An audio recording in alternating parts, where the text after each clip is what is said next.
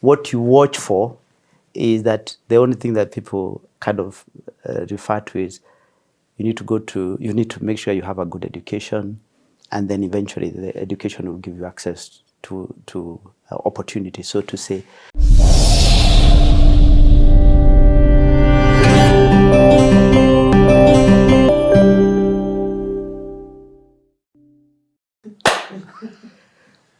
He's always feeling shy because he doesn't have the clapper. Oh, goodness. Ladies and gentlemen, boys and girls, welcome to another session of The Playhouse. This CTA right here is what I call a bucket list CTA. This one has been pending. I've been trying all corners, going through all doors and windows to make this happen. But it's God's timing, everything happens. And therefore, this is the time. I'm super excited about the conversation that we're about to have with the gentleman that is seated on the CTA seat. None other than the CEO of Safaricom Limited. If you don't know what Safaricom is, you may be hiding, you must be living under a rock. But for now, what I'm going to say, you truly never know people until you take the time out to get to know people. So what we're doing right now is getting to know the person, not from our version, but hearing his life story and getting to know him. I don't just like introducing people by their titles. It's very important that a human being is holistic. He's also a husband to one and a father to one. I hope I got that correct.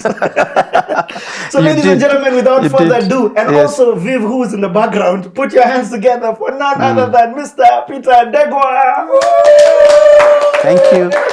We do our own, what do you call it? Sound effects. Yes. So, first, you are right on the one-on-one. But you're not right on limited. Safaricom it's Safaricom PLC. Oh yes. You have to lift it up a bit. You know what? In fact, shame on me for that. Yes. Thank you for correcting me. Yeah. And if I make many more mistakes, feel free to correct me. Me and you are just having an conversation. Yeah. You know, this channel is not just watched by Kenyans. So there are a couple of people also, to be honest, 43% of our audience is Kenyans. The rest is from all across the world, and I do understand a huge percentage of that is Kenyans.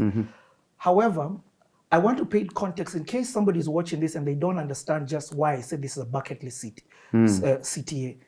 You currently run the largest corporation in East and Central Africa. Safaricom. That is true. You've got that right. I've got that right.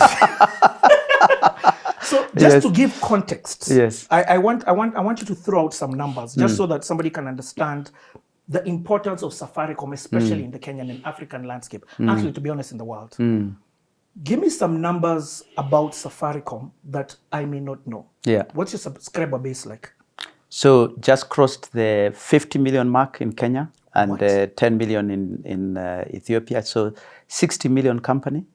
So other statistics, $3 billion of revenue based on the last financial results.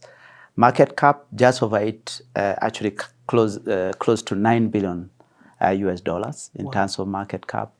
And then M-PESA, which of course Safaricom was the pioneer, as the largest and the most successful mobile money platform, processes 150 million transactions per day.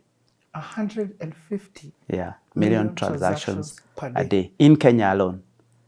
So if you extend it to the other countries that it is in, then you have large numbers. In terms of actual value, it's $750 million a day.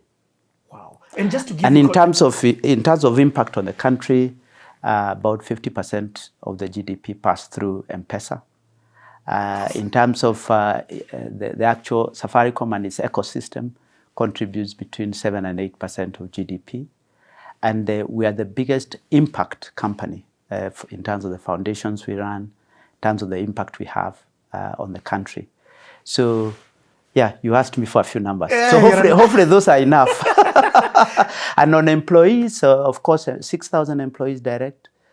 We have 4,000, just over 4,000 dealers or distributors. Yes. We have more than 300,000 M-PESA agents, so that it is more available than a bottle of Coke. We have 800,000 merchants, Lipa na M-PESA merchants, which is pay with M-PESA. That is the large ones, the more established. And the smaller ones are about 1.3. So it's about 2 million merchants that rely every day on paying with M-PESA. Just, do this on your shoulder. It's called get that dust on your shoulder. Put some respect on the company. Yes. That's why when you said Safaricom Limited, forgive me. No, we have to. And I want Safaricom PLC. And I have Safaricom shares, so shame on me. And actually, the share price is doing very well. I know. I just crossed, actually, year on year, about almost 70%, the last 12 months. In terms of share price growth. As you were coming today, I wanted to see the impact of Safaricom on my life. So I wanted to also demystify these numbers into real life. From the moment I have woken up until today, until right now you seated here, I've used M-PESA 10 times. Excellent. So you must have been, you are one of our super users. I'm serious. From cutting my hair, fuel, sending my wife something, paying for this, paying for that. Have you looked at your statement? Do you have an M-PESA app? Let's move on with the story. Today it's about you. It's not about me. When we introduced the M-PESA app, people said, no, why are you bringing problems? Because when I look at now, I realize how much money I spend. And who I spend it on. So, and also what I spend it on, there's also who and how and what. And lastly, there's also, I'll say this, as I was thinking, I was like, do we have a 500 shilling note? Do you know why I don't know? Because I can't remember the last time I held cash. As it doesn't, it's cash. Kenya, again, guys, I'm painting context on the impact of that the company has had in this country. In case you are watching this from a different country, or even if you're from this country, there are places in this country that it says cashless. They do not accept cash. Yes, that's Just true. think about how contrary that is. So that is the impact of Safaricom, and you sit at the very top of that company. Okay. Thank you. Very happy, but also it's because of the customers we have, 50 million, and we are only just about to celebrate 25 years. So it's actually the loyalty that the customers have shown that has allowed us to be able to do that. 50 million. Would you know how many of those are unique? Because I'm sure some of those have two phones. Would be unique customers would be about between 35 and 40 at any one point. Because some people will own two SIMs and so on. But remember, we have 55 million people in the country. But usually in mobile, you expect that, because some people will own two phones. Dual SIMing is happening. And I know that I give mostly numbers that are related to the commercial side of the business. If you think about the impact side, so in the past 5 years, when we were announcing our results, we said we spent 8 billion Kenya shillings on our foundations on health, education, and economic empowerment, impacting 4 million people in the past 5 years alone. And since the beginning, of course, we've spent a lot of money. And frankly, we have the two largest foundations in the country. And those being? Safaricom Foundation and M-PESA Foundation. So Safaricom does the smaller projects, like a project called Doto Zetu, which is you apply and then you can support your own community. It could be anything, small amounts. I know small amounts to big corporates might look small, but it actually has a major impact. It could be a classroom. It could be a women group that has an initiative that they want to run. And then the M-PESA Foundation does all the bigger ones. So the multi-year ones, the big programs that we do around maternal and child. And so a lot of the level 4 hospitals, if you went around the country, 1 out of every 2 will have been done by M-PESA in terms of either putting on a maternity, refurbishing kind of the nurseries for newborns and so on. I like that. So in fact, as we gear up to 25, some of the storytelling You'll be hearing some of the storytelling. And we went to some places and provided support for schools and actually hospitals before we actually put a base station. So it just tells you just the fabric of the organization has been wired to drive impact from the very beginning. I love it. You're about to celebrate 25 years. 25 years, quarter of a century. Wow. Silver Jubilee. Whew. So it's a Gen Z. Safaricom. It is actually a Gen Z. Actually, it's true. Yeah. Talking about Gen Z. Yes. Now that we have context of, and this is just a snippet, we're going to get there. Yeah. Because you didn't start, when you were born, you were not CEO of Safaricom. No. So I want you to put down the Safaricom hat, and I want to get to know Peter Ndegwa. Yeah. And is it okay if I call you Peter Ndegwa? Yes, even Peter. Peter. My first job was in PwC, Pricewaterhouse. Yes. Wait. And the reason I'm saying this, all the many years I was there, all you are referred to is your first name. Peter. Yeah, so I've been used to Peter throughout my life. When I went to West Africa, I remember there was a Nigerian guy who told me, I cannot refer you as Peter. I have to call you managing director or sir. I said, no, I'm happy to be referred to as Peter. Wow. Yeah. That says something about you. Okay. I want to get to know Peter. So on this platform, I only come with one question. Yeah. And that is, I only research for one question. When and where were you born?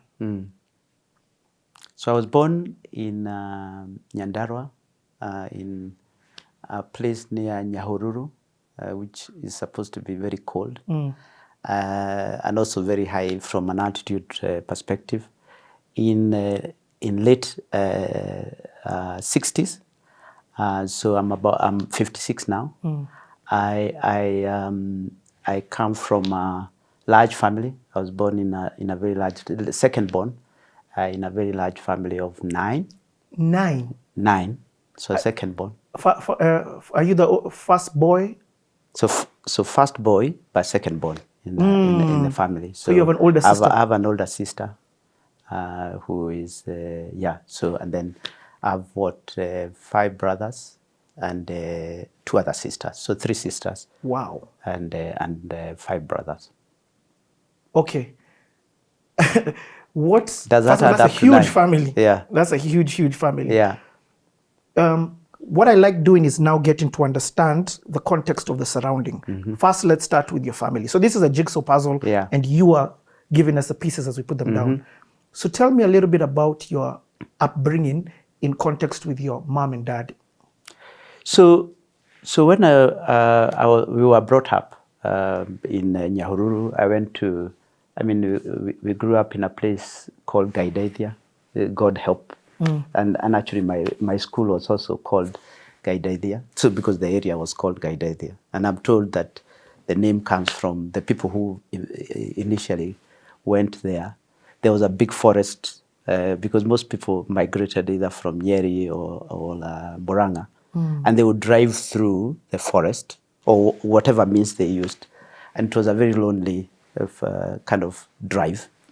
That's why it was called the area, because it was not habited, so it was called Gaidaithia. So your parents relocated there? Yeah, so my father comes from Nyeri, my mom comes from Moranga, and then they relocated before actually they got married in Nyandarua. So my grandmother is the one who relocated to Nyandarua in Okalau, and so therefore my uncles and my aunties, part of their life actually was in Nyandarua, and many of their children are now are born. So we come from Nyandarua. We don't consider ourselves coming from Nyeri or Moranga, because our parents actually got married in Nyandarua. So we were brought up. I was brought up mostly by my mom, because my father initially joined the Navy, then went into shipping. The Navy? The Navy, yeah. Wow. Yeah, then went into shipping. And, okay, when you say shipping of goods and so no, the way people sail. Yes. Sailing around the world, yeah.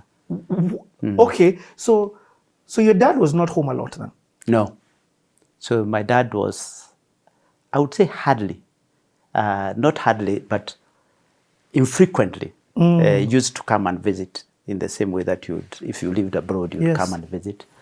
But so our mom brought us single-handedly for the most part.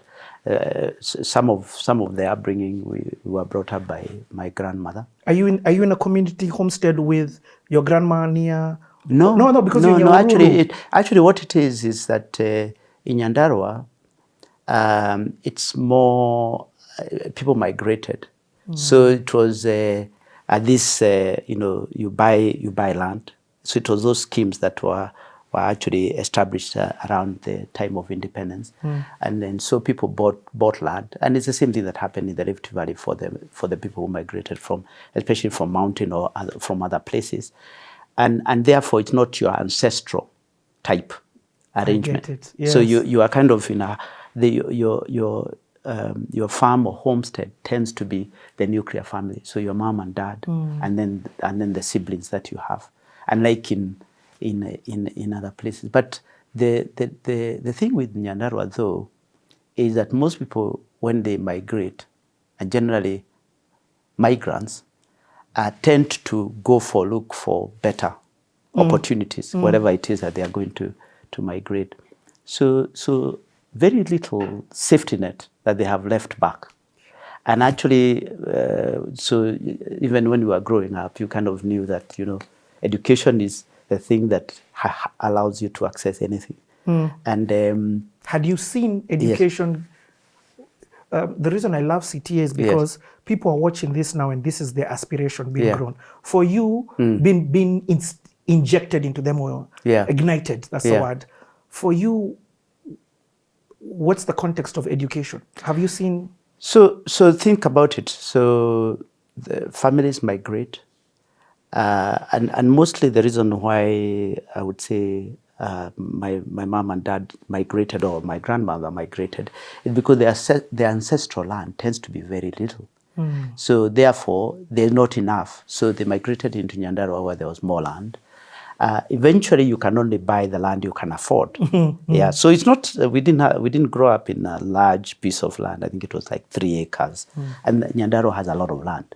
So it tells you that it was mostly land that was subdivided, and then you kind of subscribe to the amount that you can afford, and then therefore you are brought up. When you were young, you used to go and work in the farm, whether that is milking cows. We would make our own food, going to the farm and so on and so forth. So there is nothing that I don't know to do in a kitchen. Of course, I'm not nowadays allowed to go to the kitchen, at least not to make food, probably to pick up stuff, But because I've lived, because of working abroad, when I lived by myself, especially in my early career, I cooked for myself. I did everything because that's the way I was brought up. But basically, there were very, very, very little luxuries when I was growing up, which is you have a farm. Yes, and it's subsistent living. Yes, subsistent living. What yes, yeah. My mom basically didn't have a formal job, so you have what you have. If you get what I mean. Yeah, I get it. So and then therefore, what you watch for is that the only thing that people kind of refer to is you need to make sure you have a good education, and then eventually the education will give you access to opportunity, so to say. Because when you looked around the village when you were growing up, the people who could have cash, teachers actually were very big. Then, of course, those were the days of KBC. So there's one radio station. Yes. And, was it not talking about VOP? Yes, because Voice of Kenya actually. Yeah. Voice of Kenya, we didn't have a TV, so you have radio. So radio, we grew up listening to radio, and so when you see media that we talk about today, and you kind of reference what happened at the time when we were growing up. So that's why football, whether that is the big teams like Gor Mahia and AFC playing the late Leonard Mabobo Taylor type, those That's why we remember almost to the greatest. I can remember what used to happen then than the stuff that has happened in the past 5 years. But basically, yes, you rely on radio for news. You rely on radio for information about the world and what's going on. And whatever is being said, you assume is the truth. To be fair, it was at that time. I'm not sure what has happened to media. I mean, I saw an AI execution of me, of yourself, of myself the other day, and frankly, of course, the picture is the same. Your voice is fine, but a few of the things were not right. But basically, very basic, very little luxury. Mostly food you get from the farm. Yes, you buy a few things, chapatis. You eat them during holidays or key seasons. Yeah. That's why I love chapatis, by the way. People ask me, so what food do you like? Chapati, of course, nyama choma or whatever. But at our age, you have to eat less of it. Vegetable, to be fair, that's one thing I used to have plenty of when I was young because it was a farm. But I still love it. What I don't like is, and many people know, potatoes, waru. For real? Because I ate too much. Nyandarua used to produce so much waru. You look any direction you looked, whether either it's boiled, mashed, roasted, whatever versions. Okay, we didn't have chips. Remember, you're in shags, no fries. And naturally, you didn't know about fries because why are you going to know about fries and so on? So, very basic. And then of course we had a lot of milk. That's one advantage. So milk was in plenty. Actually, KCC, one of the largest plants, was actually in Nyahururu when I was growing up. So milk was in large quantity. So in a way, health-wise, it wasn't a problem, although you're not eating a lot of meat. And in a way, with hindsight, probably we're eating very organic, very good food. It's where we've all gone back. Yes, exactly, where we've gone back. Kitchen garden. Exactly, yeah. And yet at the time, you are observing and saying, oh, well, there's a rich neighbor who they have chapatis once in a while, but you actually, to be fair, access to luxury was rare. I mean, even stuff like going to the main towns like Nyahururu, that was an occasion. So it wasn't like your normal, of course we were not living very close to Nyahururu, so it wasn't something that we were doing. Yes. There was a small shopping center near where we were schooling, and then you'd be sent to the shops to do whatever it is, or to pick up stuff, yeah. What was it like growing up in a community in a family of 9? What does that look like in terms of what's your relationship with your siblings at that time? So, look, at that time, actually the relationship was great. In a way, when you are second born, first son, you become a parent very quickly. And also because you are helping, you almost become, part of the parenting, so to say, as the other children are born. Myself, my elder sister, and a couple of my brother who follows me, and my other sister, at least the first 3 of us really almost supported my mom in terms of bringing up the other kids. So you're not just her son, you're also a co-parent to your younger siblings. Absolutely. And also, remember the other context, my father is not around. Yeah, so my father is not around. Yes, you have many male figures. That's one advantage at the time. The village everyone looked after the village. So you come across a teacher and you are misbehaving, they will punish you. You come across a neighbor who, a friend of your mom, whether they are male or female, and you are misbehaving, you're in trouble. And if there is something going wrong, you'll be taken back home. So the village was actually very good and looked after everyone. But coming back to your question about growing up, so you're helping. So you almost, because that's what happens across the village, you see everyone helping their family. So a lot of the people who are neighbors, I still remember most people would go and help in the farm. It's not help really. There was no choice. You know, I'm talking as if there was a lot of choice. In fact, the other day, this week, I saw in our WhatsApp group with my chama, the people we started working at the same time, someone sent the things that you are punished for when you are those days. And, you know, so the context was these alpha guys and Gen Z. Why are they complaining? The things you are punished for. If I can remember them often, Yes. For saying something, yes, for your voice being heard, you are punished. For having a voice. Yeah, for having a voice, you are punished. For eating before the visitors eat. Yes. Yeah. For not eating, you are punished. For eating too much, you are punished. So the stuff you are punished for. But the thing is that there was a lot of, if you from a generational perspective, I think it's Gen X, there was a lot of compliance. That doesn't mean we didn't have a view, and we don't have a view. It's just that it was a more disciplined and more compliant from a society standpoint. I get it. And so therefore you listen to your parents. Yeah, you listen to your neighbor. You listen to the people who are your parents' age. So you respect. So you're raised by a village. You're raised by a village. Even before you start schooling, you're raised by a village. Okay. And then now you start school. Yeah, school. And so you've.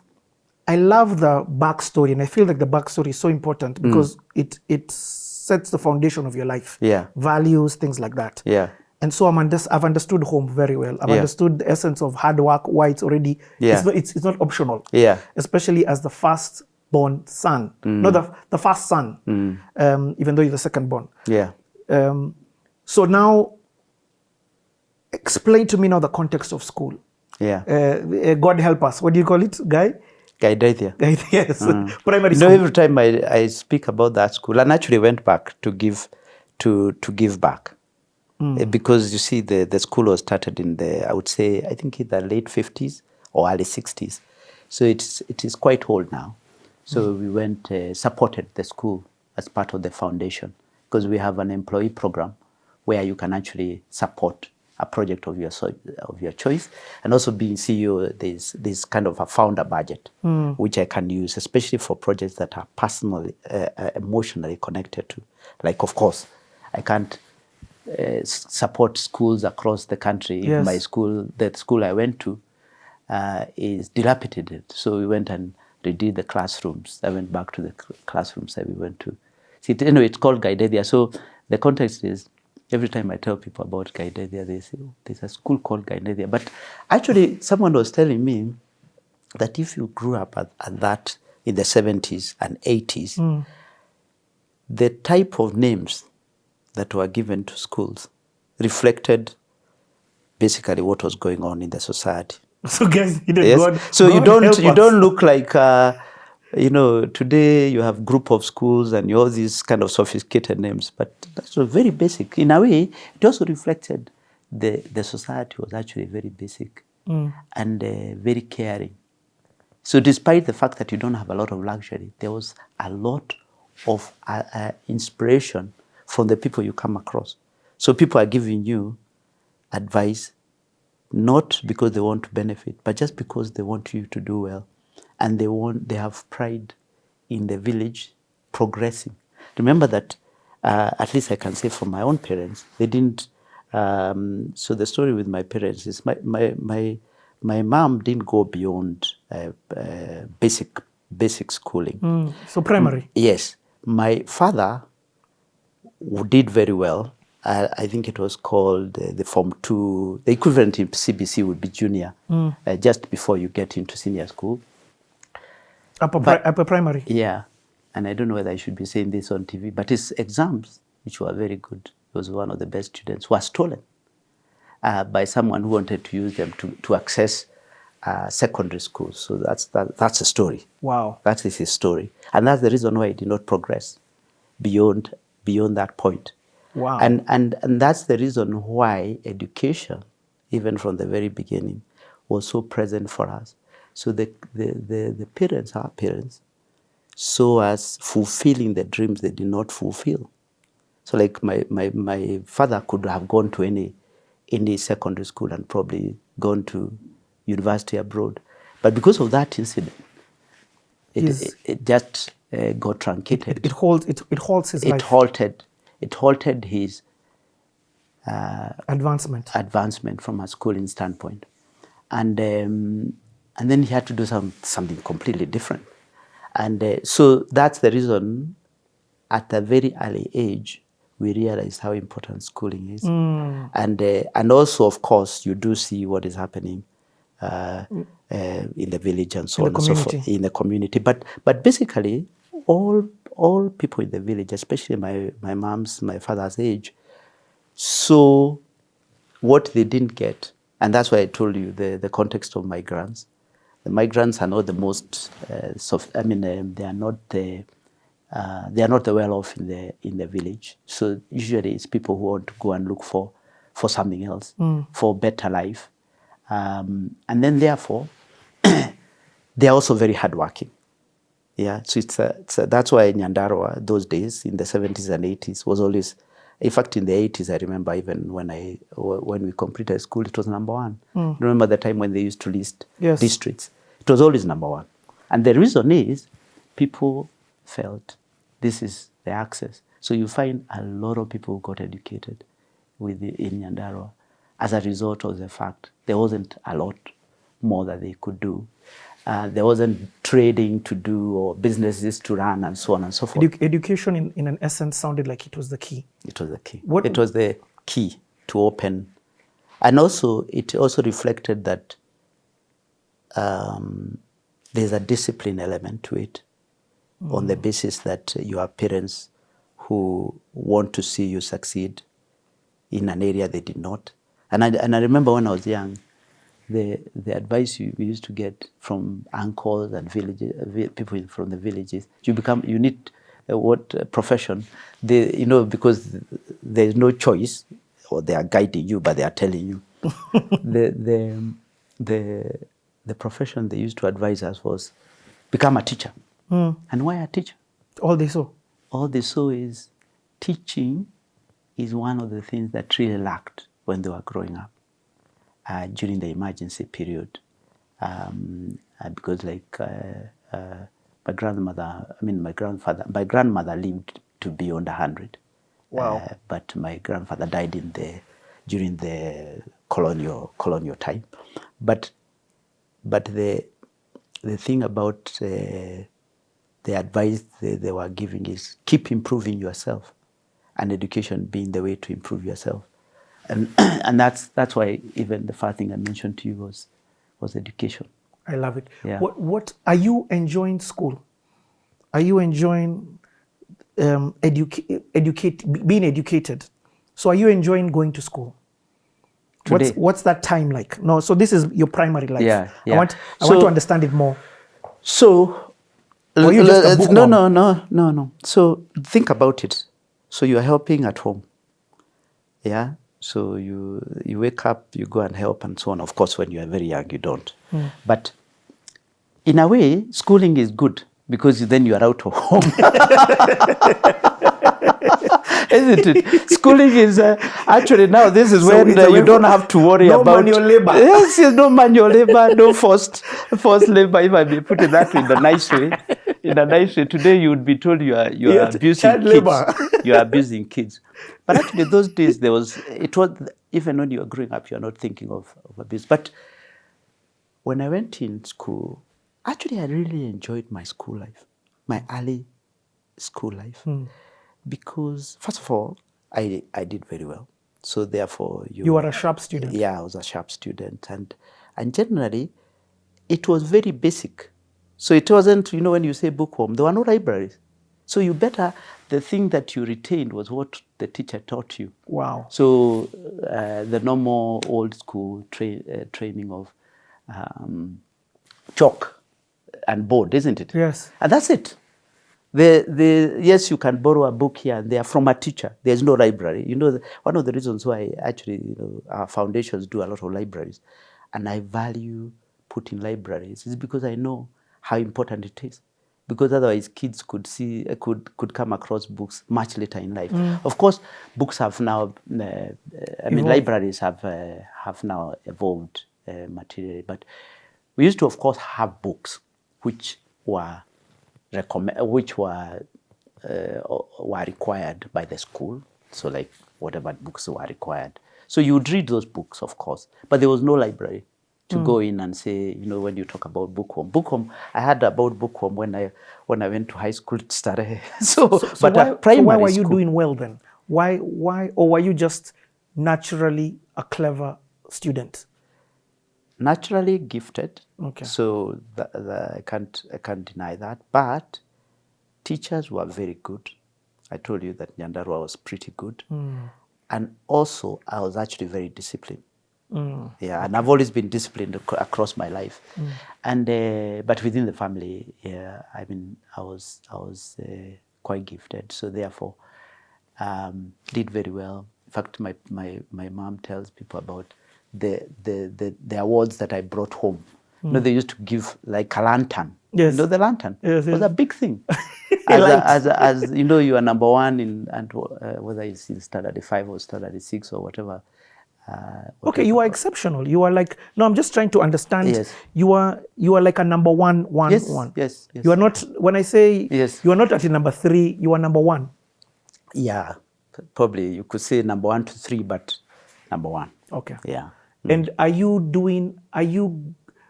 good at other things? Are you good at sports? Are you, or you are? I was quite education? small, so sports. You see, the thing is in Nyandarua, first of all, you walk to school, at least during that time. And barefoot? Barefoot. For real? Can't remember the first time I started wearing shoes. So sometime during that primary. I like your shoes, by the way. Yeah. Now I can afford them. But to be fair, most kids went into school barefoot, at least for a while, until probably mid primary. Okay. And then eventually got shoes, etc. But barefoot. Remember that you're also going to the farm. You're going to the farm. Are you going to the farm in shoes? There's no shoes as you go to the farm. But what was I talking about here? So for context, again, you're giving us pieces. Yeah. So this is another puzzle of school and the younger years, and you've again painted it well in the context where I'm understanding. You're talking about your size and the biggest about other sports. things. Yes. So I could run, and I still run up till today. But you also actually, to be fair, although the kind of sports and all that stuff was important, and I think there were some exceptional kids who did mostly 2, which is football and running, and but it was seen as fun, rather than necessarily because it is. Today, part of your upbringing, especially for kids like my son's age. My son is 16. The sports is a big part of their upbringing. Whilst that time it was more fun. You're going out to break and so on and so forth. So I could run football, no, but football loved following football, but so more athletic. But in the context of the people I was in school, I was not.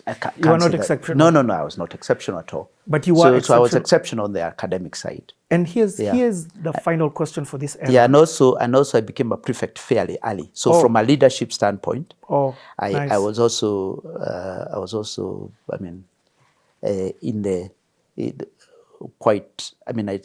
started leading on the school side quite early as a student. So I would say those 2 elements, but not to sports. You are running to school, so why did you bother yourself to? Yeah, but to be fair, it's also opportunity. There wasn't a lot of. When I went to study, it was very different. But in primary school, it was very basic in terms of the facilities to drive sports, and therefore it was primarily only those sports that you don't need a lot of resource like football and running. I get it. Yeah. So there wasn't any sophistication beyond that, to be fair, at least at that stage. There was sports, of course, but in terms of taking them seriously, those were the two I would say that the school took seriously. And also there was a lot of inter-schools sports and primarily on those. You are at this stage, and this is always a question that I like asking. Yeah. Do you have a career goal? Not really. And the reason I say not really, your people, whether it's uncles, aunties, and everyone is telling you a teacher. So you see, actually, teachers, they were actually exceptional people in society, because if you think about rural setting, teachers and probably doctors and nurses, and remember, if you're in a place like that, you mostly have clinical officers or nurses, because there was a district hospital in Nyahururu, but those you don't come across doctors. So you come across teachers, you come across probably people in the security forces, so local administration. You listen to radio, so those are some of the things that. So actually, the public sector was run very well at those days. Yeah, whether that is provincial administration, the way it used to run. So you kind of say, actually, it's very disciplined. It's not like like nowadays. Today. Yes. The reliance on public sector was significant, and it worked. The system worked. Yeah, you went to hospital, you were treated. You came across, you went to the chief's place, you got whatever you wanted, and the teachers did what they were supposed to be doing. So the thing that I used to listen to, because radio was the only means of actually interacting with the world, is what inspires you. So actually the senior people within public sector, government, ministers and all those PSAs and all that stuff was a big thing. But it wasn't the area that you kind of don't think, I want to work in the government. That's not what you think about. Yeah. But so at that time, your goal is to pass. Your goal is to pass. That's actually true. Your goal is to Your pass goal the exams. is to pass. Luckily for me, it wasn't that hard. No, seriously. So therefore, yeah. So therefore, you're kind of thinking, if I do well, then I'm okay. then I'll go to I'll go to the village and go to good schools and so on and so forth, and then So and even that time, your reference for schools is not very wide. You're not thinking. You know the alliances and so on and Starehes and everyone. So of course national schools and you know that based on where I am, I'm likely to, because eventually we came to choose what schools you get into. But and so did you? So which school then did you want to go? Because what it sounds like your next ambition in life is to enter a good high school. Good high school. Because it felt to us, at least from what we used to be told, or at least the people you interacted with, as long as you go to a great high school, your life is sorted out. Because the school system was a meritocratic system. It wasn't based on how much you pay. There were no private schools, who you knew. It was pure exams. So how did you do? And those schools will select students based on what they did, regardless of which part of the country you came from. And it was pure, and it was as pure as that. So you trusted because you felt, actually, this thing works. You trusted once you go to a great high school, especially a national school, then you're in a good place. And I was one of the first ones to go to national schools. Wow. Of course, there were a few people who also went to national schools, but I was one of the first ones. So did you choose, because I know you ended up in Starehe, but did you choose Starehe? These schools, by the way, at that time, if you wanted to go to those schools, it had to be your first choice. So you wouldn't get into Alliance if it wasn't your first choice. Okay. Or Starehe. So at least I can tell you, I chose Starehe as number one. Okay. And a couple of other high schools, national schools as number 2, etc. But Starehe was number one. And of course you excelled. I went through, yeah. And what year do you go to Starehe? In 1982. Okay. Yeah. So I finished, 1983, because we finished primary school in 1982.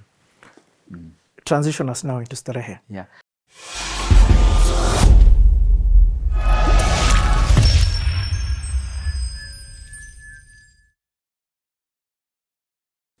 On your last day, the leavers go through a charge by Griffin. I charge you, and it says, I charge you never to forget the great things that you've gotten from Starehe. And in times to come, according to your means, do everything you can to enable others to access the same opportunities. Wow.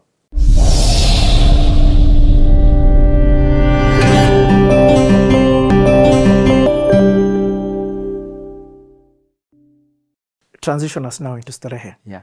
So what I know from you already from the beginning, you're disciplined, you're hardworking, you are extremely intelligent from a gifting perspective, but also from the discipline that's allowing you, and you understand that education is a key. Yeah. And also the other thing you are taught is just do the right thing.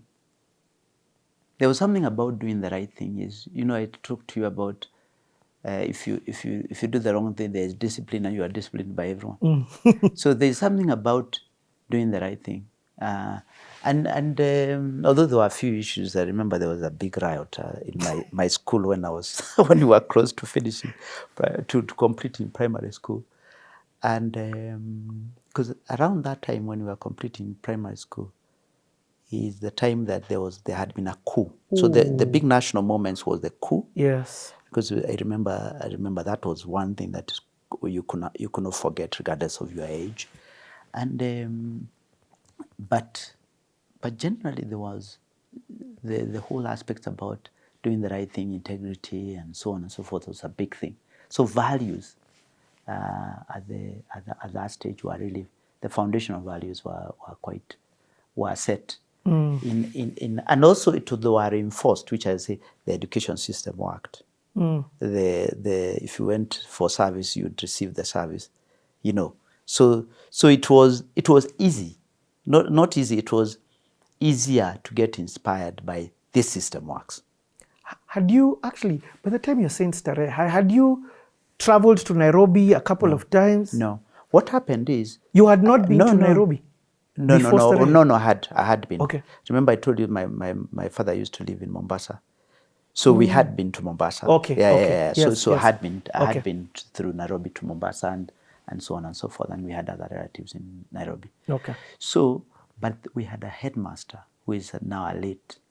He is now late. He was called Mr. Kigima. I still remember him because he was very big. And he just happened to have the name Kigima, which is like a big person who is grown, yes. But also is a big guy. He's the one who actually spoke to us about schools, and actually really told me, actually, given your background, etc., Starehe would be a good place to be, and also your level of achievement in school and so on, as to family background and so on and so forth. So that's the way. Of course, I knew about Starehe and Alliance. But that's the way. A teacher's influence over your life pushed you. Yes, teacher's influence. And then Starehe, and until today it still happens, you needed to go for an interview. So I came to Nairobi during the year when you are doing your exam. So in August, so you're doing your exams in December, come and do the interview with the late Griffin. He used to do the interviews himself. Wow. Yeah.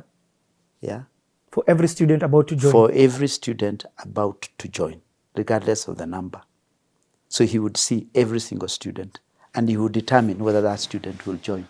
And then therefore, once he has determined whether you'll join or not, he will now wait for the results of the exam. But he has already made a judgment as to whether you are Starehe material or not. What? That's so... So I remember I went to Starehe at that time with one more person who was in my school. But I got through. The person didn't make it. But we went for the interview. I think it was the results. The results were not good enough for him. In retrospect, what was Griffin looking for? Was he looking for just me throwing my random thoughts, gifting outside, or not just education, not just a smart child, but a child who was maybe had leadership skills or other skills? What do you think he was looking for in the interview? Actually, Griffin was very inclusive, because the type of students that came into Starehe came from all kinds of backgrounds. Okay. Of course, needy students, but also mixed with non-needy students. Because it's 30% of the school is still up to today fee paying, and for the most part. But in terms of what he was looking for the values that you have, more than whether you are gifted in sports and all those things. Those things he kind of thought would be developed. Of course, the background you come from, the way you've been brought up. Results were kind of a ticket to the game. Yes, if you don't hit certain you don't qualify. You don't qualify. You're not even in the play. But even to be able to come for interview, the schools had to make sure that they filter for kids who are needy, but also bright. Okay. Because if you are not going to be able to make the cut on either of the two, then the interview won't help. So he would interrogate how you've been brought up, how your family and all that stuff. But he was very inclusive, because when I joined Starehe, and we'll talk about it, you come across virtually reflects society in the broadest sense possible. Yeah, there isn't something, okay, well, you are only bringing academicians. No, you are bringing people from different backgrounds. They happen to, of course, because there's a filter of education. But they happen to meet the cut. Yes. But it was all different tribes. Absolutely. All different classes. Yes, classes. All different tribes, classes, reflects the face of Kenya and came from everywhere. Yeah. Okay, so you go to Starehe, a big change that's happening here. Yeah. It's boarding. Yes. So first time. It's in Nairobi. First time in Nairobi, as in to live in Nairobi. Yeah. Yeah, because I never lived in Nairobi. Yeah. First time actually to live in a city. Yeah. And so this time when we went for the interview, so we kind of say, well, bloody hell, this is a big school. Then you think facilities, You've come from that was in the 80s. Yeah. So, and I've been to Starehe many times since even in my role. And, some of the infrastructure is dated a bit. But that time, for national schools, Starehe had some of the best facilities. So whether that is the dorms you stayed in and the facilities and so on, and you are thinking, come from Gaidethia. And actually Gaidethia was not bad in terms of, because it was constructed from scratch. Yes. So it wasn't, the classes were not bad, but they were very basic. Here there's levels to this. A national school that is quite different even from normal national schools. Yes. And has a purpose in terms of giving education to boys in need, which was the. Were you on scholarship? Yes. Wow. I was on scholarship. So you were considered one of the students in need. Yeah. Okay. So I'm getting to understand why education touches your heart. Yeah. It changed your life. Absolutely. So, the thing is, the reason why the interview was important, in talking to the child, Griffin would know what family background you come from. He would know whether you have any luxury at home. I'm sure he would have observed that we basically very, very basic, the way we grew up. But anyway, the coming to Starehe, boarding and Nairobi. And of course, you take a matatu and so on and so forth, because my parents never owned a car. And then you show up, and I still remember when you get into the gate, and actually, then you gather. Starehe had almost a British way of organizing how things worked. So when meals would be taken in the evening, the kind of the assembly. Are there different races at this time when you've joined? Or it's Africans, just Africans? There were races, yeah, there were different races. There were Asians in the school. There were a couple of whites. Wow, okay. Yeah. Remember, the school was run by Griffin from the beginning and set up. And that's why I said he was very inclusive. So yes, there were different races. And certainly, of course, he would prioritize mostly Kenyan kids. But whether you are Asian or African didn't matter, to be honest. I just wanted to understand. We had a lot of Asians, actually. We had quite a few Asians at the time. And but the school was very diverse. Yeah. It wasn't reserved for a particular whatever. But in terms of the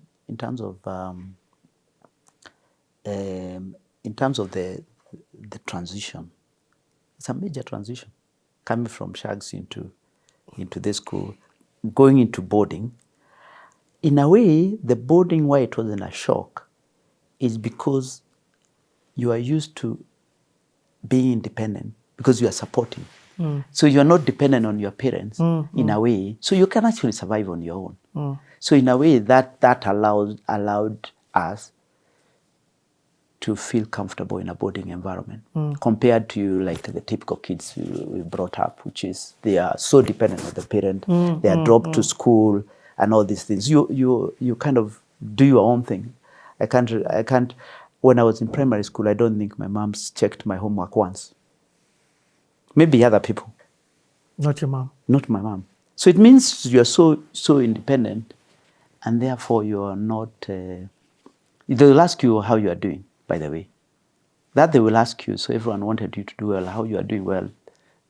It's your own. You're on your own, basically. It means you're more disciplined than even independent. Yes. Because you can have a lot of people have independence, but they lack the discipline and they lose out. You sounded like as much as you have the independence, you also have the discipline. So starehe.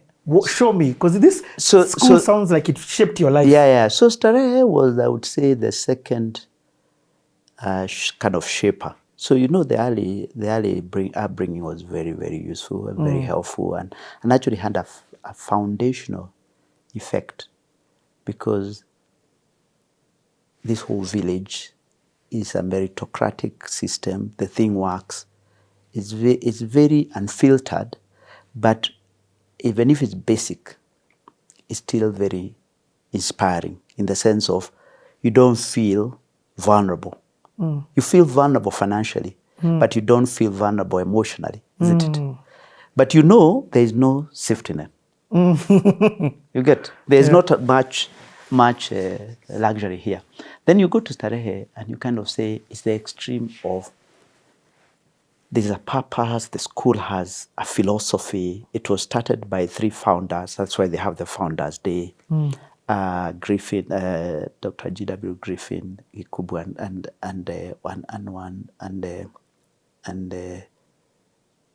Gituru. So it was G.W. Griffin, Gikubu, and Gituru, all late.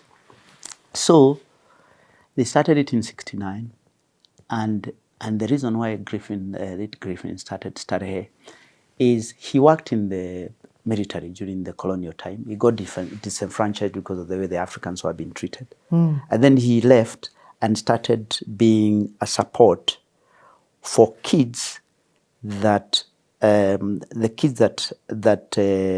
kids of Mau. Wow. So there were kids who were going through difficult times because their parents. Your parents are in the Mau. Yeah, and also they're either Mau or they're in the concentration camps. Oh, you get what I mean? Either but it's not necessarily in the forest. Those guys who have been imprisoned because these kids who basically. So then he decided, okay, why don't I start an institution that would target broadly the society, reflecting the society, but prioritizing the needy, and give them an education, both academics, but also well beyond academics, so that it allows them to be good citizens of the country. In fact, we used to, when you are finishing your high school, there was something we were calling a charge. So on your last day, the leavers go through a charge by Griffin. I charge you, and it says, I charge you never to forget the great things that you've gotten from Starehe. And in times to come, according to your means, do everything you can to enable others to access the same opportunities. Wow. Yes. And everyone actually who went through Starehe remembers. And basically the charge reflected the philosophy of the school, which is you bring kids, primarily needy, you take out, when by the time they come out, they are confident, yeah, they are looking forward to being leaders in society. They think well beyond the academics, and they think about their community. Yeah. So what is being taught to you to make you think like this? You see, when you say they're confident, that's not the education that is making you confident. No. So what is it that you're being, what are all these other things? You know, that charge is so powerful. Yeah. What you have learned here, take it. So what is that you're learning? Okay. So academics and learning was a given, because that time, at least the time I went, yes, Starehe was also doing very well. Yeah. So it would be number one to number, all we intended to deal with was how do we beat alliance? You know, that kind of, so we were in, so that type of, so generally. So again, in this era, you're always number 1 or 2 or 3. No. So in Starehe, everyone who came there was number 1. Oh. So there isn't, so no. No, now you are equal among equals. So this is what bidii yako itakuokoa type environment. But you are inspired by the fact that you have all these kids who are very bright, but who have come for the same reason, to a school that is one of the leading and a very unique one. And from the way it is run, because the school was run by students, from the captain to the school captain to the house captains to all the prefects and others, and I was a prefect and so on. But it was run by students. Yes, it was run by G.W. Griffin. He used to run NYS in the morning and the Starehe in the afternoon. So, but the way he ran NYS. Yes, he's the one who. So you guys were military run as well. In fact, they used to call it every school has a nickname. Do you know the nickname of Starehe? No. Coldies, like a prison. No, the thing is, the reason why that came through is not because it was a problem. It was the discipline that was in the school. But actually, it is although we talk about discipline in Starehe, there was a lot of freedom. So Griffin, the way he used to think, he used to say to Starehe, you should express yourself, and nothing should hold you back. So we used to have something called Baraza every Friday. Okay. Throughout his life at Starehe, every Friday he would hold something called Baraza, which is a meeting, just a Baraza, and ask students to ask him anything. And you are allowed to challenge, ask anything as long as you are respectful. So you learn, you can actually access authority and ask for anything, So that's one.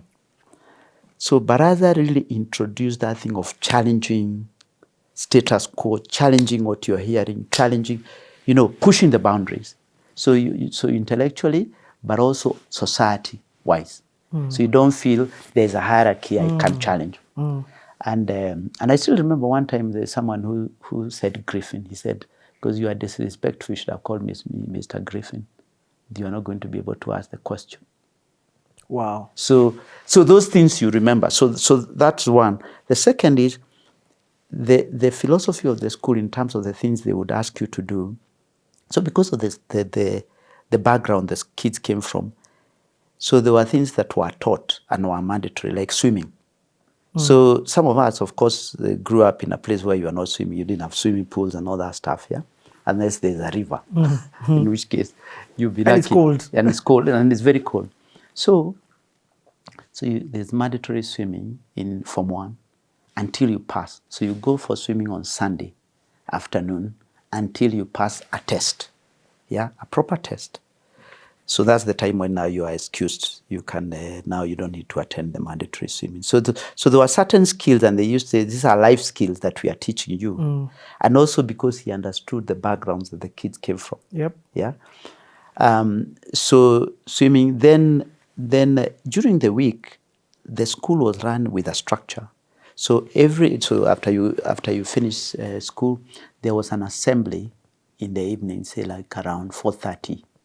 Between 4:30 and 5:30. During that time, there would be stuff that maybe this week is Catholic Action, that is having talks. Next week it may be something else, maybe whoever else. And we would listen to all these people. So throughout the year, there will be something you are listening from week to week. Yeah. So you are learning much more than what you are taught in class. Yes. Then after the assembly, then you'd gather up in a quadrangle, around the quadrangle, everyone based on the houses you come from, or the houses, like I was in a house called Shell House, and then they would bring the flag down, and it would be done by someone from the band, from the school band. So one of the symbols of Saturday is the school band. And then you'd go to the dining. So first of all you do review within your houses, and then you'd go to the dining, and it was all run by students. Okay. So very little interference and actually involvement of teachers in terms of how the school ran. Yeah. Okay. In terms of how the school ran. So as a result of that, you observe just leadership from the very beginning in terms of how a system works.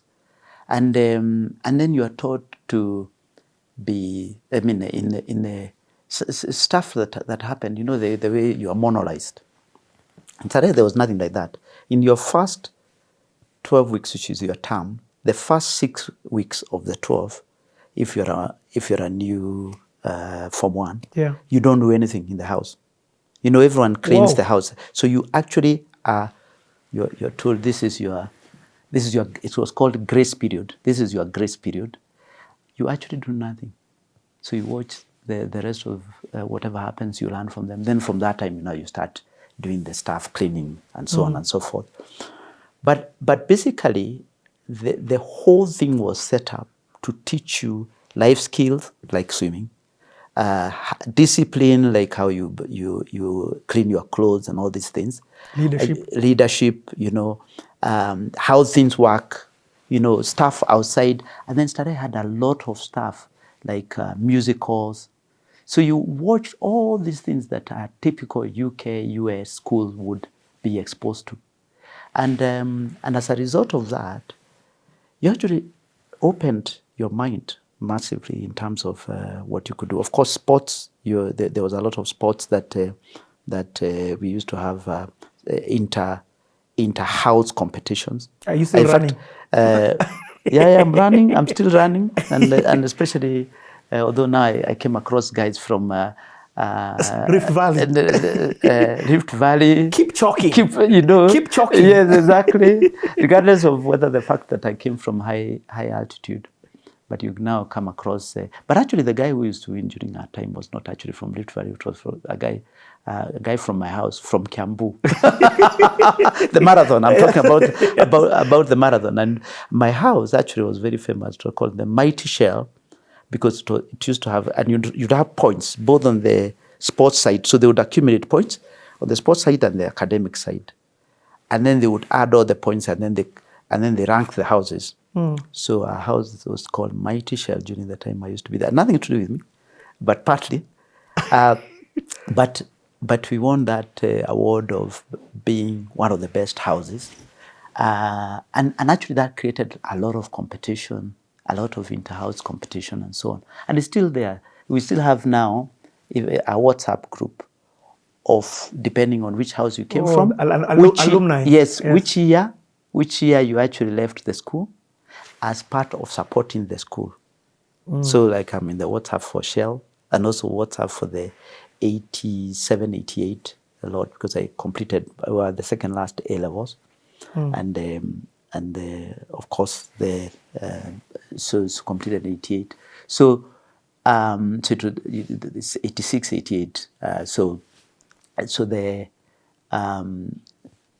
all the learnings, so both in terms of how you behave, and also the one other thing I should say is that, we have Starehe has the red and blue uniform. Yeah. That thing stands. I was actually incidentally, out of pure coincidence, last week I was the guest of honor at the 20th anniversary of Starehe Girls. Yes. First of all, you were in Starehe Boys. Yeah, so I was in Starehe Girls. Yes. So no, it wasn't. But also, Griffin wanted to start a school that would be exactly the same as the boys' school for girls. It was started by pure coincidence in 2005, which is the year he passed away. Wow. So at least you saw his dream. He was one of the founding trustees. So he was still alive when it was opened? Yes, it was still alive. Okay. So he was still alive. So the reason I was talking about the uniform is when I was the Starehe Girls over the weekend, I talked about the uniform. The uniform, although it stood out like a sore thumb. Another schools used to make fun of it. Depending on which school, I used to tell them they make fun of it, but we are beating you in everything kind of thing. So how does it matter? We were allowed to go out over the weekend as long as you're in uniform. Wow. Yeah. So we used to go to Komba and all those places, Pomwani and so on. And so no one would approach you because, first of all, you are in school uniform. Second, it was a very respected uniform because of how well the school used to do. And those are also the days that we used to have Patrick Shaw. Do you remember that? Have you ever heard of Patrick Shaw? Patrick Shaw was an assistant director in Starehe for administration, but his part-time job was a reservist within the security agencies as a senior superintendent of police. Yeah. And he was a British guy, and he was one of those guys who was feared by any criminal in Nairobi.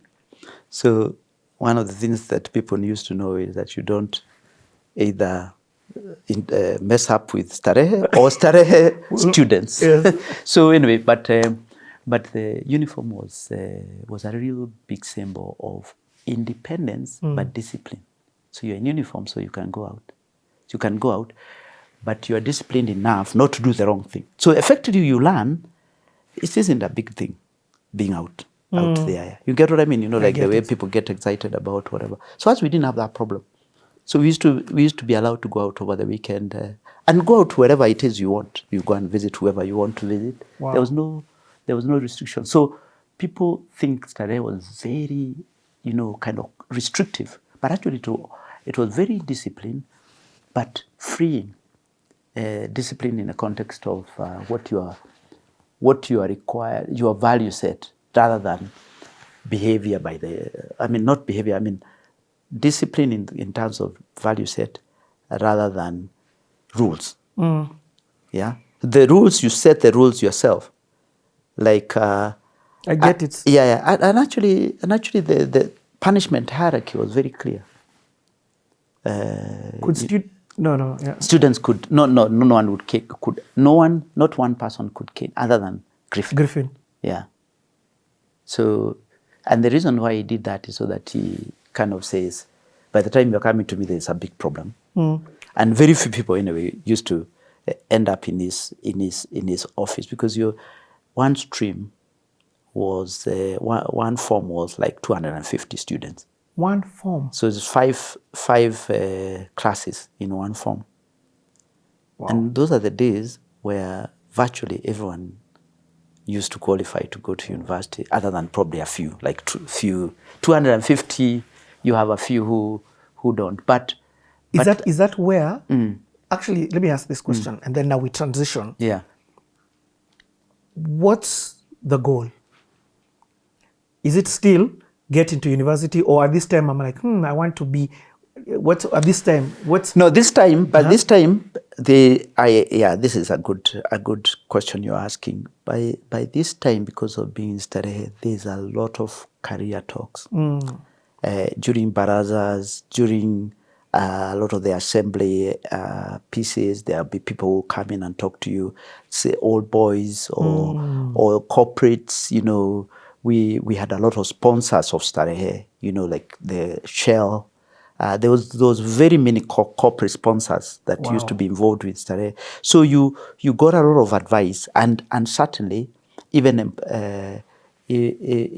potential employers would come into, you know, they would be invited by Griffin, not necessarily to come and talk about, I want to recruit you, but just about career. So I was very clear that I wanted to go into the finance area or economics, finance type. You know, business. Yes. Business was now probably I thought there's probably more money in business. You wanted to be around the money. There's probably more money in business, and actually, to be fair, I wasn't sure that the whole stuff like engineering and all those things were my whatever, but certainly I felt that the business area is general enough, but also admired. I mean, I kind of, because of all the interactions we had, I thought business was going to be, and I did know. Of course, now we have a library and all these things. I did when you speak to old boys. And you listen to various conversations. So business was always in my mind. So yeah, it's again, Starehe continues your foundation on values. It continues your foundation on discipline, on hard work. But what it adds is this. It's like an increase. It adds exposure, a lot of exposure. Yeah, and actually I forgot to say something that towards the end of when I was in A-level, we interviewed with PwC, although I didn't go in, not with a few companies, although I didn't actually go into to work after A-level, but there were people who went to work after A-level as part of their pre-university. But you know, as we went to NYS, but there were people who actually went and worked in corporates pre-university. So okay. Yes, pre-university. But all I was trying to say is that there was a lot of exposure on stuff that you could do. Yeah. Okay. So there wasn't, you know, it wasn't, and you know, you take it for granted just the amount of exposure people have in terms of potentially what they could do, because, and also at that time, the thing about professions could tend to be academic. You know, you get what I mean? So if you ask someone, what do you want? They probably, I mean, at that stage, probably people don't know. But they probably, they probably want to go to university. They want to go to whatever it is. But to be fair, in our school, we got a lot more exposure than your typical school in terms of what the options are and what you could do. Okay. We're going to take a 2-minute break to change some batteries so you can also sip some of your water. Yes. When we come back, we're in university. Am I right? Yes. Okay. Yes. We'll be back in a second.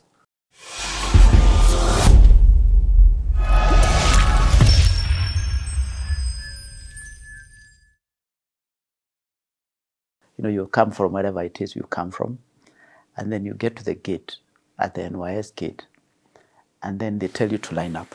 So you come from with people you know, isn't it? So you line up. The minute you line up, you are in 3 or 4 files. And later they were called files. So you're in a file. that's the last time when you see the person you come with. Because you'll be taken to different houses.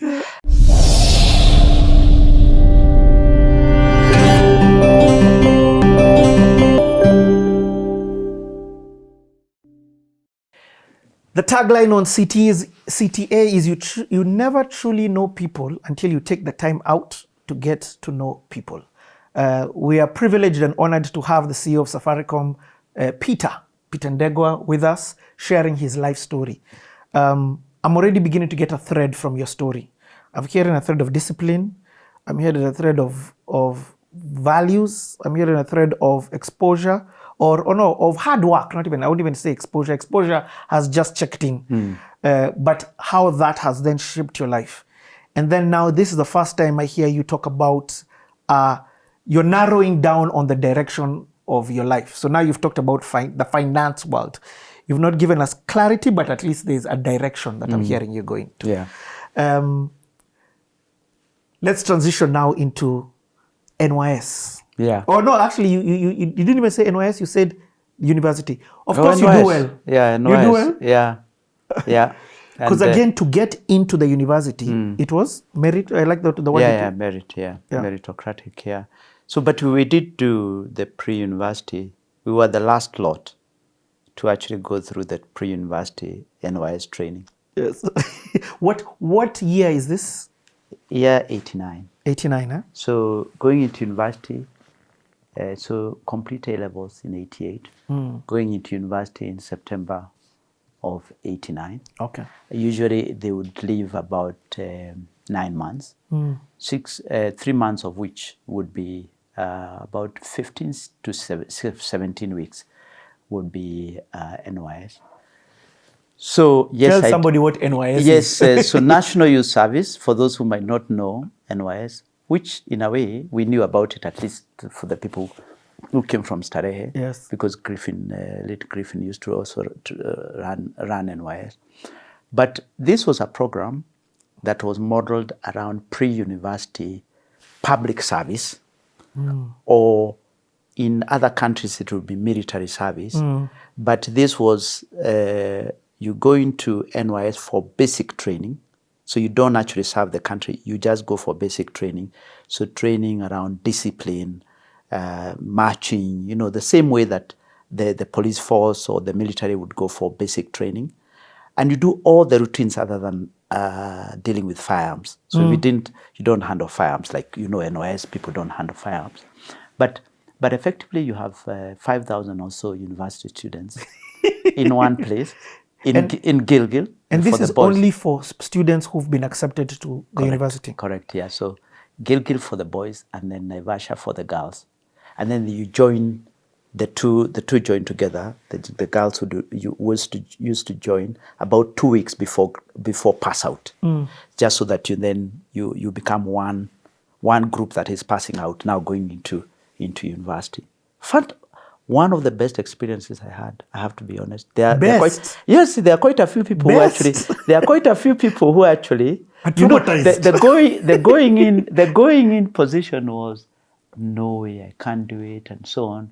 Many people sought exemptions on medical grounds, genuine medical grounds, other non-genuine medical grounds. Actually, there's some people who faked their medical conditions. Yeah. There's a friend of mine who said, anyway, whatever, let me not go into that. But I can't, of course, I'll never mention names. But actually, it was the trauma of what people had about NYS.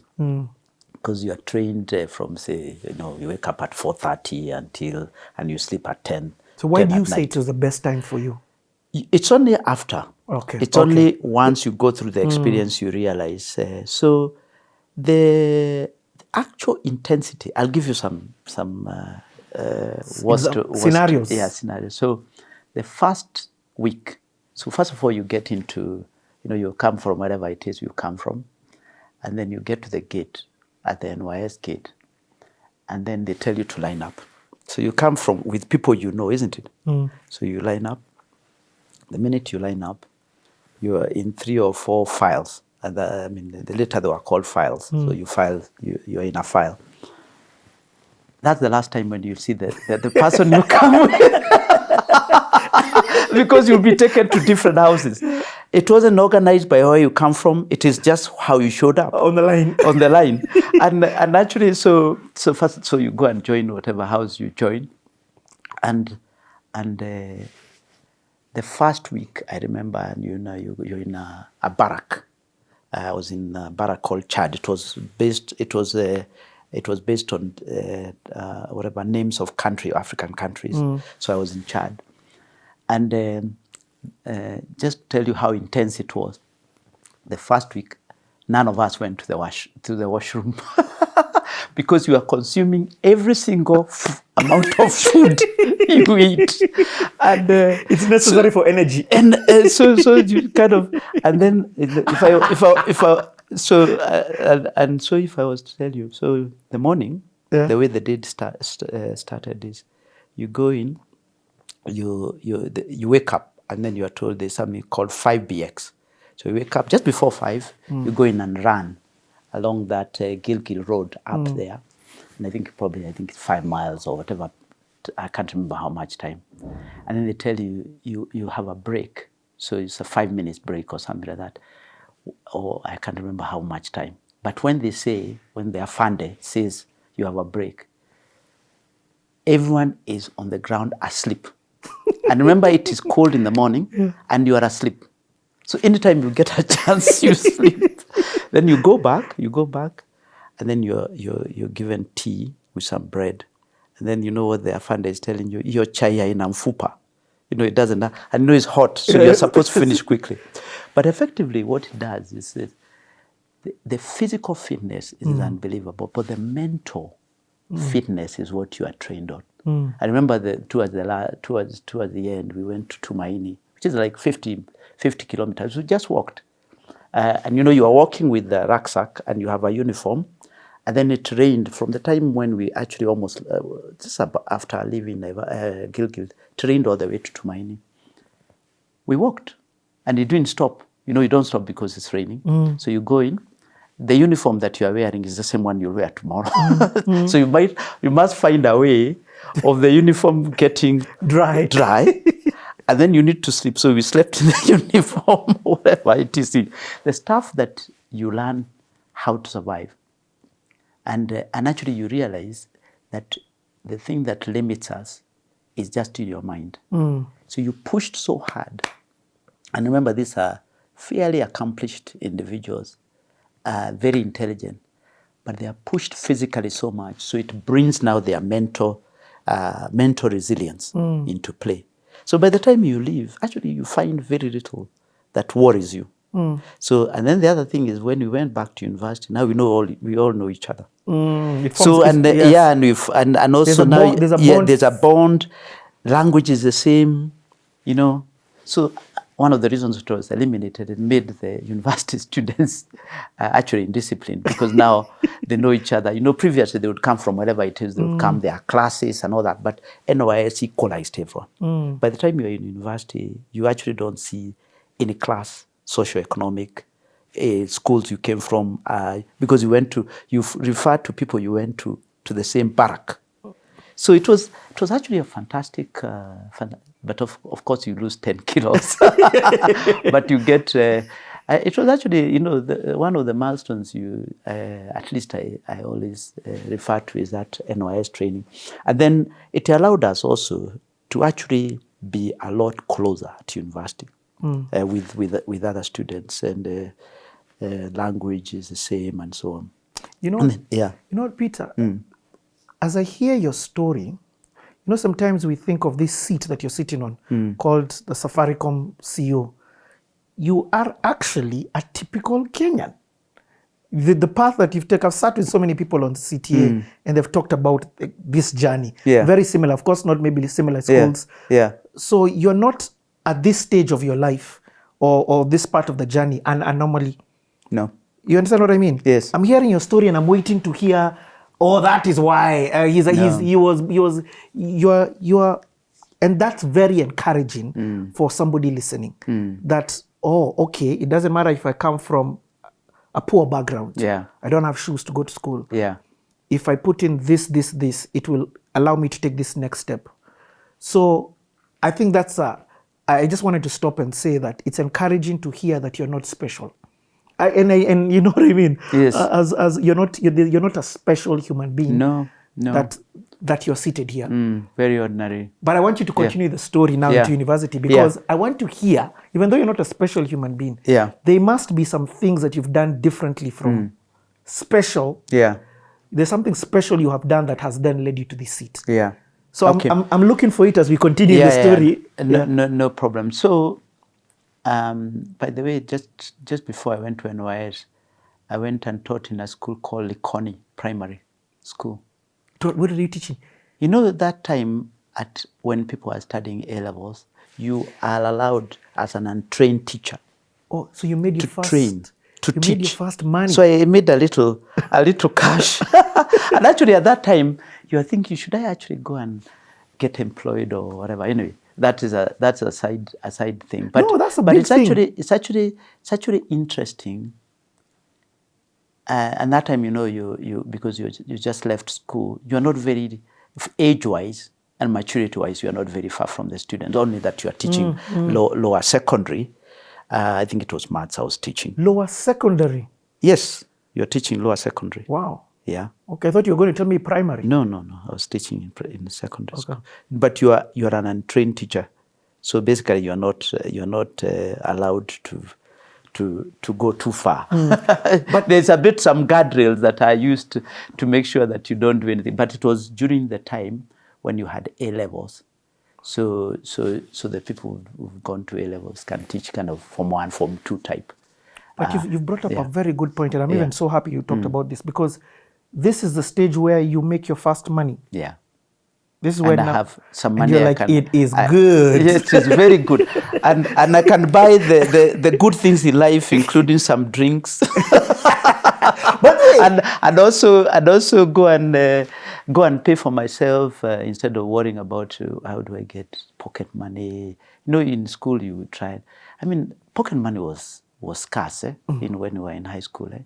And also, you know, you could only use them to buy mandazi. When I went back to Starehe, I even saw the canteen. We used to go and buy mandazi. Yeah. So when you get and I can't remember how much it was. Honestly, I wish I could, but it was not a lot. Yeah. It wasn't much, but the satisfaction of feeling that I can actually use my hard-earned money to buy something. But it wasn't for long. It was for a short. Yeah, but then in university, you also got... Yes. No, yeah. So I went to study economics. Okay. At Nairobi University, and 89. Okay.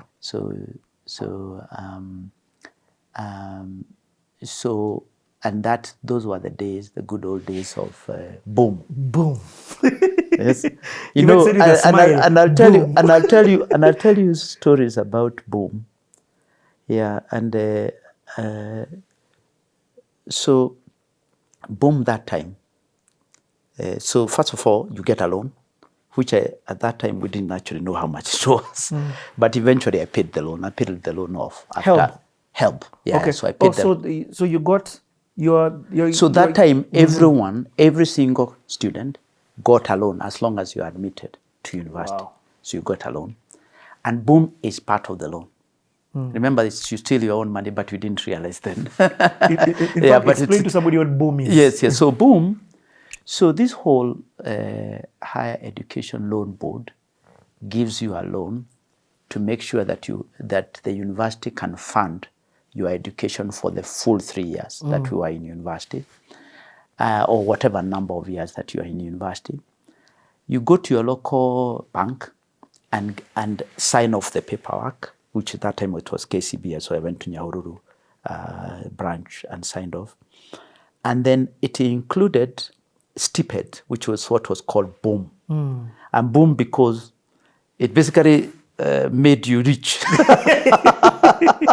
At that time, just to tell you just how much money, value of money has degraded, we used to get 5,000 shillings for a term.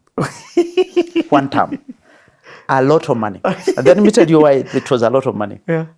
So first, and I used to sell these products. The products I used to sell, a bottle of the small Tusker, not the big one, the small Tusker, with 100 shillings, you'd buy 10 of them. What? 100 shillings. So there's one chap I remember in the main campus used to, and you know that time actually people were quite well behaved. There was not a lot of thuggery. So he would put his boom in his wardrobe up there in his wardrobe, and he'd say every time I'm going out, I would pick 100. So you'd pick 100 to go out, because the entry into the nightclubs, Ainsworth or Bubbles or even other places was not very much. Peter, you're a guy of the turn-up. The drinks, yes, the drinks. You're a guy of the turn-up. You're here looking like you're just an education guy. So you're a guy of turn-up. Yeah. So, and I used to share a room with a guy who was very interested in. You would go and give the DJ some cassettes. You know, that time it was cassettes. Those and you'd buy. One of the things that people would buy when they get boom is the boom box. Yes, which would have that cassette which played continuously. What was it? Auto reverse. Do you remember those things? No, No. I'm saying not remember in terms of remember, but in terms of know. Yes. Yeah. So auto reverse, so you can play that, and so basically the boom could buy you anything you wanted. And because the university would cater for everything, so and for catering, you mean food, accommodation, everything. That time we used to. I remember there was a time we had a strike at the university because we were given goat meat instead of meatballs. Literally, by the way, we had a strike.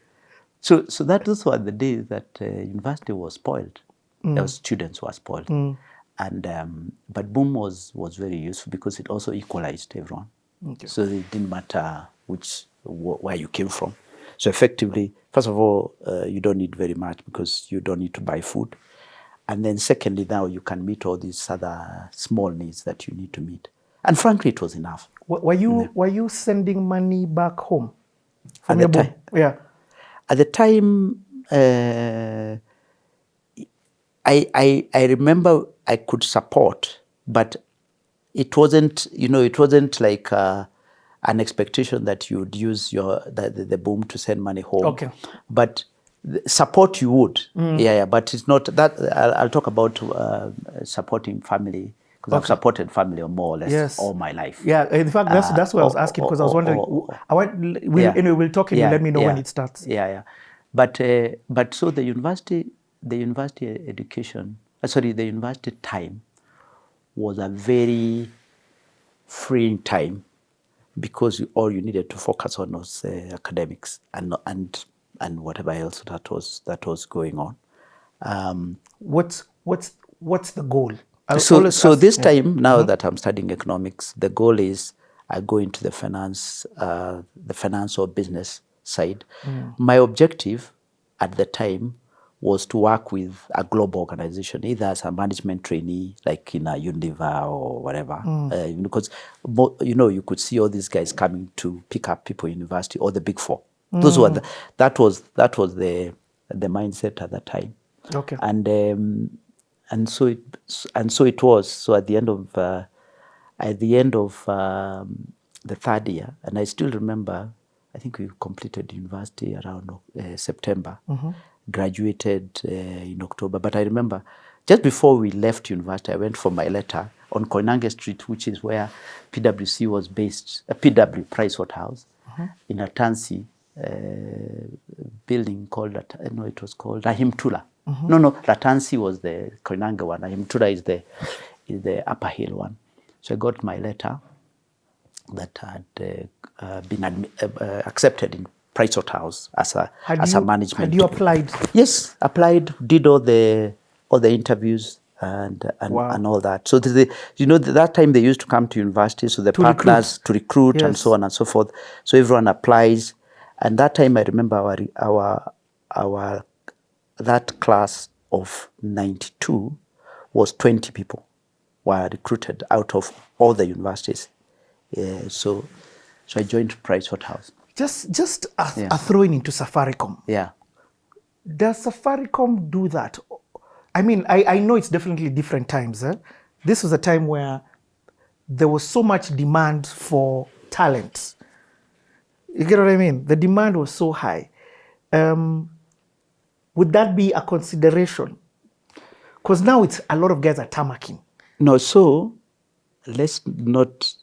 The fact that companies used to come means that they were very. So I think companies were much more proactive in going to universities to make their case. But also they all wanted the top students. It doesn't mean that the people who are in university were all being employed. I get it. You get what I mean? So remember that I said in NYS we were 5,000 in that lot. So PwC, Pricewaterhouse recruiting 20. So the big four will probably recruit 100. So it's still a drop in the ocean. But they knew where to find the talent. Yes, they knew. They were much more deliberate, I should say. I think we still do it. We interact at Safaricom. We interact with universities, but because of digital nowadays, we have like 10,000 applications. I get it. Then you filter it in the normal way. I get it. Yeah, but these guys would say you go to university, they would still receive lots of application, and then they had a system of how they filter them initially. Then they do an interview. Then you go through various interviews, manager interview, etc., until partner interview. And I get it. The demand for talent was higher than the supply. For maybe that in terms of the supply was higher than demand for even that time. Even for that time. Even that time, that the supply, I think the paths were clearer. Oh, okay. Yeah, the career path, the who employs and so on and so forth. But it wasn't. So nothing much has changed in terms of demand versus supply. No. There isn't much in the context of the roles that were there, because I would assume these firms would be recruiting multiples of what they recruited then. You get what I mean? Okay, because they are much bigger firms. But actually the balance between demand and supply was still weighted to supply. Okay. Yeah, because remember that time the universities had expanded massively. Yeah, you had 5 universities at the time, and with different colleges. Yes. So it's not even a university. You had your Parklands. Yeah, exactly. School of Law. Yeah, exactly. So you get into it's not PwC at the time. It was Pricewaterhouse. It was what is like getting to Pricewaterhouse or these types of firms was like going into the what are they called, national schools. You know, the alliances and the starterheads. It was the same league. So it was. It's like going into Safaricom. Correct. Correct. I could see you were struggling to see it because you're like, oh shucks. No, I was going back to the transition when you were coming from school. Yes. Now coming out of university, going into these farms was like the way we were looking for the best. I get it. The best high school.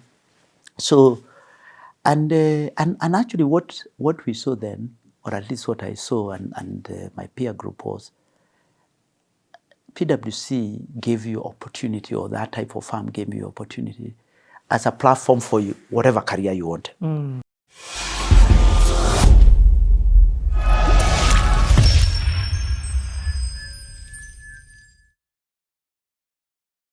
Sometimes people think about audit as a profession, but actually what you learn is how to handle clients. And the practical aspects about auditing is being able to handle people.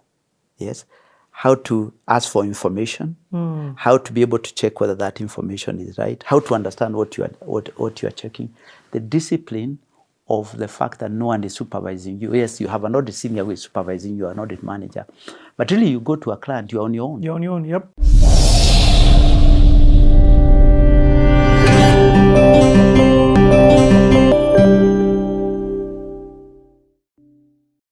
So, and actually what we saw then, or at least what I saw and my peer group was, PwC gave you opportunity, or that type of firm gave you opportunity as a platform for you, whatever career you want.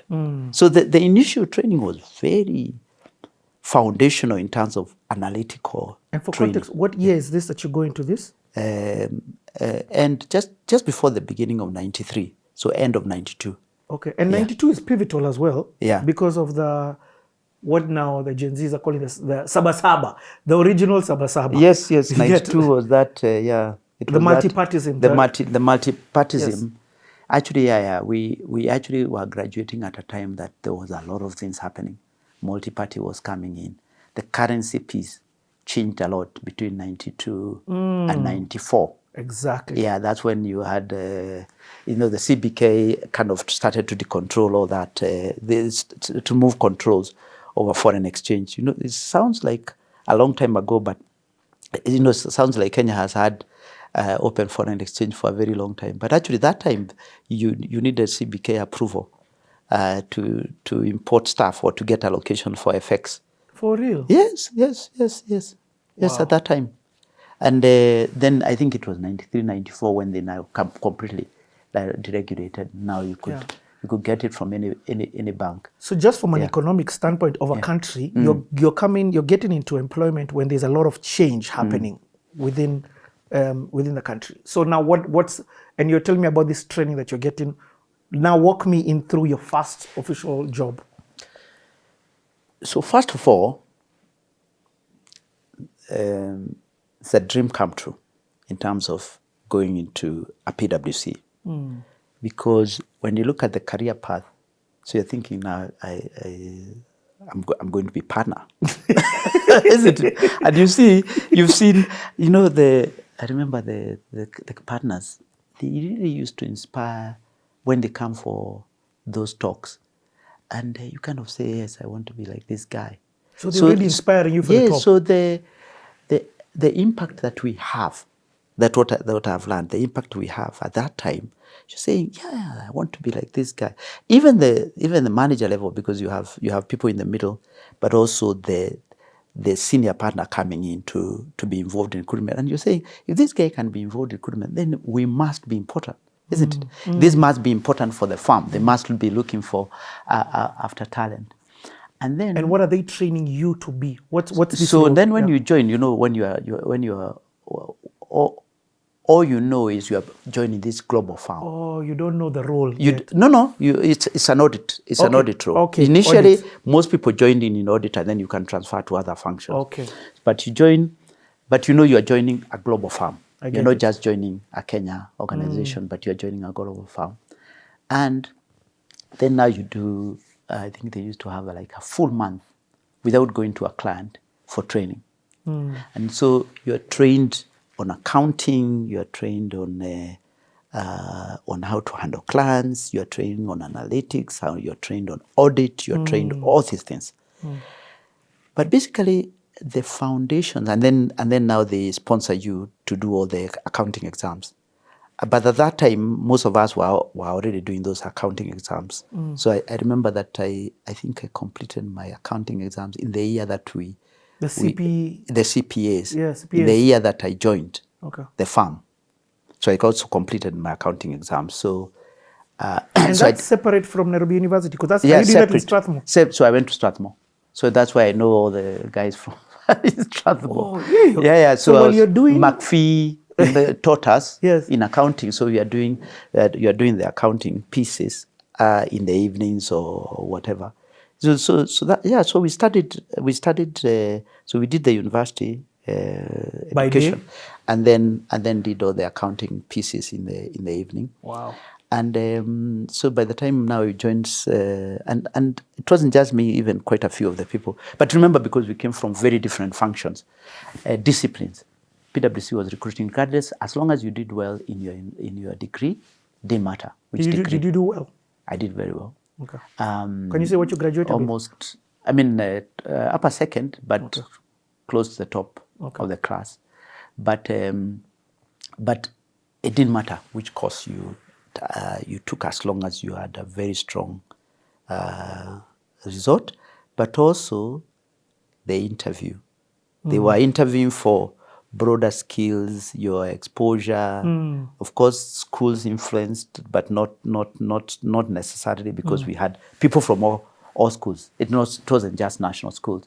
So so I think of course they must have been looking for certain characteristics of the people who are joining, and then the training for 3 years for you to qualify. But because me, I had already qualified. But remember, the training, it's also a certification process for you to be registered as an accountant. I get so it. 3 years includes your experience.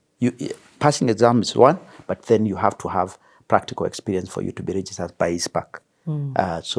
But then I got after 2 years, I was one of the three from PwC. We went on as a comment now to the UK. Okay, just before you go to the UK, now you start working. Yeah.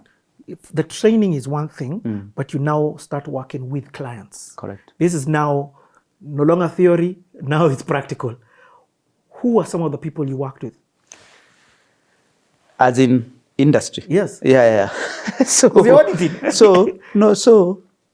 Or are you working at the, So the way it worked is that you are allocated to clients as an audit assistant. Okay. So I started from the bottom. People think that everyone starts, when they see CEOs, they say, what kind of how I've...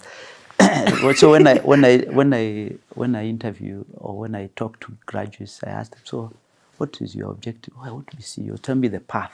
They don't realize you don't climb a tree from the top. So we were called audit assistants. Yeah.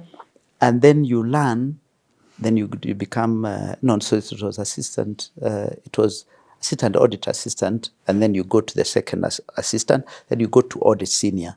Yeah. Then you go to assistant manager, and then full manager, senior manager, partner. Wow. That was the hierarchy. Yeah. So in your first year, you're audit assistant 1, then you do assistant 2, then you do audit senior, then you fully qualify, then you're now eligible to be either assistant manager, etc. But so you start auditing, and you are randomly allocated to any clients the firm wants to allocate you. So you don't choose at the beginning, at least, until you now start specializing. And the specializing, by the way, emerge out of randomness, because you are not the ones who are allocated yourself. Yeah. But it may be also skills. Maybe you are more suited to certain industries. So I did a lot of work in banking, insurance. So banking and insurance, and a bit of service, like leisure and tourism and all that stuff. But I still remember some of my audits with insurance companies like QAP, even Britac. I still remember some of the directors who now they have left were still there, and I speak to them. So I still remember the people who were either finance directors or CEOs at that time. People like Wairegi were at the time were in Britac,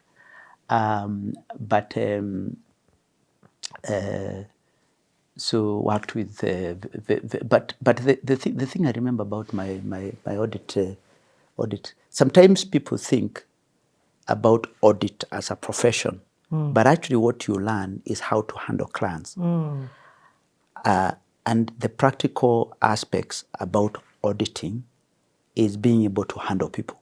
Yes, how to ask for information, how to be able to check whether that information is right, how to understand what you are checking, the discipline of the fact that no one is supervising you. Yes, you have an audit senior who is supervising you, an audit manager, but really you go to a client, you're on your own. You're on your own. Yep. Yeah. So, and I remember we were so committed at that time.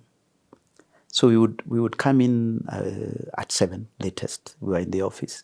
Of course, the reporting time was 8. But you would see the audit room. We used to have something we were calling the audit room, because it's a big room, because you are going to clients. You don't need seats. Yep. So you have an audit room, and you have a pilot case which you put all your document, and then you go to a client, and then you are allocated whatever client.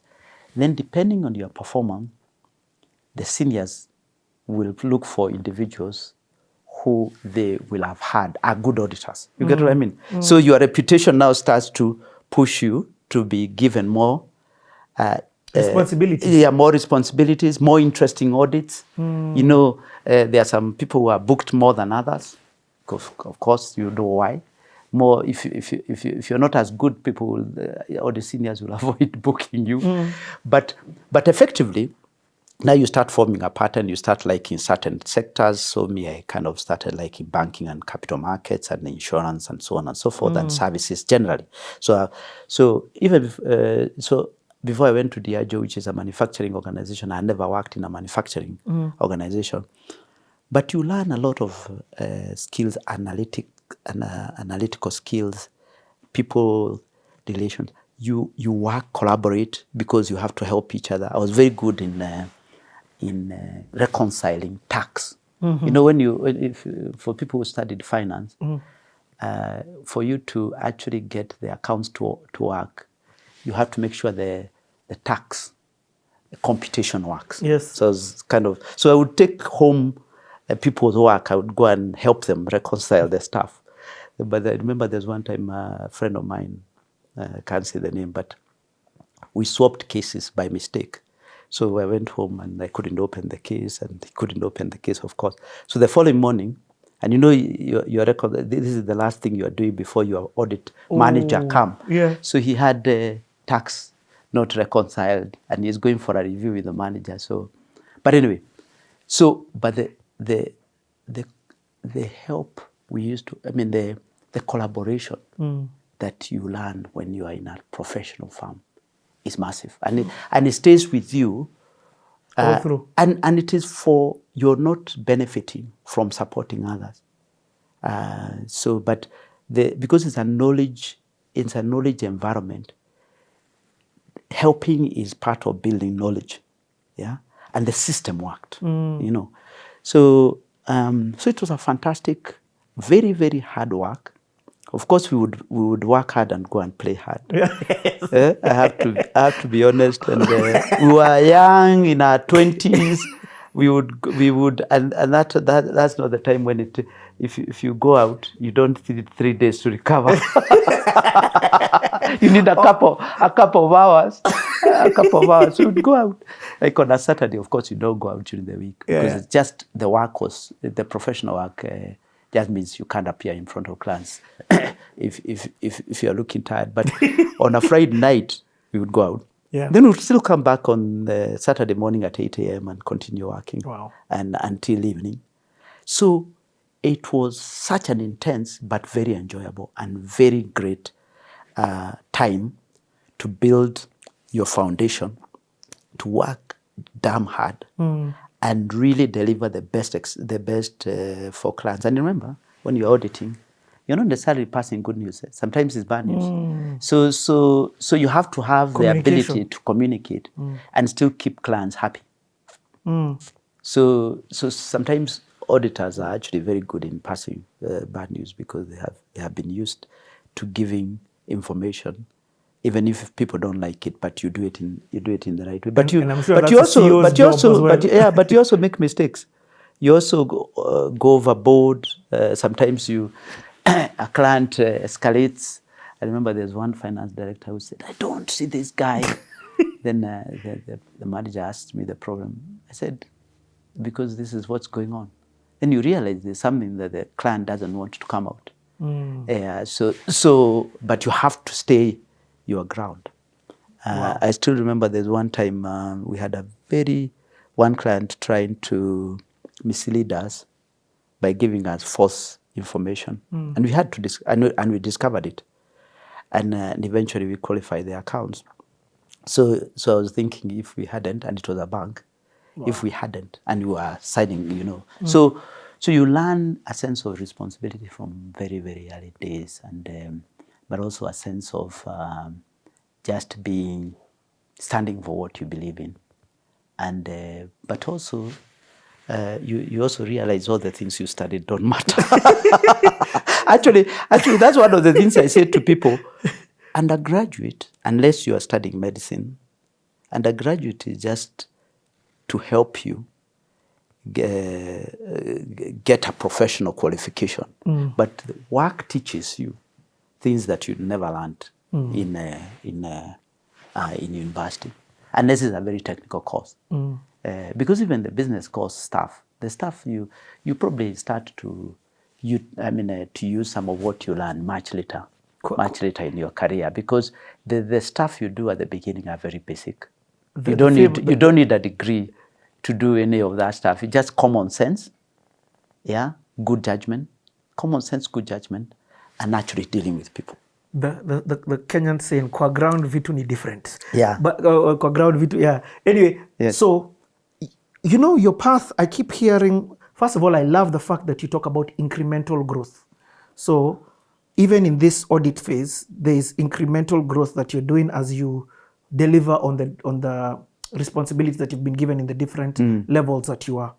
But now, it gets you selected to be what did you say? To be sent to UK? So Pricewaterhouse used to have two types of secondments. Secondments. One is you could go in, one or two people could go in and to study abroad the accounting exams. So the CA, Chartered Accountancy in the UK, one or two people would go, and then another one or two or three people would go on a secondment after now qualifying locally. Wow. So me, I went on the second. Okay. Which was at the time was only a very small selected group. So I went to the London office, which was the most, of course, prestigious. And what year is this now? 96. So I went into, and I remember. First of all, you've never been abroad. No. Actually, I should have told the story about. So remember when you. Many of us actually got passports when we got we got into employment. So I got a passport when I went to PwC because there was regional work. Yes. So we went to places like that. And when we talk about abroad, it doesn't mean it's not Europe. It is Tanzania, Uganda type. You know. In fact, I remember one guy who came with a very broad smile and said. In the audit room, I'm going abroad. Then people asked him, so where? Tanzania. But actually, that was the first time he was going abroad. So of course, he had gotten his passport. So you went abroad. So I went now to PwC. So I remember landing in the UK.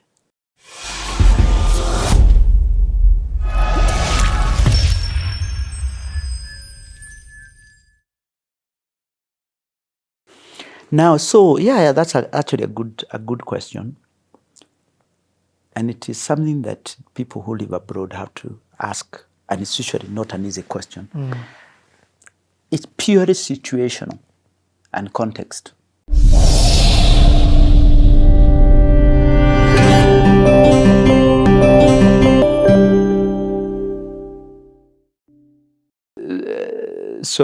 So you went abroad. So I went now to PwC. So I remember landing in the UK. Never been to Europe, and I remember I took a trip through Doha. It was Qatar, and it was at that time it was a much smaller airline then. And I remember I think there was a layover there, and then I went to the UK. So fine, got to wherever it is I was going, and then. My first day at PwC, so we were based in London Bridge. So Pricewaterhouse, the office I was in, was based out of London Bridge. And I've told this story. And because I was now allocated to the banking and capital markets, which a lot of the clients are in that, what they call bank area in London. How old are you? 56. No, then. Yeah. At that time? Probably, what that was? In your 20s? Yeah, I was mid-20s, yes. Yeah. Wow. So then I remember walking across the bridge. I've never seen that many white people in one go. And the reason why I say this, you take race for granted. And it is not because I was not used to race. My high school head was white. Most of my teachers, my physics teacher, were two Italians, physics and geography, two couple, Italian man and wife. So my English teacher in Form 1 was Canadian. So I was used to race. And PwC, of course, had a lot of, diverse. But when you go into a new country and you kind of think, I'm the only one. This is, and then now you start getting conscious about being different. And it is, I wasn't worried because in PwC, you are kind of used to it because you're dealing with clients who are different races and so on and so forth. But then you would go to clients so because that time I was an audit senior, because I was now the one in charge of the audit. Yes. And I have a number of people who are accompanying me. Some of them are Brits, some of them may not be, because it was a very international team. And then the client thinks that some of the other guys are the ones in charge. So looks around and he's told, I am the one in charge. So it's,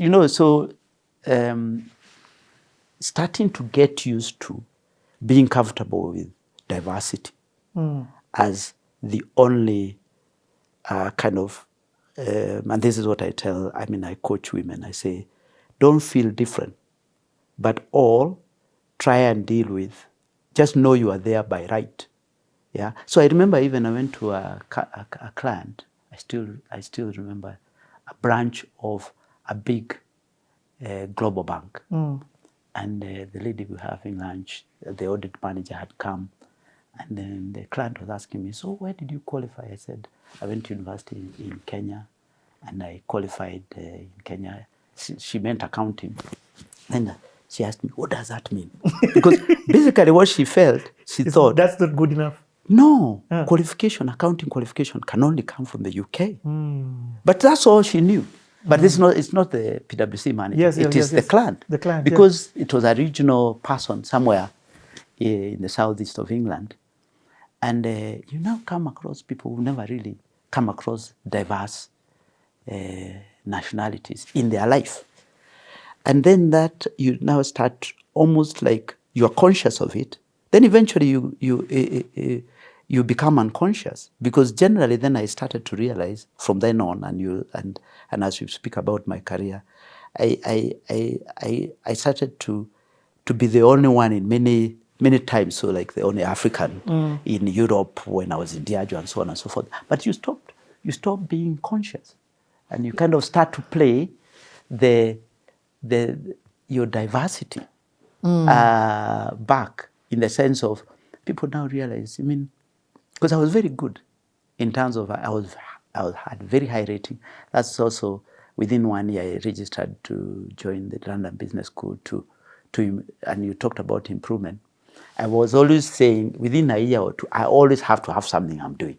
Okay, so I joined as the MBA. Yeah, I don't want you to rush over this. Yeah. There's a lot you're throwing that is gold that I want you to just... So very strangely, in 1996, I also went to London. Yeah. I moved to Kingston. In fact, I moved first to Kensington, then to Kingston. Yes. And I was the only black in that whole area.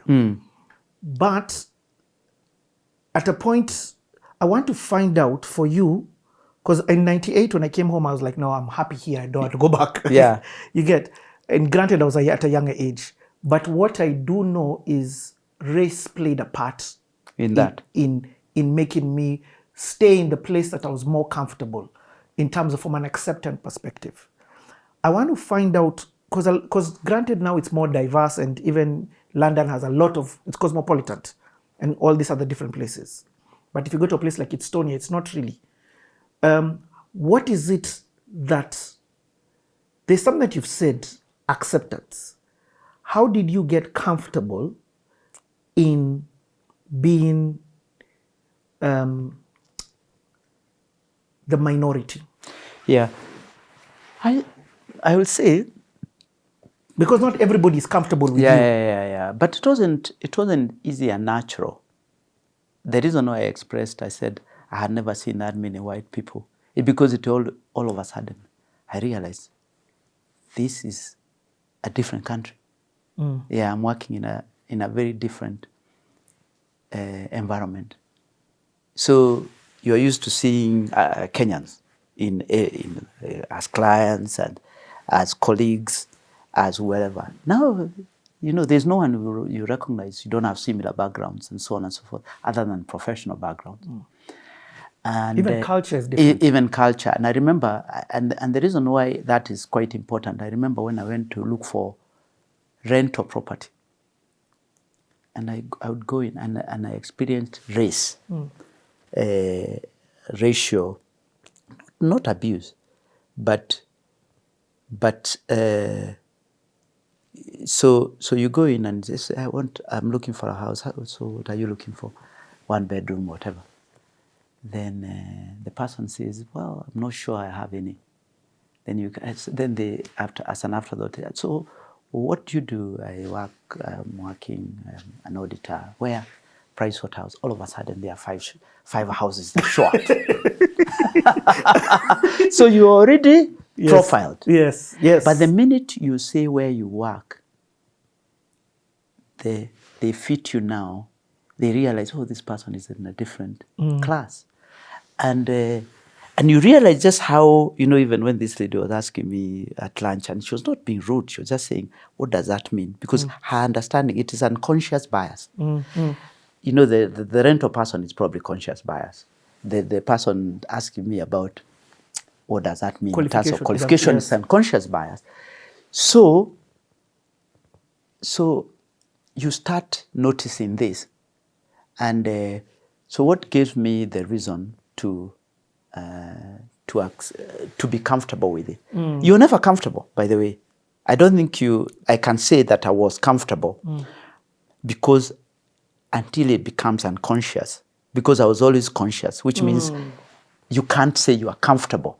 You get what I mean? The minute you are observing, like for example, you're observing that someone was looking at others, thinking they are the lead, you are conscious of it. You're conscious. So the one thing that really made me cope, because it's about coping, is saying, I was used to a school that was run by Griffin, and I said inclusion was a big thing, and we had experience from every, so I was used to the range of people I had come across was quite wide.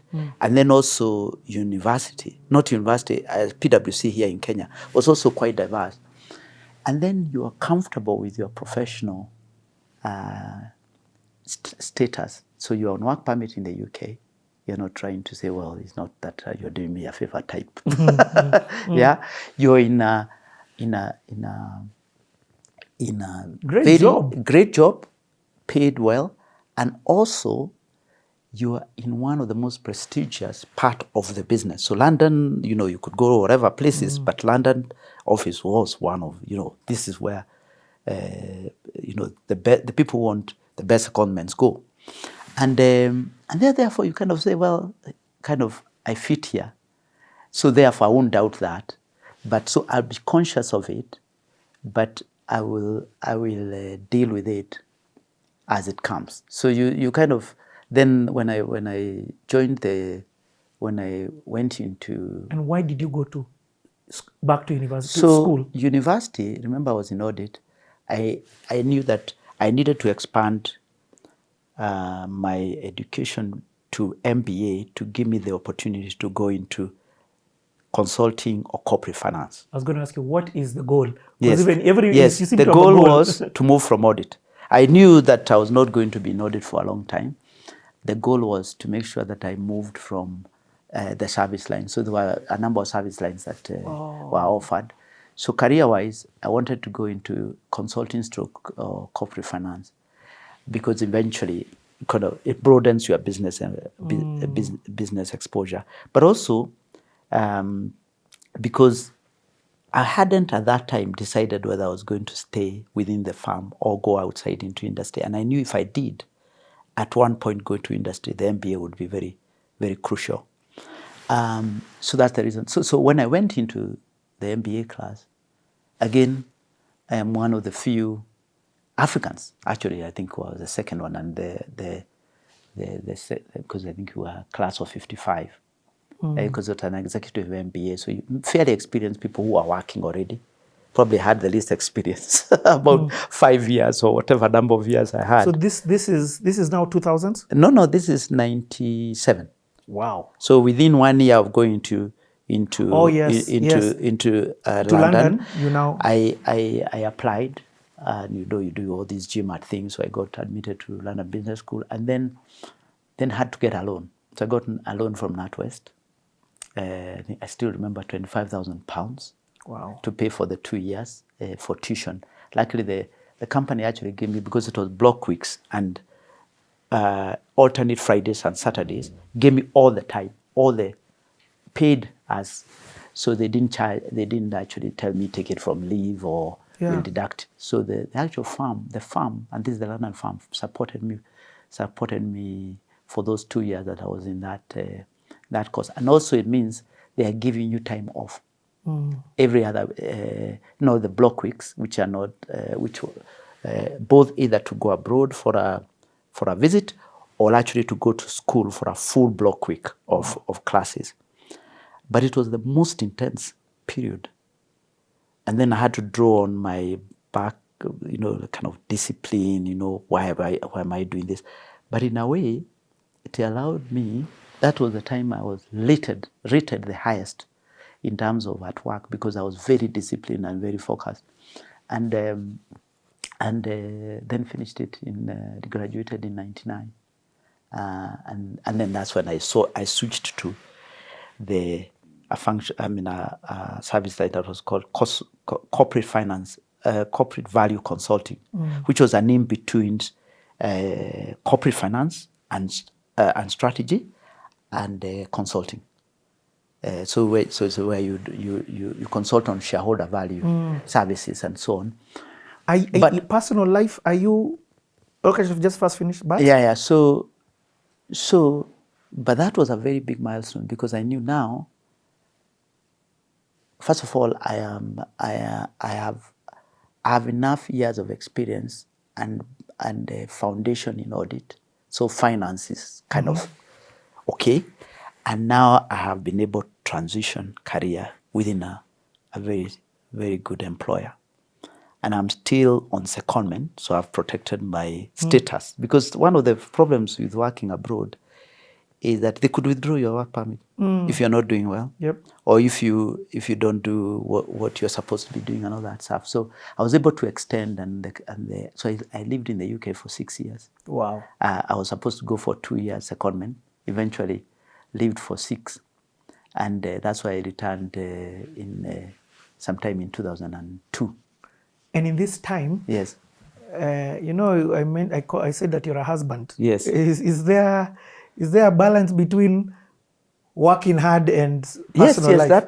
That time I had a girlfriend, but eventually that's not the person who became my wife. But yes. Okay. But the thing about being abroad also, which is interesting, is that you have a lot of time. So work-life balance is very easy. And the reason for that is there are no weddings, funerals, all those things to attend to. So actually, I used to host.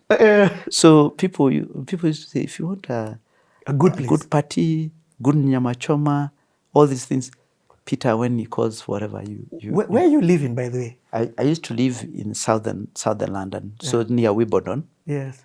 Between Wimbledon and Morden. If you lived in Kingston, it's that direction. Yes. It's the south. Yes. And so I actually lived very near where the tennis is had. And at that time I didn't go to I actually went back later. For the tennis?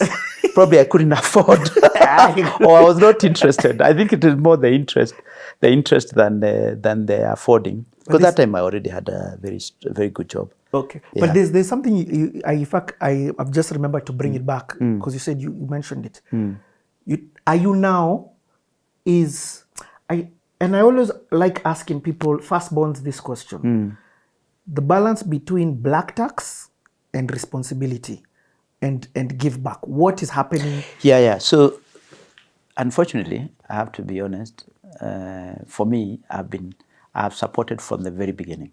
I'm not saying unfortunate that's why I meant unfortunate when you call it black tax or Yes, whatever yes, it is. But I've always found from the time I actually at the time I got employed, I started supporting my family, mom, siblings, and so on and so forth. And many of the siblings who've completed it, some of them went to private schools and all that stuff. So I actually have done a lot of heavy lifting from the very, very beginning, and I still do it now until now. And just that I was lucky that I got into the right job. I mean, I started working 1 month after 2 weeks after leaving university, because I got the letter before. So in terms of when you say responsibility, and so I saw it as my duty to support family and to ensure that all my brothers and sisters were properly educated, and they didn't have any challenges in terms of access. And then I like asking this question so bluntly, because a generation thinks it's black tax, but another generation just knows it's a responsibility that I'm supposed to do because I was the first out. There's an exercise we did in the office, and we asked everyone, and it was an external trainer. It was a culture exercise, and and the external trainer said, anyone who is firstborn here, second, third, etc., lastborn here, and all these people spoke about their view of life, and you could see the firstborns always thought, well, all the rules were applied to me. I had to help the young ones. When I started working, I started helping. Lastborns, kind of spoiled, etc. But also their view is, then I had always, my voice was never heard, or especially those in the middle, my voice never heard, etc. Clothes are passed on and all these things from etc. So although the firstborns like us have a story to tell, and we probably were more parent and therefore more serious than the later borns, because then they can just relax. Some of us, because of when you were born, you can't relax. No, seriously, it's true. You were never relaxed. First of all the rules were applied on you. The list, and I'll send you by the way that list. All the rules were applied. So even when you actually come out, and I'm sure across generation, firstborns will help more, regardless of generation. Yeah. But also our generation in particular you saw how your parents struggled to bring you up. I mean, my mom bringing 9 children and never looking tired or never saying, I can't do it, and I still remember even when you come from school and she's telling you, and you've been eating githeri every day, and she's telling you, so what have you missed? Can I make for you? Have you missed githeri? At one point I almost wanted to hit her with a rungu. But the essence of it, the amount of sacrifice that generation made, and for things that they didn't access, you kind of just remember and kind of say, well, and I think probably it is that it depends on what they see in parents, and even I worry when we bring up our kids, because they don't see trouble. There's no, I come from one car to the other, etc. And so that's why actually my son, we took him to boarding, and I'm sure we'll talk about family, but we took him to boarding because he's an only son, an only child, and also had been with us and might not realize there's other people. So it's good to kind of edge each other with the other boys and play rugby and be kind of pushed over. Get some tough life. Toughen up. Yeah. And frankly, it works, by the way. It's a big adjustment, but it works. But going back to I think for me, and also in the starehe, the starehe mentality of supporting. You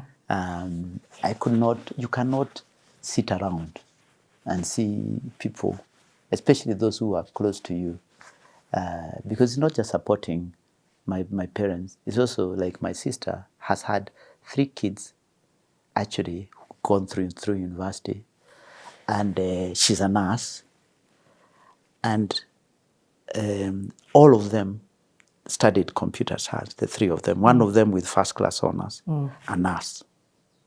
Tells you the amount of sacrifice she has made. So I supported her a bit, but it's the same upbringing of really kind of you do what it takes to whatever. But actually, my niece actually got herself a scholarship, one of the best scholarships in the UK, fully paid for masters in data science.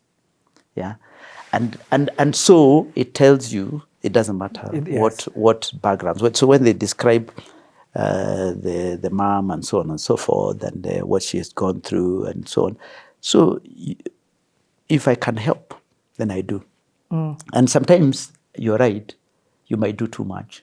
You might actually, and I see it even from Starehans, you might actually do it at your own expense. But I've been lucky because I've gotten good roles and so on and so financially I can be able to afford. And but remember, it's also a sacrifice. Yep. It's still a sacrifice. You have to hold back your own progress. When I lived in the UK, those people when you come out from university, the only 2 things you do: you get a mortgage, you get a car. No, 3 things: you get a car on loan, and you get a pension. That's it. And you're free because there's no family to support. You're fine. Yes, you get what I mean? Yeah. So there's a lot of freedom. Maybe there are 2 or 1 in a family, etc., or whatever. And even if you're supporting, it's less financial, So I get it. Yeah. So but so you come. You in terms of, first of all, you were there for 6 years, yes, which is supposed to be a 2-year program. 2-year program.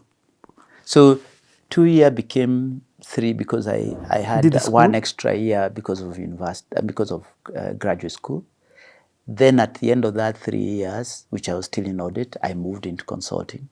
So I had a 3-year stint. What makes you decide to come back? Now, so that's actually a good question. And it is something that people who live abroad have to ask. And it's usually not an easy question. It's purely situational and context. I had gone into UK on a work permit in a global firm. I could kind of slot back in. Yeah. So therefore, the transition back is not difficult. So I came in, I was in a certain role, I come back, same role, same grade. You get what I mean? So that's why I'm saying it's more situational. The second is I had achieved what I wanted to achieve. I had got the secondment, tick box, upskilled. Thirdly, transitioned to the corporate finance side of the business. So now I could come in and actually, so I joined corporate finance and strategy here. And then the third thing, and I noticed when I was in the UK, if you stay too long, you stay. And you specialize too much. So by the time you come back, you priced yourself out of market because the market needs broad understanding versus specialism. And actually I find a lot of people who try to come back, especially having stayed too long, don't fit. Yeah. So coming back in, at least within the farm, I was able to very strategic. slot. Are you thinking about this while making these decisions? No, you observe. Okay. You observe, people who've stayed 15 years. Then you wonder, will they ever go back? You see another one. Then probably, you also say, at one point, if you're on work permit, you can't have work permit forever. You get what I mean? But so you have to make a decision. Do I go back, and at what point? And I think between 4 and 7 years is good. The minute you are beyond 8, most people tend to stay. And if you stay, you could have gotten citizenship. No, it's true. It's true, but. So did you, it sounds like deep down in you wanted to come back to Kenya. No, I did want to come back. I wanted to come back to Kenya because I even got indefinite leave You know, the indefinite leave allows you to work without work permit. So the work permit was not the issue. But coming back, I felt still gave me more opportunities because I could see what's going on in the environment, and also had studied and so on. And from a career perspective, I could get a better living standards here for the same career, isn't it? Yeah. Because I could. I mean, you know, it's not easy to operate out of Europe. Yeah. You use tubes. You shop for yourself. You clean your car. You cook for yourself. You do all that stuff. Yeah. And even if you're a couple, yeah, there is no help. Because as we also lived in Europe when I was in Diageo, much later in life. So in your MD stage? No, now in my CEO stage, yes. Yes. In Netherlands, I lived. My second going into Europe was on the continent side. But without help? No, so as we could afford some help. Okay, yeah. But remember, trains, it's still trains. You're not driving to work. It's still trains. You walk to work. So I tell people, you know, I've lived all spectrum of life. Even when I was the most senior in the Diageo in the European business, because I was in charge of the continental Europe. But you still, you know, use trains and walk to work and all these things and go and shop and all that stuff. So Kenya was more soft life. And also, I know there's no driver, security, nothing. Yeah. So when people ask, you know, so what is this thing about getting security and all that stuff? I tell them, in Ghana, when I was an MD for Guinness, I didn't have anyone, security, because it's a safe country. Could go anywhere. Nigeria had more security than I have in this country because it was people with AK-47 with a big car at the back. So I'm used to those things. So they don't excite me. They just kind of say practical issues you need to deal with. It comes with the title. Yeah, it just comes with the role and responsibilities and all that. But coming back actually was a conscious choice. So I came back, slotted into the corporate finance. I came in as a I remember I came in for 2 years, and I left as an associate director from the corporate and finance function, and then that's when I joined East Africa Breweries as director of strategy. Okay, walk me through that, becoming that. So because that's you entered as what? Strategy. As audit assistant. Okay, audit assistant. Into PwC. You know when you came back into EABL. So you come back I was director of strategy. I went in as director of strategy, yes. So why did you switch? So in professional firms, you have to make a decision. So I was on the path to becoming partner. But I had to make a decision. Do I want to become partner or do I want to go outside and run a business?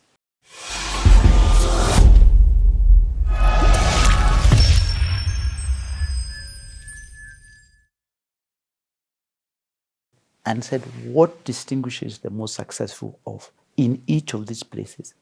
Is it their physical, intellectual, what? No. It was how passionate they are and how much they can persevere, regardless of the odds that come in front of them and regardless of the problems that are put in front of them.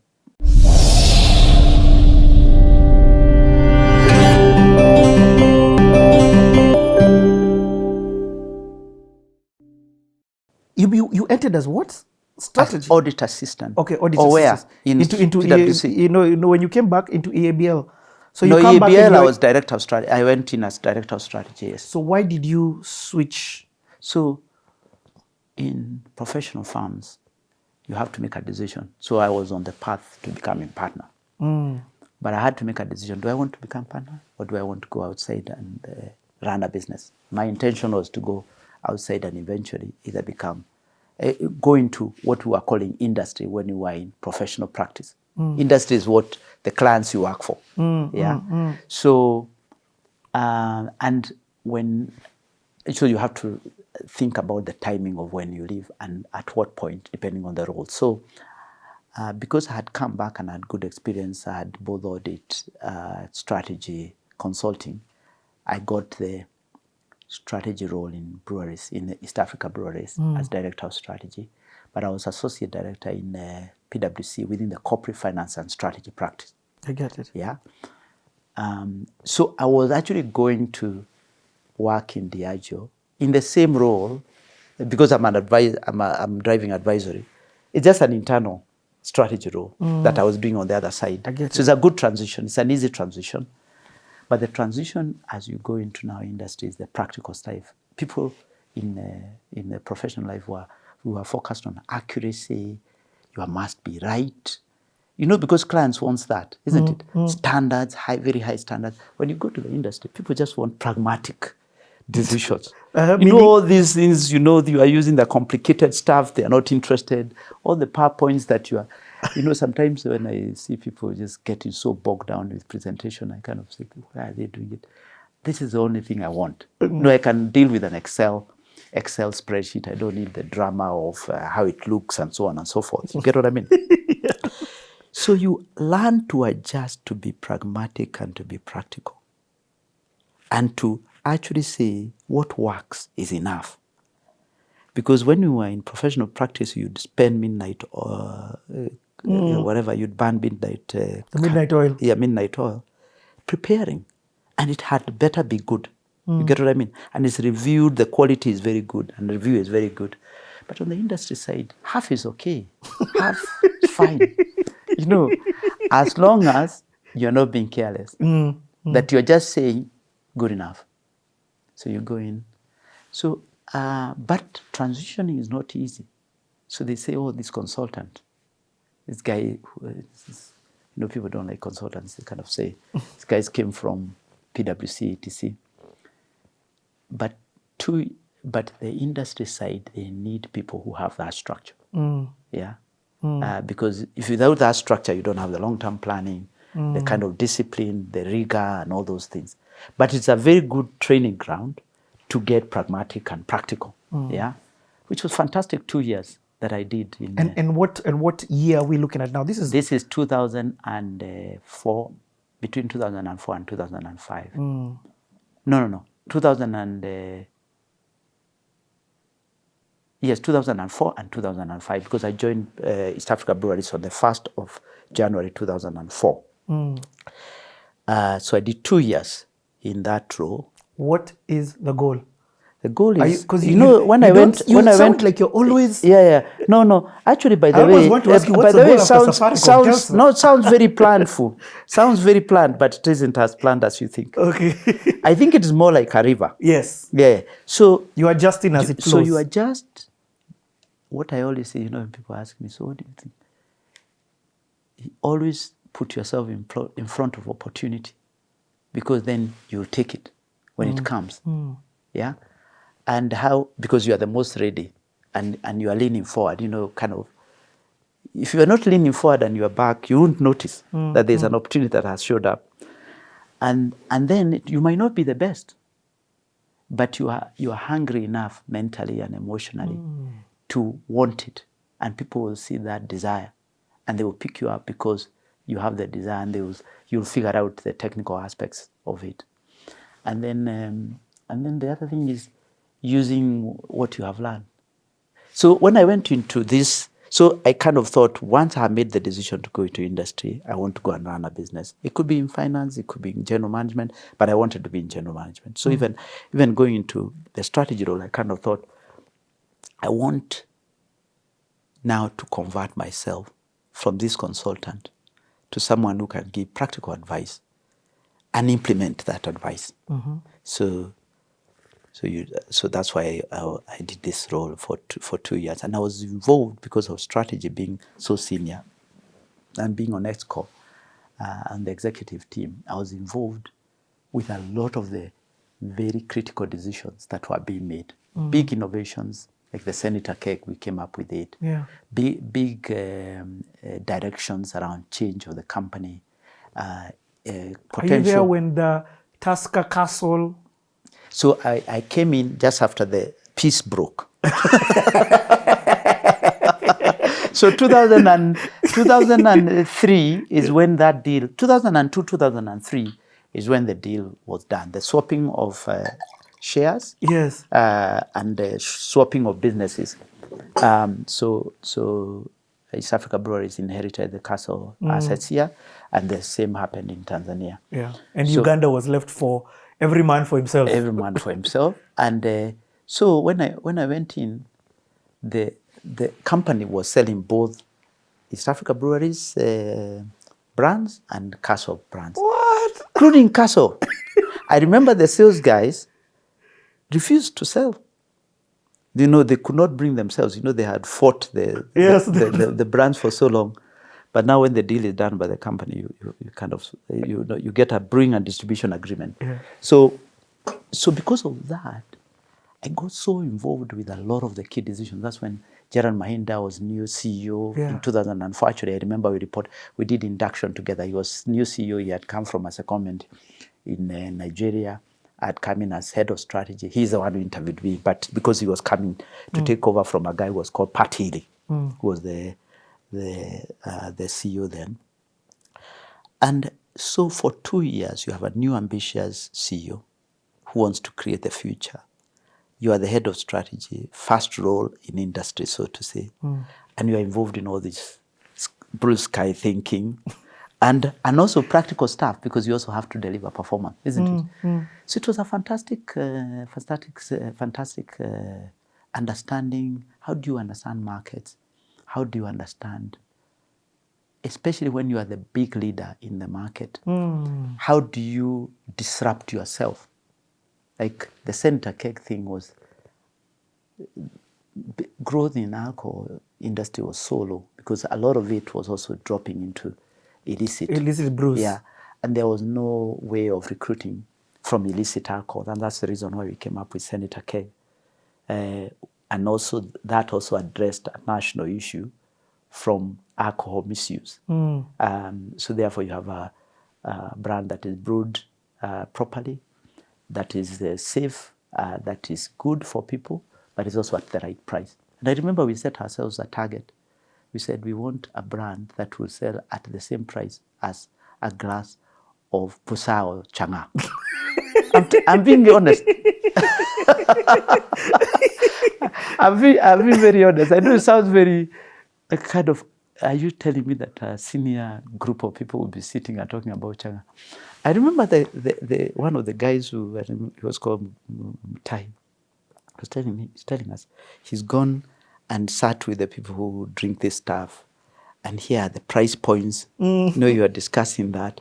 I went to Mukuru, and I sat on those one bed rooms. And so there's a woman who is selling illicit alcohol.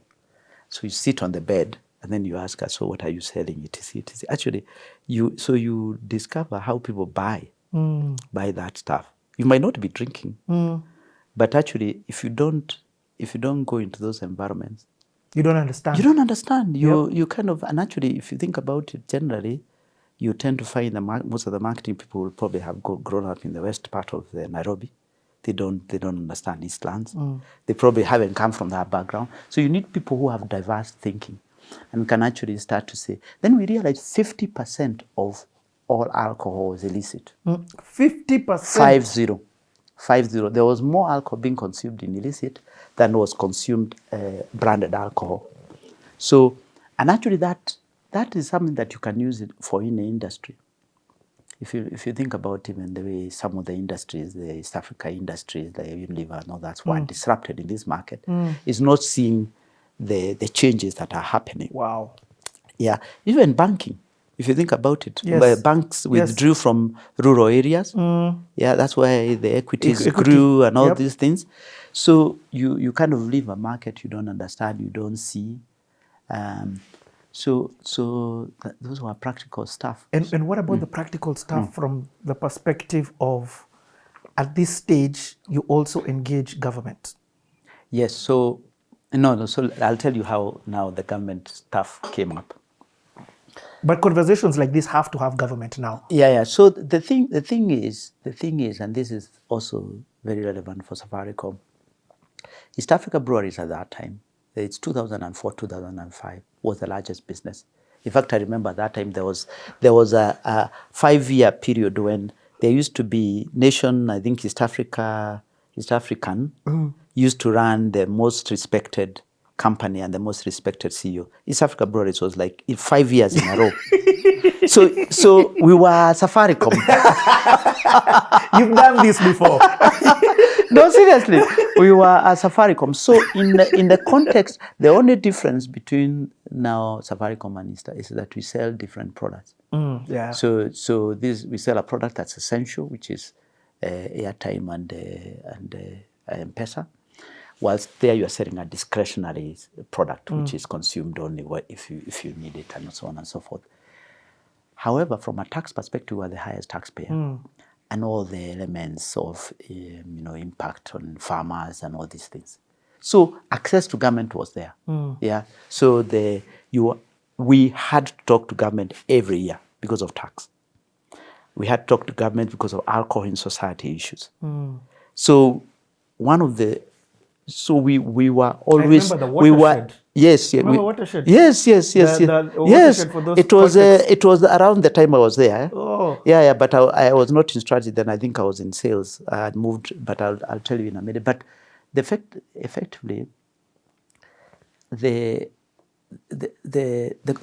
conversations about you had to have an always on conversation with the government, because otherwise, if they don't understand how you are leading in a responsible way, the watershed issues could come in, which is banning advertising, closing hours of bars. You remember Mutudho and all those guys, yeah. So and that can disrupt your business. I remember when Mutudho announced that they will close bars at midnight. Sorry, I think it was 11, and they would only open them at 5 p.m. in the evening. We saw our sales dropped 30%, 30. Wow. Yes, because of course physically, alcohol, especially beer, is consumed bars in on-premise, what is called an on-premise, rather than at home, which is off-premise. You buy and consume away. So if you the hours of operation are important. but so coming back to the innovation on Senator, first of all, it's seeing that your market has moved away from you, that there's a big market you're not addressing, but there's a price point that you cannot hit, because Tusker was like 70 shillings or whatever number it was. And it had moved from the 10 shillings. The 10 shillings. The 10 shillings, because now it was decontrolled. Actually, one story I didn't tell you is that we used to go to drink in Serena, because Serena that time was class D, and when you were in university, yes, and class D was the highest. Yeah. A was like your local bar. Okay. Yes. So it was classes that, because beer was controlled. Beer in Serena was like 12 shillings. So university. So when it was decontrolled, Serena and the hotels were very happy, because you wouldn't have university students going to drink in Serena anymore, because now beer went to tripled in price and so on. But anyway, coming back to understanding what customers can afford and which customers have been excluded. And that's why pricing is very important. Affordability is very important. And then, so therefore, the way we went to talk to government is we realized we did all the reverse engineering on the process side.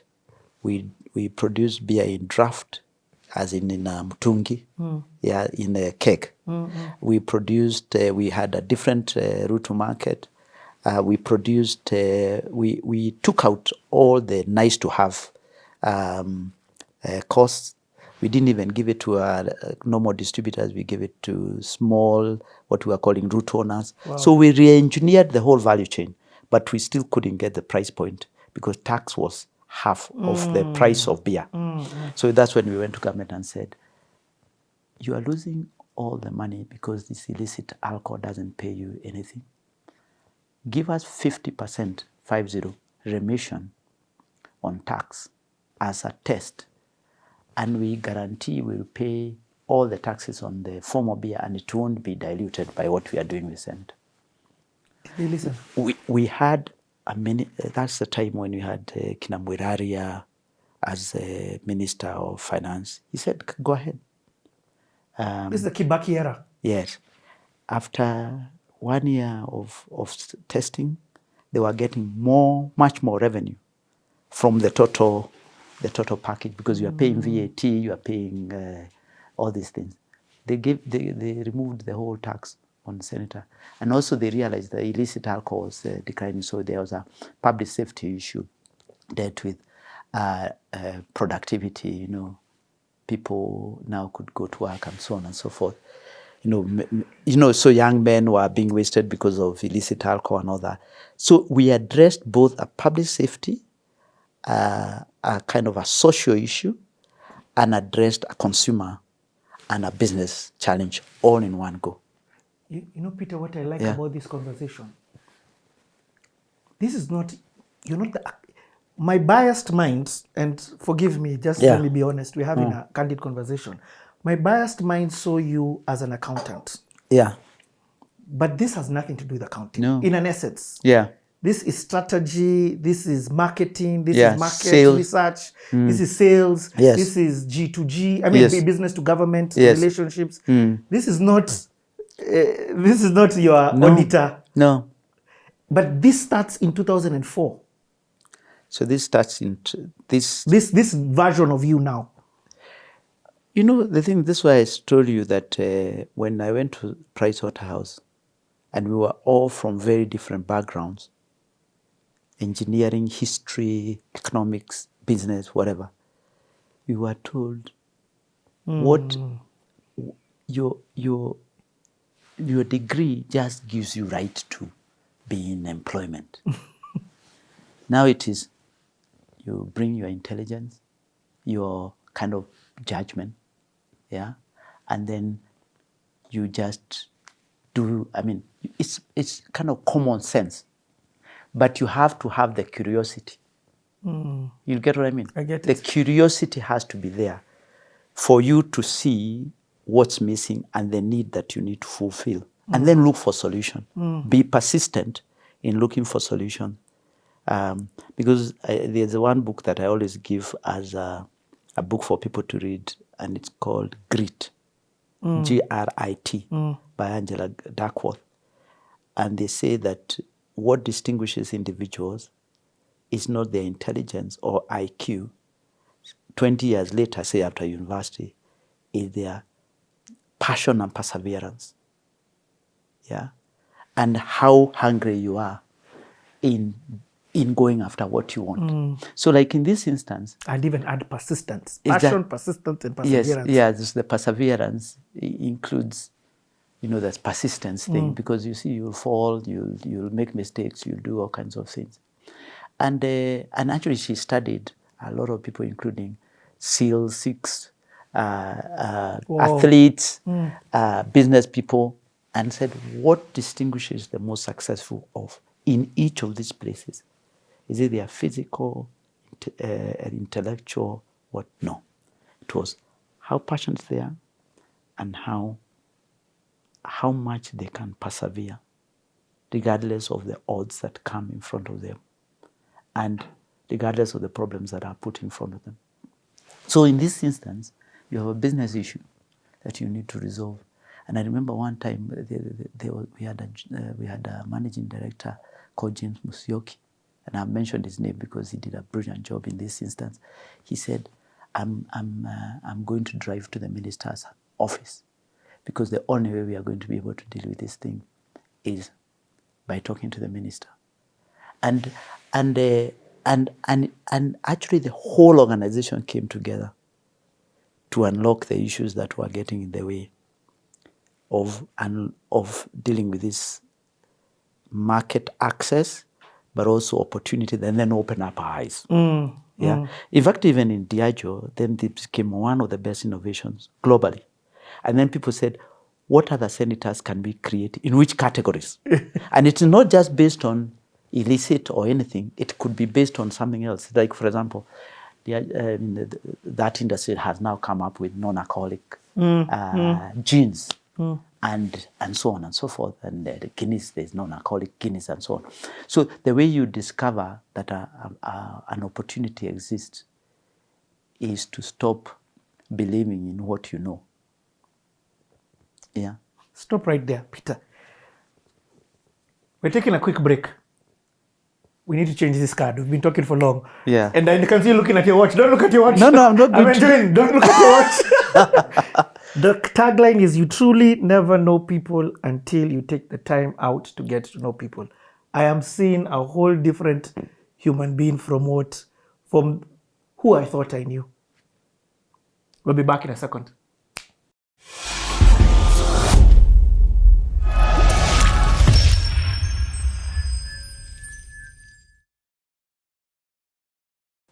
There's two things I observe in this room. You guys are fantastic. You are well known.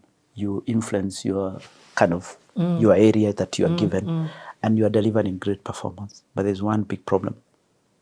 You are all above a certain age, and within a couple of years, say 5-10 years, if you don't bring your sons and daughters, your business will die. Wow.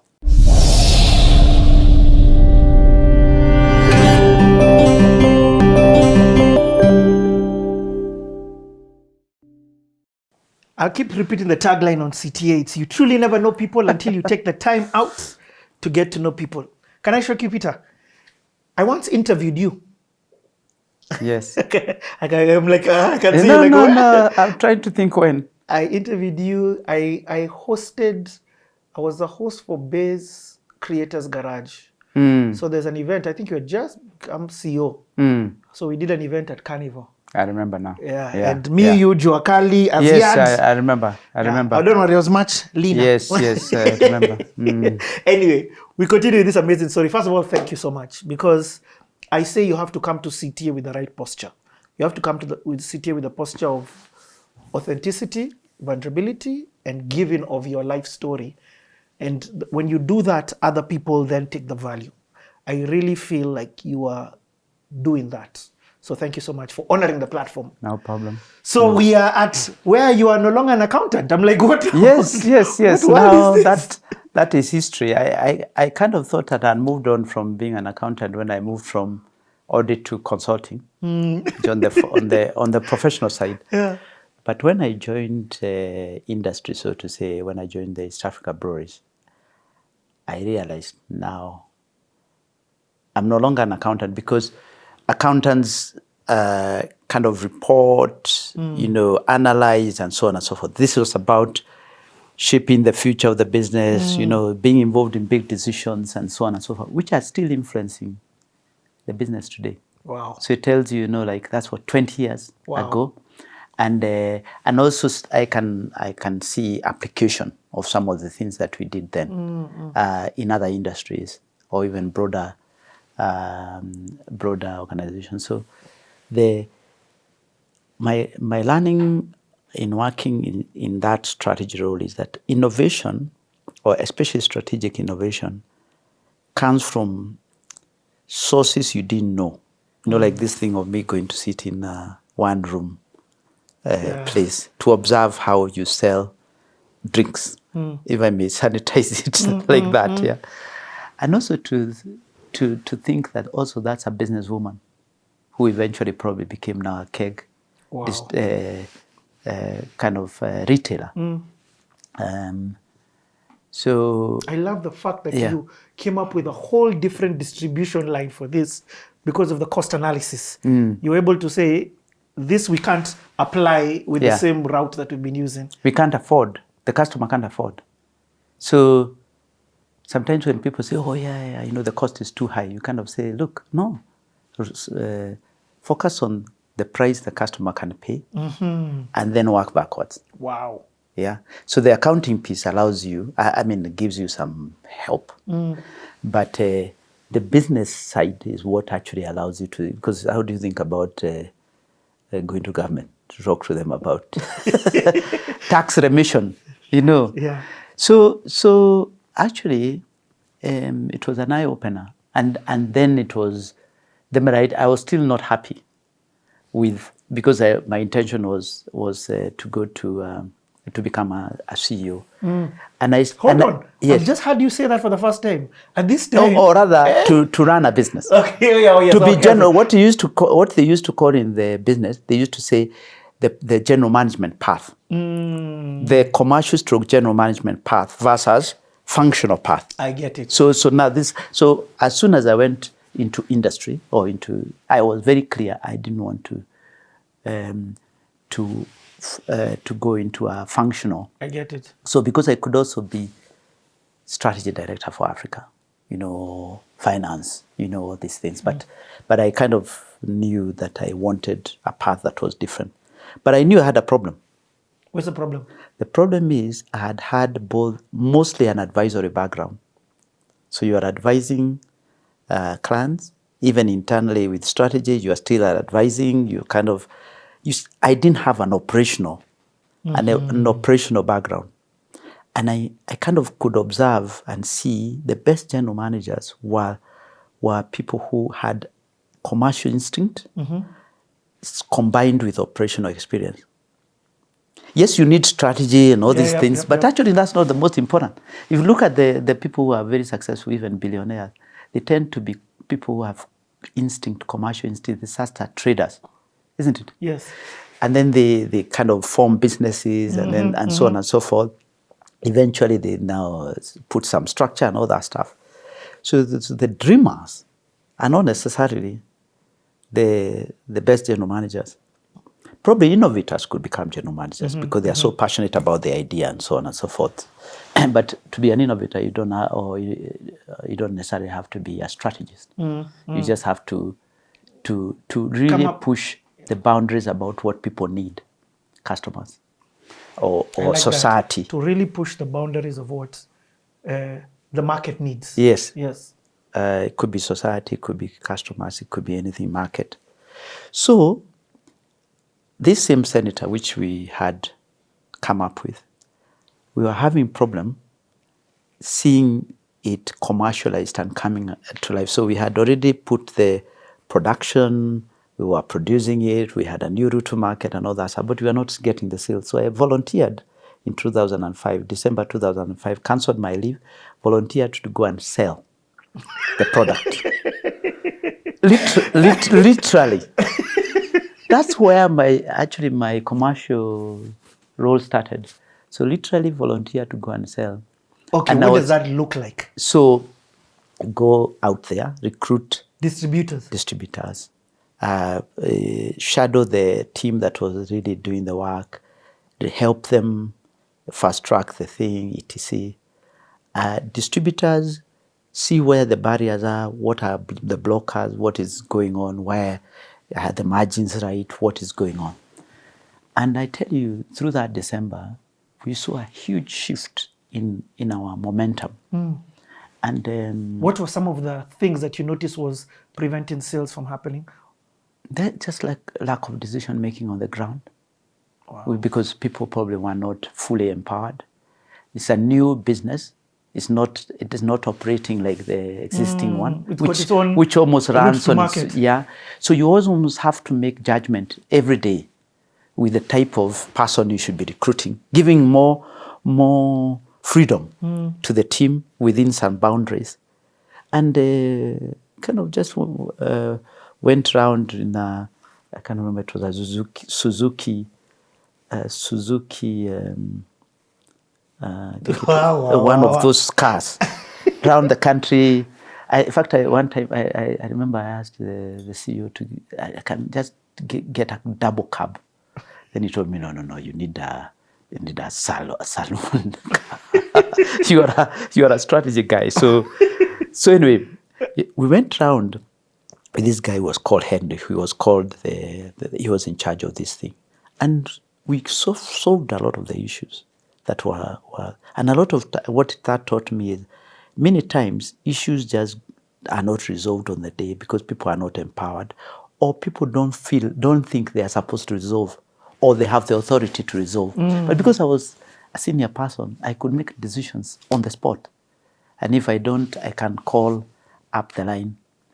And then there was a big change that was done because the business was not in a good place because it had slowed down. And then the CEO, in his wisdom, in the January, February, the following year, made me what they were calling change director sales. So I was now supposed to go and change the sales. But actually, what I didn't realize, in a couple of months, it would just be converted to sales director. So I became sales director. I've never sold First anything. They called it change director sales. Then sales they director. lowered you in. Yes. I had never sold anything, never been in sales. This was my first job, and it was the leadership role. And there was a very big change that has happened in the organization. So I remember addressing the sales team that time, and many people had been recruited, some had left, big restructuring done. Because basically after Castle left, the system started to become a bit complacent. So there was a bit of renewal that was required. I didn't do the change, so the previous system did the change.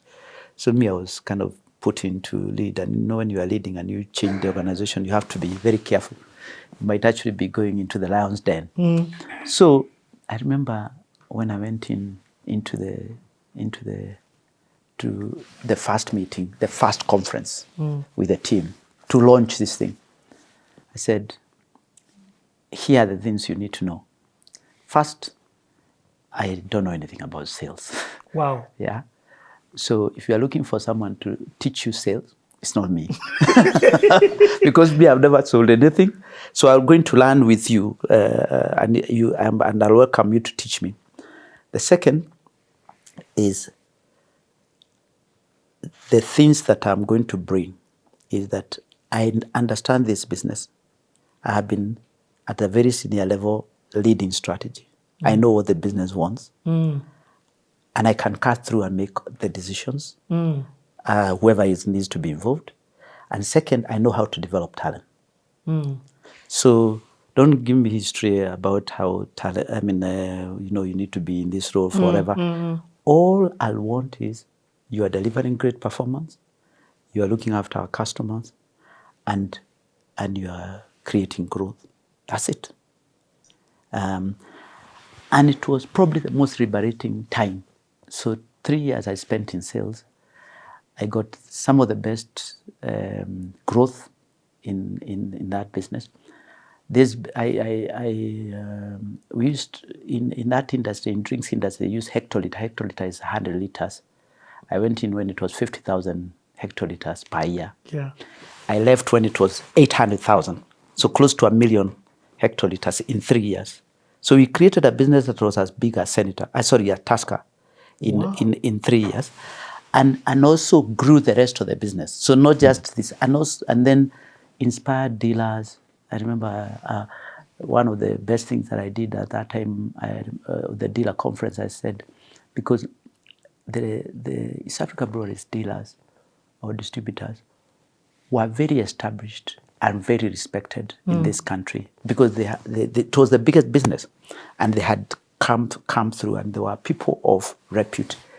But I said to them, and the bravery is important, just like with the sales conference, I said to the distributors, there's two things I observe in this room. You guys are fantastic. You are well known. You influence your kind of your area that you are given, and you are delivering great performance. But there's one big problem.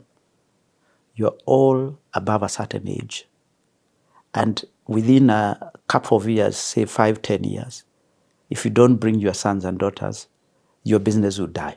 Wow. Because I said I've been consulting businesses and so on and so forth. The biggest issue is succession. And I tell you, when I speak to some of the guys, they tell me the thing that they remember me most with is that I asked them to drive succession planning. So many of them, the following conference, half of the people, of at least the following 2 conferences, half of the people came with their sons and daughters. And many of those dealers are now run by kids. The next generation. The next generation. So there was a big transition that happened. And many of them said to me, by the way, I knew I didn't know what time and all that stuff, but you actually, the minute you said our business could die, and it is a business you've created from scratch, we had to do something. And then, so after, then I learned about customers. I was very patient in learning I spent 80% of my time in trade. And I remember one time I got someone from London who was the sales director for Diageo. He told me, I asked him, what's your advice? Because me, the sales thing. He told me, spend time in shops because shops don't lie.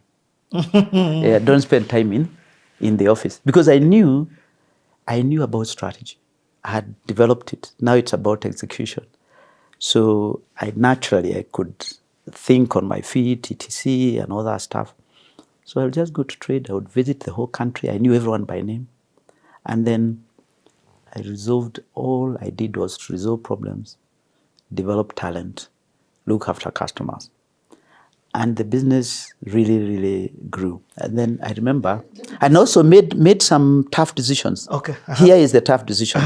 There were those people who are not doing their job, dealers or internal people. And I said, here you'll be rewarded if you do your job, you deliver your targets, you get even more. Whether you are an employee, and I measured the people had the same targets, the employee and the dealer. So if you're in charge of a dealer, you have the same target. And I took some of the decisions that people had taken a long time to take, and I actually said to the CEO, by the way, these decisions I'm going to take, like terminating a few. Yes, releasing some. Yeah, and etc. And then I'm sure there will be lots of escalation. And I said, I'll let you deal with that. And I actually dealt with it. So basically, I empowered the team to feel, actually, I have authority to do all these things. And so again, a bit of common sense, but also humility to learn new things. And also one of the things I learned, because I went through an assessment before, and we were using a company called YSC, which is a kind of psychology. You are assessed for your fit for role and all that stuff. I didn't go for assessment for this role, but I did it after I got the role as a development assessment for how I develop in role. One of the things they said is that when you don't know an area, you listen. When you are an expert in an area, you actually don't listen. So if I was working in finance or in strategy, I would not be listening. Yes. But because I was working in sales, you listen. I listened. So I listened and actually learned to listen. And it was a very significant growth time for me professionally. Can I ask about the... I don't want to skip this one because I'm sure with every CEO or with every role or every leader, let me use the word leader, making tough decisions. How do you go about making tough decisions? First of all, what's the psychology about it? Because granted, even every day in Safaricom, you have to make some tough decisions. True. You get. What's the psychology and how do you deal with the backlash? I can imagine you're taking some distributor's region away from him because he's not performing. He can decide to now block you from ever entering that region or block his replacements. So I'm just trying to understand it from a leadership perspective. How do you go about tough decision making, the hard decisions? Yeah. In a way, you learn. You have to learn. It's an art. It is not something that you are born with. So you kind of have to learn. So like I told you during our audit days, you have to actually learn tough messages. With people. So you kind of emotionally have to learn tough messages, but with still ownership of the person you are landing the message. You get what I mean? It's very difficult. It's very difficult. However, the most important that I have learned generally in making tough decisions is to extract yourself from the person and actually focus on the issue that you are dealing with. Because you see, if, for example, you have a whole country and you're in charge of sales, you can see which areas are not performing, and you can see what is causing for those things not to perform. Maybe there's dealers who are not performing, maybe individuals within the business who are not performing in any business, and it could be other issues. You have to have made an assessment in a fair way what is causing the problem, and actually be clear, here are the criteria for good performance, and given people enough time to have to deal with or to remedy the problem that exists. Because you can't just come and clean up, because first of all, you don't know. Like, I didn't know what was going on. So I had to take time. I had to address people. I had to say, here is how we'll measure performance, both for your success, but also ours, both for the people who are working for you, but also the people who are working, your customers. And also have a higher goal, which is we all want customers to love what we do. We all want to grow as businesses. If you grow, we grow. So you have to to put some common guardrails, and then kind of say, but here are the exceptions, and here is how we will deal with the exceptions. Because if you don't put some guardrails and facts, then people will think you are against them. So I've learned to extract myself from the personal, the person. But many times it's not possible, because if you are dealing with an individual within the business, or you are dealing with it's a human being involved. I was going to say that it's a human being. So then also seek help from the professionals. So like HR plays a very important role. Sometimes we ignore HR and just do the things we want to do. But seek help in terms of also, how do we make the change, and how do we ensure that we preserve the dignity of so rather than just kind of you are fired today and kind of leave now. Security is to take you out of the system. So also remember, these are human beings, but it's tough. Yeah. It's tough, and as the more senior you get, the worse it gets. Because there are fewer, it's more only at a leadership level. But I think if you feel you are doing the right thing, so there's an ethical thing here. If you feel you are doing the right thing, because you're given a responsibility. Sometimes we want to be popular, and many times you want to be popular, and that issue will not go away. And actually, you'll make it worse, because the people who are doing a good job, they'll say, what's the point? Yeah. So if you want a meritocratic system, you have to showcase that. And otherwise, people will say, well, that one is favored, or this one is favored. But if you have that's why I said to the guys what I bring and what I don't bring. You get what I mean? So almost being transparent about what you know and what you don't. But also emotionally, I couldn't talk about the psychology of it, but emotionally, you have to be comfortable with not being liked. Oh. If you have a high need for being liked, then it's very difficult to do these things. It's very difficult, because then you'll be seeing, well, but what will this person think about me? Yeah, and it's not because you don't want to be liked. It's just that your job description is not about being liked.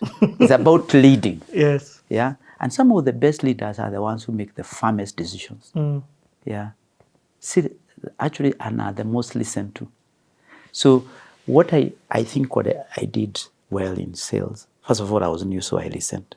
Second, I kind of was with the team on the ground. So they felt this guy owns us and wants to solve the problem.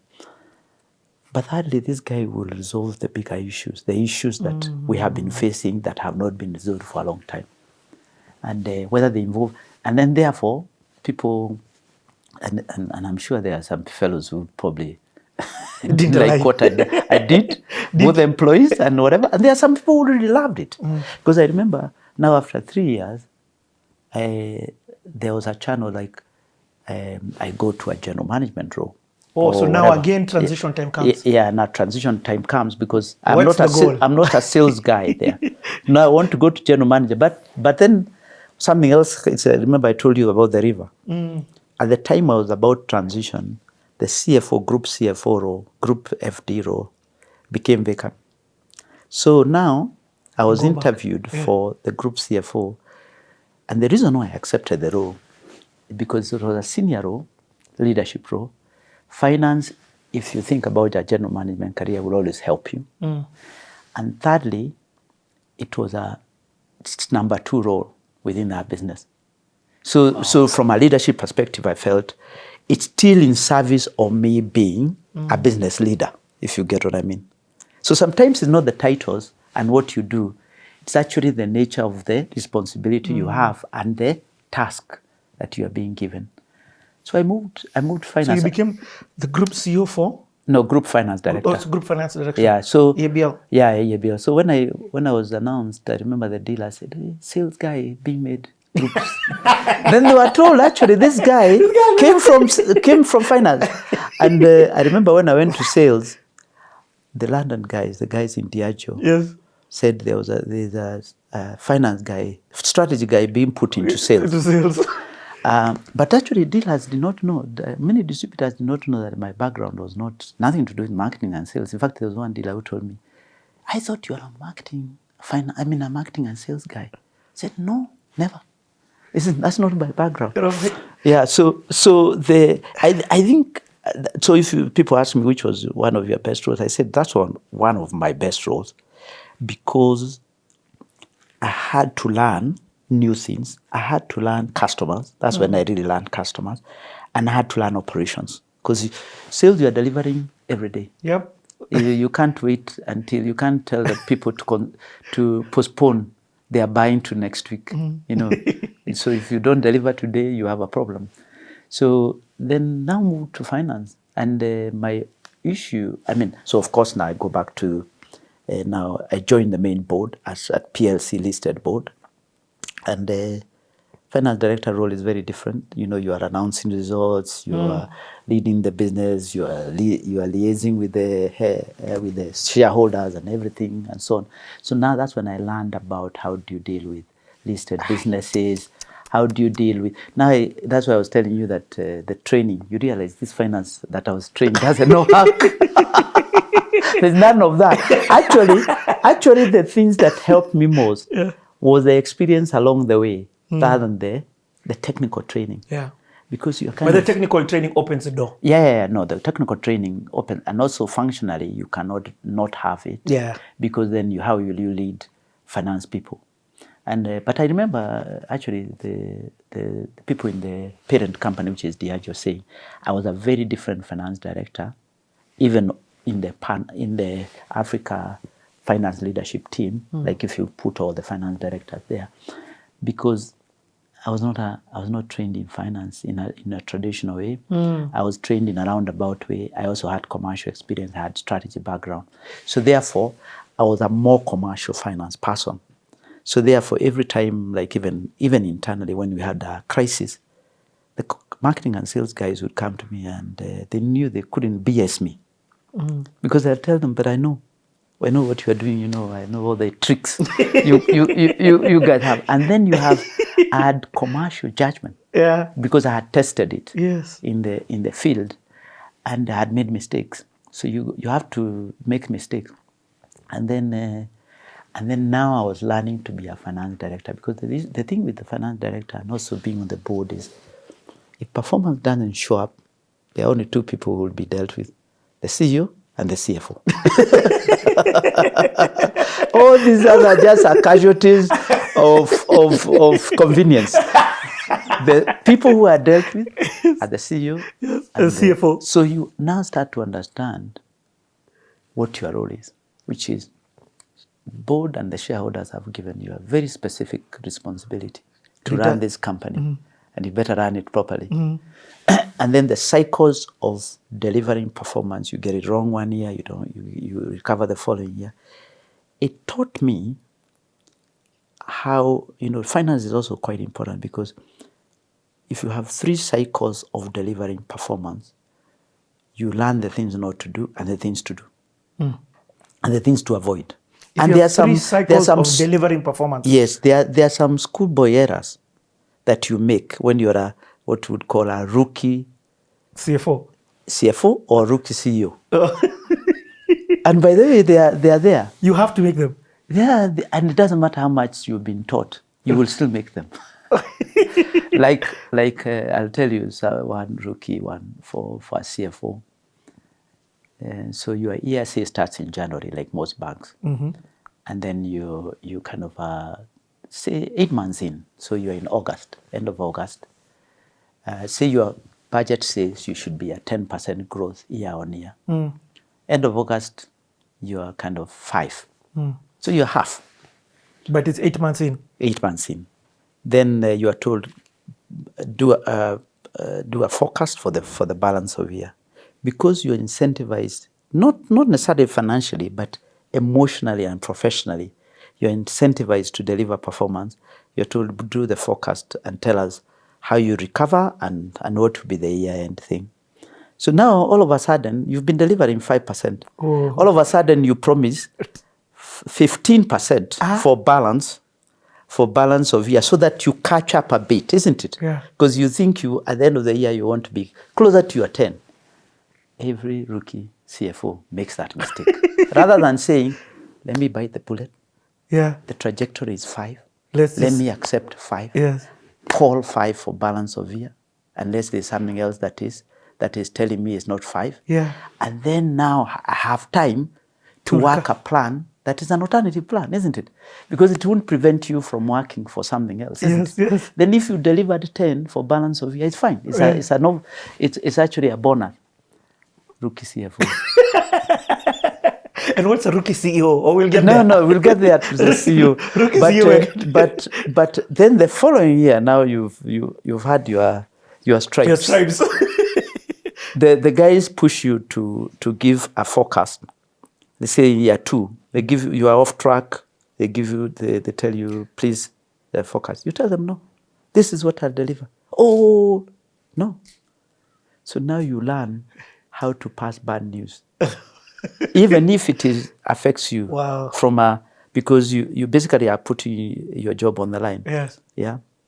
And I'll say, well, don't mind to be in the naughty boys' corner or girls' corner, but here it is. Yeah. They take the bad news, And then even when you're talking to the market, that's the same thing. Sometimes you might promise something to the market that actually makes no sense. And in a way... Did you ever have to tell shareholders that this year there's no dividends? No. You didn't, eh? No. But just, of course, then from the other element, then there's the element of reduced dividends. If they're used to a certain amount, share price, it's gone down. Yeah. So for me, during my days at East Africa Breweries, and later when I went to Diageo in West Africa, but that time as a CEO, although I ran listed businesses, yes, there were issues. There were times when we didn't have, we had challenges. But because we were announcing results on a regular basis, you could manage the shareholders based on what they are seeing. Okay. But being honest was actually quite important. But the worst feeling is giving bad news to the market or to the board. As in bad news on performance, not bad news on an issue. Of course, you have to give bad news in many times, but it's when you're a CFO or CEO, it's a very difficult thing to do. But that's why I also experienced, in a way, coming from a commercial background helped me as a CFO to actually understand more, because sometimes when CFOs are trained in just this channel of finance, they don't understand enough on the commercial side. So sometimes they make bigger mistakes. So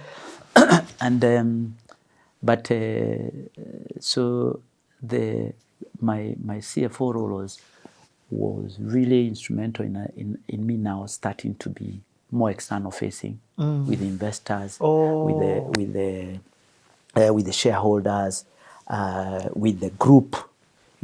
Previously you were kind of more commercial in market and so on.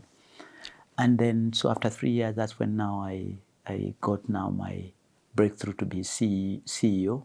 Wow. As in 2011, I was appointed managing director of Guinness in Ghana. Before we are placeholder right there. Yeah. I want to understand. Your career trajectory. By the way, you paint such a beautiful picture. It's clear. I can understand. I can see you on the ground with the dealers, the distributors. I can see you speaking to the board with the shareholders. I can see that whole trajectory in which you've gotten here. But there's one side. I keep telling you, there's two sides of the coin. Life. Yeah. What happens to normal life? Are you married at this time? Are you dating? Yeah. Are you? So I got married before I became CFO.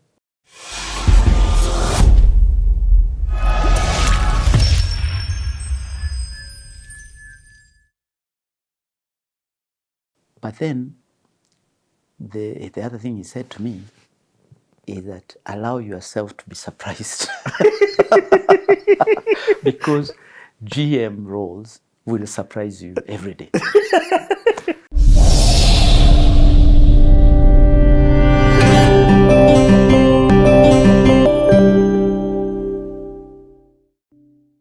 I want to understand.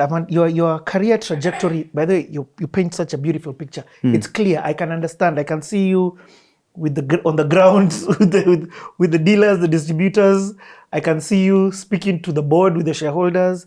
I can see that whole trajectory in which you've gotten here.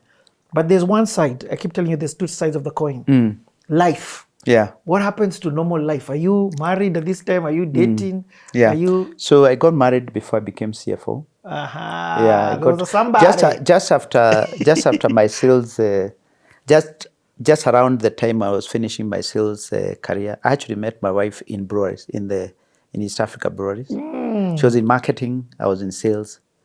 So I got married just before I became CFO. Nice. And then so of course now life changes. In a way, being CFO was a stabilizing factor, because effectively now it's back to the corporate side, and it is a much more stable, predictable. Yes. While sales, you are everywhere around the country, and you are doing all kinds of things. Yeah. So it's as well, but it's purely coincidental. And so I remember, that's also the time when there was an election issue. Ooh, 2007. 2007. I remember I was in sales, and you are still required to deliver your sales numbers despite all these issues that are happening. So What? you start to learn. You actually start also to learn how do we incorporate. When you said big moments in the country, how do you make sure that you're always alert and aware of what's happening and how that impacts your business, especially when your business is so large and you have such large share. We also had very large share and much larger share than in Safaricom. Breweries used to have still does, a much larger share. What do you mean? Of the alcohol industry. Remember when SEB Miller was here? Yes, you get what I mean? So, yeah. So your instruments to change are fewer, because you can't say, oh, I'll deal with the competition, or I will do the following, or I'll take a few shares. What I mean by dealing with the competition is I can increase my ability to take a few share points from my competition. But in a way, those prepares you.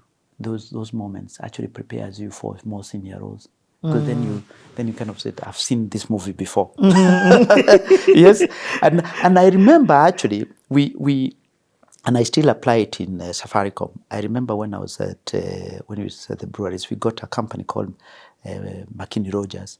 They use a philosophy called mission leadership, like in the military. Yeah. So you are going to lead a mission to, say, in Somalia or whatever.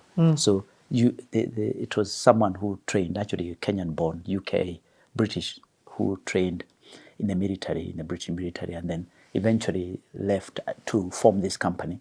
But basically they use the military philosophy in business to say, how do you lead from a mission philosophy perspective? So we would ignore the budgets that we've been given by the company, and then we would say, here is our mission. And the mission will always be bigger than the budget. And the mission says, you tell people the what and the why, yeah, and then you allow them to determine the how, which is the way the military works. Yeah. And everyone has a role. Every military, every single unit has a role. There's no small or larger. I remember before the elections, we had that mission thing, and we did a war game. Yeah, and we had war game different scenarios. What about if elections didn't happen well and all these things? What about if there was problems? And we used that as a way of ensuring that we got a better outcome after election. And we didn't know there was going to be a problem. And that philosophy, we've used it, and many companies use it in Kenya, but even in Safaricom, we use mission to lead, because it gives a lot more freedom. But also then you can scenario plan, like the mission. I mean, the military guys always dress rehearsal. They can never go for an operation without actually doing a dress rehearsal.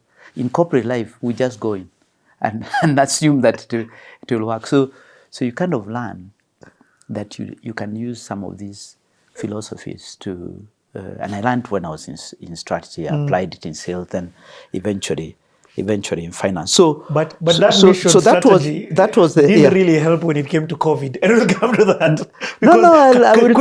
We'll talk about COVID. We'll talk about COVID. Could you plan COVID happening? Like, was that ever even a scenario? Okay, we'll talk about COVID. No, not really in terms of COVID, but how do you deal with crisis? Okay. Remember, because it's just severity of the crisis, but it's still a crisis. And it's the difference with COVID, it was global, an extended period, which is not usually likely. You say, what is the likely and severity when it occurs? But in terms of the philosophy and principles of dealing with crisis, still the same. Okay. Like daily meetings, being pragmatic, making decisions on the go, helping, elevating yourself, helping the country. We did a lot of that when I came in and we had this COVID thing. No, I mean, I threw that in, but I really like how you've countered me, because I'm hearing you planning these different scenarios. Yes. And in my head, I immediately went to, but who would in the world would have thought COVID happens? But what you're telling me is some of these foundational things are the same. Yeah. But let's go into now you become CEO. So first of all, I get married. Yes. So life changes. There's someone who tells me, what time are you coming home? Yeah. Then, I became CFO in 2008. So because I was in sales in 2005 and 6. No, 6, 7. And then 2008, sometime towards the end of the year, I became CFO. So I'm married, I'm CFO, so much more responsibilities, no longer the bachelor. and then now you have to explain where you are. Explain where you are, and so on and so forth. And then, of course, we got our son in 2009. So now you have a family. Now that changes it. The minute children shows up, now previously you could actually say, oh, let me just take a year off.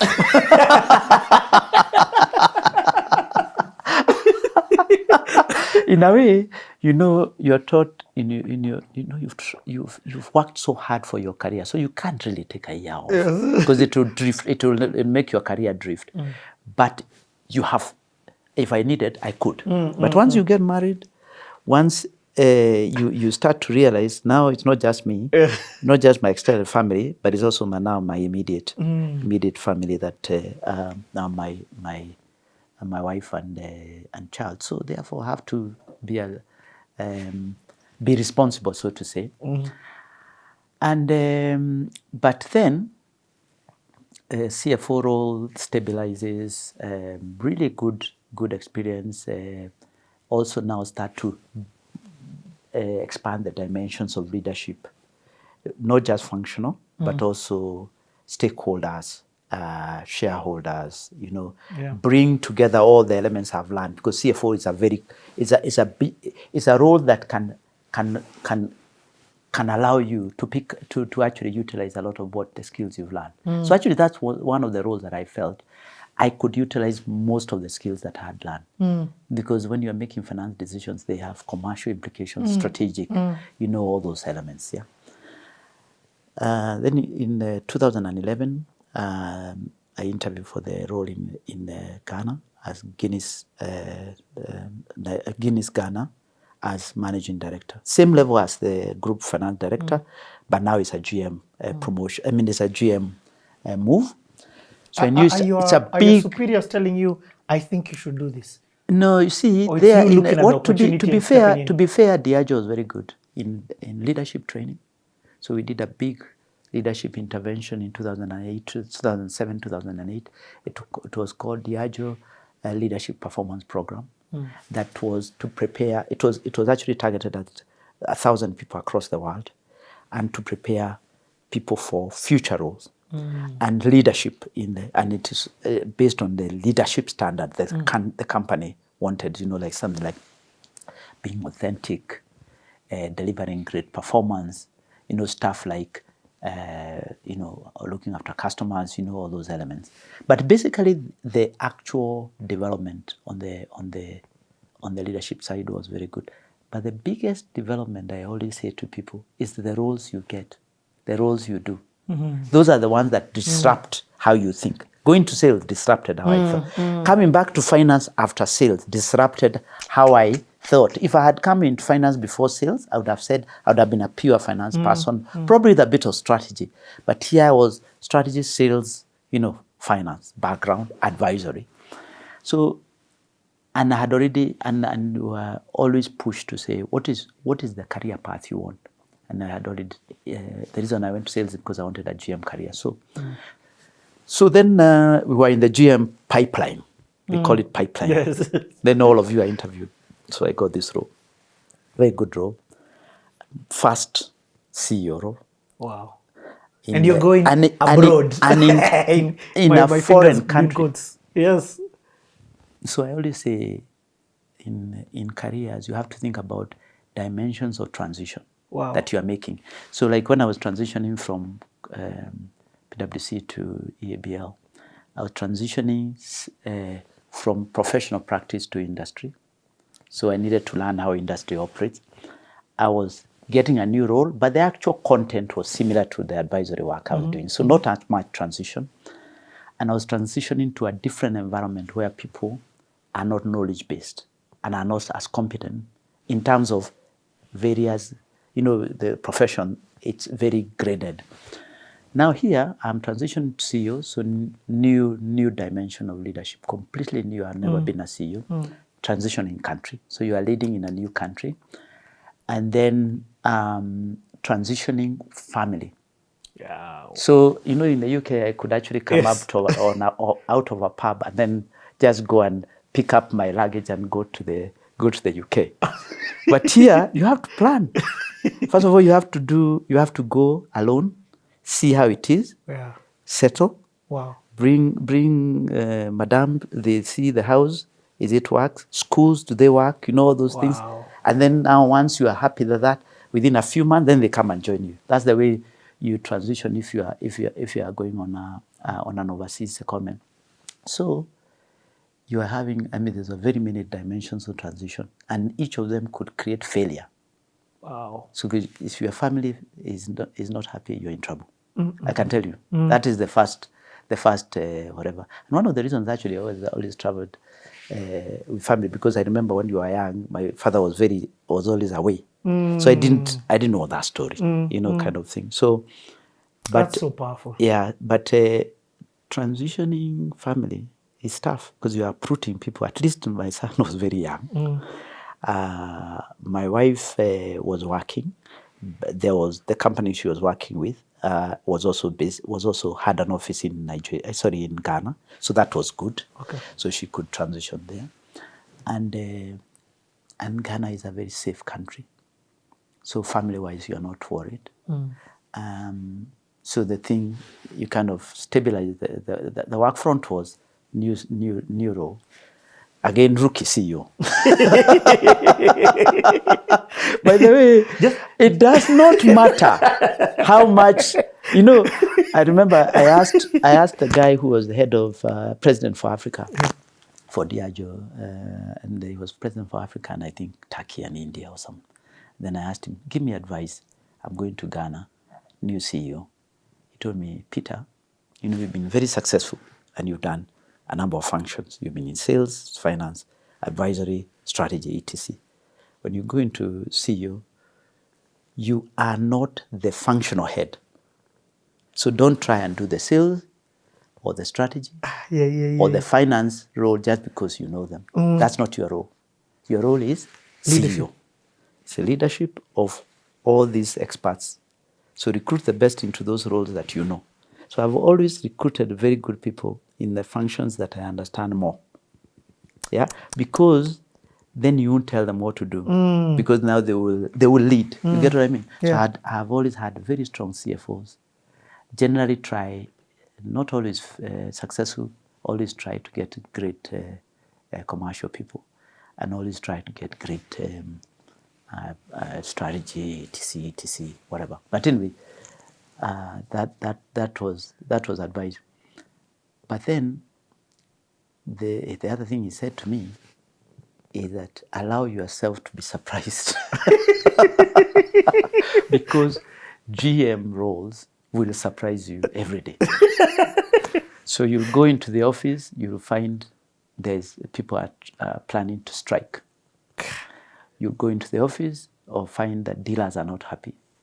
You'll go into the office and find probably there's an accident and you've lost an employee. So fatality. You'll go into the office and probably find that the targets that you thought you could hit, you are well off track. Or there's a big fraud. You know, and each of those, although they have a functional owner, still come to your desk. So if you do not allow yourself the freedom to be surprised, you will go mentally. Mentally, you will not succeed, because emotionally you will be up and down. So you just allow yourself to say it's part of running the business. All these issues is part of running the business. Of course, you need a risk framework of understanding. You need to understand your business and so on and so forth. And actually, basically, the best you can do, he told me, is to reduce the surprises. But you can't eliminate the surprises. It's part of your JD. It is part of JD. As soon as you are CEO or general manager, they all come to your desk. And when someone feels something is too hot, they'll send you an email, or they'll come and tell you, here is the issue. And they'll tend to come when there's a big problem. So he said to me, just keep yourself emotionally stable. As in, look after yourself, because then I always say to people, this is me now saying, if you don't look after yourself, you can't look after others. So if you're feeling tired, if you're not rested, if you don't sleep well, I told you, I would prefer sleep than preparing. Yes. If you're not physically fit, then it will show up in mentally. So that's why I've always been physically very active. Never been a great sleeper, but I've improved it over the years by training myself. And it is not because of how big the next day is, because I have issues every day. So if I was to not sleep because of how big the next day is, I will not sleep every day. It is just purely, some people are predisposed. But actually, I sleep better now than I used to sleep in the past. But it is identified that you have those elements that keep you sane. And it is physical fitness, sleep, diet, which includes also kind of weight and what you are eating, and then your emotional state. Are you stressed?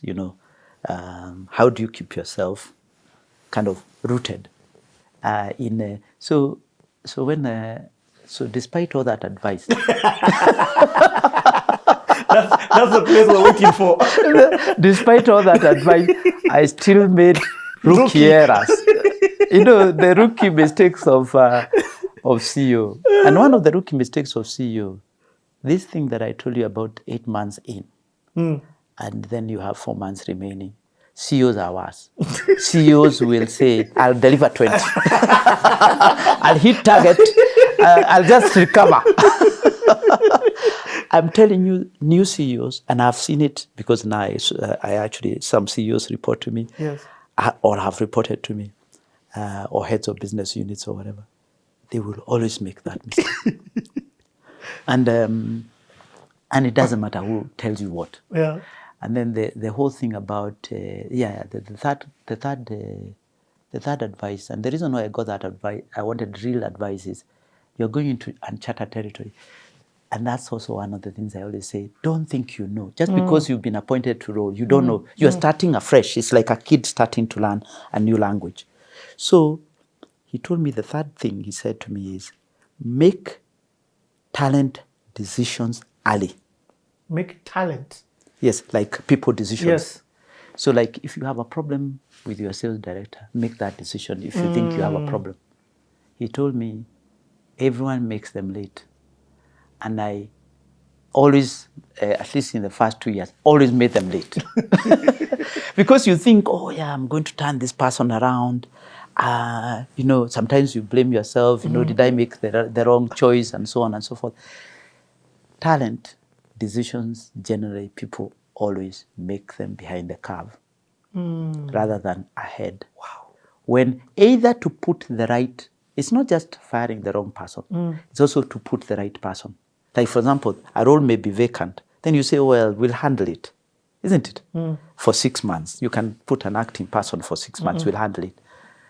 Yet you should be appointing the person who... The right person. The right person. Make it now or yesterday, than make it tomorrow or the day after. Because it will haunt you. And I was haunted, and I've been haunted even up to now. You are haunted, as a CEO, you'll always be haunted by talent decisions that are made late. So if there was an advice I would give CEOs or general managers or even big functional heads, is talent is decisions, or people decisions are the most difficult. But there is no one else who is going to come and make them. It is only you. And if you don't make them and some people come, they are telling you you are going to leave very quickly. Because by the time people have come to make decisions for you, like, for example, change your finance director, change your HR director. They're doing your job. They are basically telling you they're doing your job. Or if your line manager came in and tell you, I'm going to change your person there, because either you have been too slow, or they are the wrong person, or the role is vacant. And many times we have all these vacant roles. And sometimes there are genuine reasons. There's no one who can really do that role because of the skills that are required, especially in the technology world. There are some skills that are just like AI. I mean, you're not going to put someone who doesn't understand AI to learn AI. So those are understandable, but by and large, especially commercial roles, we all, and I've, despite all the learnings, I still wobble. and the people, when people look at me in the business, they will say, this guy is so aggressive in making these decisions. Can't he just wait? Can he give? But actually, that time, you should have made it 9 months ago. But actually, many times, if you walk around the corridor or talk to the right people, they will tell you. You will know whether you made the right decision. Because people say, well, actually, it was about time. Yeah, should have been done. Those kind of, and then confront. Like, for example, so when I went to Ghana, yes, now my own experience now. So first of all, I took over from a chap who was Nigerian.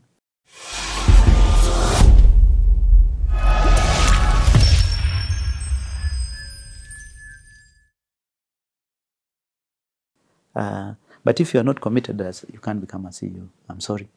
Hardworking, commitment, and also ability to deliver performance. People forget your ticket to the game is performance.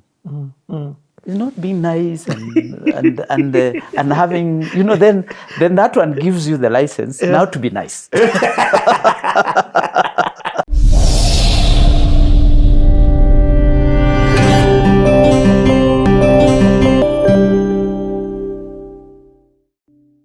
My own experience now. So first of all, I took over from a chap who was Nigerian. Had come in and ran the business well. And I inherited also his house. So I remember we lived together for a week. because his family had moved to the UK. He was moving for a senior role, a more senior role in the UK. And so I was taking over the business. So you were going through induction, onboarding, and all that stuff, and handover. And I was living with him. And then the person who was making food for them was living with us. So, cultural shock. First day, food I find on the table, plantain. Second day, yam. Third day, I think it was, can't remember what it was. Fufu or whatever. Then on the fourth day, I asked the lady, what are you cooking tonight? Then she said, I don't know, yam and so on. I said, what about chicken or meat? Because in Ghana, or generally in West Africa, the component of starch for food is 3/4. And it's very normal. When they come to East Africa, they find it very strange. They find the servings very small because actually the proportion. So you'll find they don't focus on vegetable and protein especially. So I said, can you just make me chicken? And I don't want anything else. And some vegetable.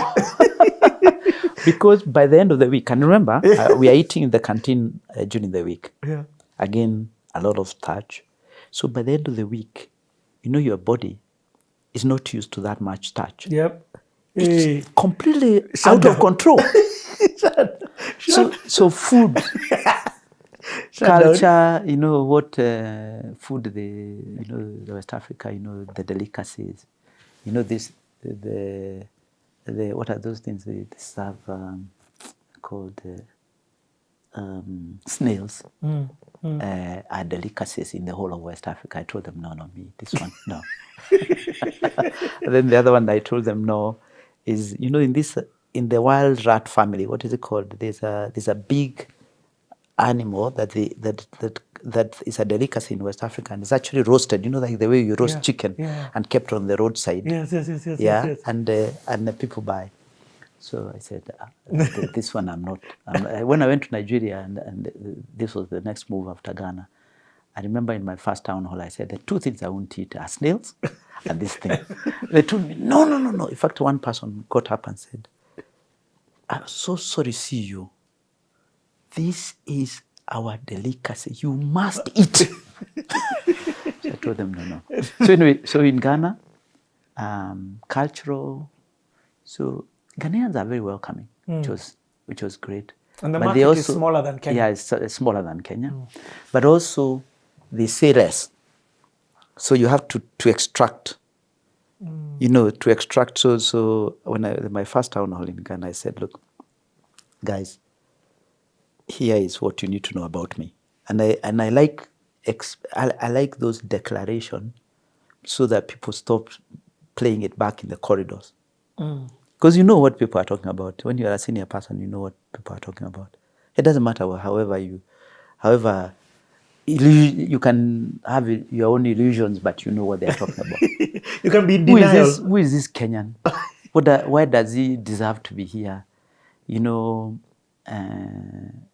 etc. Why should we not have local and all that stuff? So I told them, look, I know what you guys are talking about here. Then I said, I didn't bring myself here. You should be telling me why we don't have a Ghanaian leading the business. Do you know they all laughed? And actually that whole thing kind of dealt with that matter. Yeah. And I said, my job here is also to create succession so that in future we'll have Ghanaians and locals being in senior roles and including the CEO role. Yeah. And actually we did. So it's confronting the issues that you think people are speaking about. Like the dealers who say, oh yeah, this Kenyan is making some changes. Then 1 year later they say, oh yeah, Peter is fantastic. Why I have now no longer a Kenyan? So when you are doing well, you're the Kenyan. You're Peter. Yeah. When you are not doing well, people will always see the ethnic, the race, country, whatever. So you just learn. You just kind of say, well, I will just do what is right and so on and so forth. But fantastic experience, 4 years in Ghana. Do you have to have thick skin to be a CEO? Yeah, have, but also learn. Because as I told you, you'll make mistakes along the way, isn't it? Yes. And also learn the mistakes to avoid. Yeah, like for example, the need to say no, and not to always give good news when you know bad news are around the corner. You get what I mean? So almost like be real. It's more being real. Because sometimes we want to manage, we want to kind of, sometimes you just kind of shrug your shoulders and say, yeah, this is how life is. It is what it is. However, your level of ownership cannot be questioned. Wow. Because it says, if this CEO has given us bad news, but his level of ownership of course correcting what is wrong cannot be questioned. So people kind of say, well, he'll figure it out. You get what I mean? So they won't see the emotional commitment. But if you're not committed, you can't become a CEO. I'm sorry. Hardworking commitment and also ability to deliver performance. People forget your ticket to the game is performance. It's not being nice and having, then that one gives you the license now to be nice. And to offer gifts and so on. Yeah. But performance is you tell me a CEO you've seen who is under delivering and has been left in role for more than 2 years. Ooh. It doesn't work. It doesn't work unless they own the business. And even in that case, remember, if it's an entrepreneur, they are killing themselves to turn around that business, isn't it? So, we used to say that leadership has 3 components: judgment, drive, and influence. So judgment is how you judge what to do and the decisions you make and how you influence, how you make those decisions. Could be from your experience, could be from your intelligence, could be from your background, it could be anything. But also maybe even your style. Drive is given for a CEO. If you are not driven, I've never heard people saying, well, that CEO is so driven. Or rather, people saying, well, that CEO is not driven, so it's such a good thing.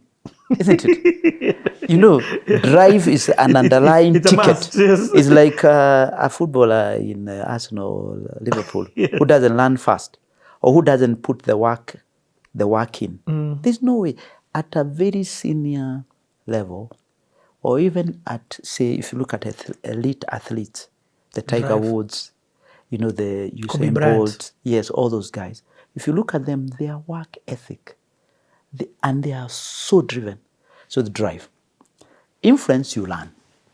First of all, it also depends on your personality, how you influence. I'm introverted, but it doesn't change. Leadership dimension is not, you have to factor in where you come from, but it doesn't determine the strength. So introverted, extroverted doesn't matter. It is how you lead. So if you lead, influencing is about how you influence others. Because leading is about influencing people.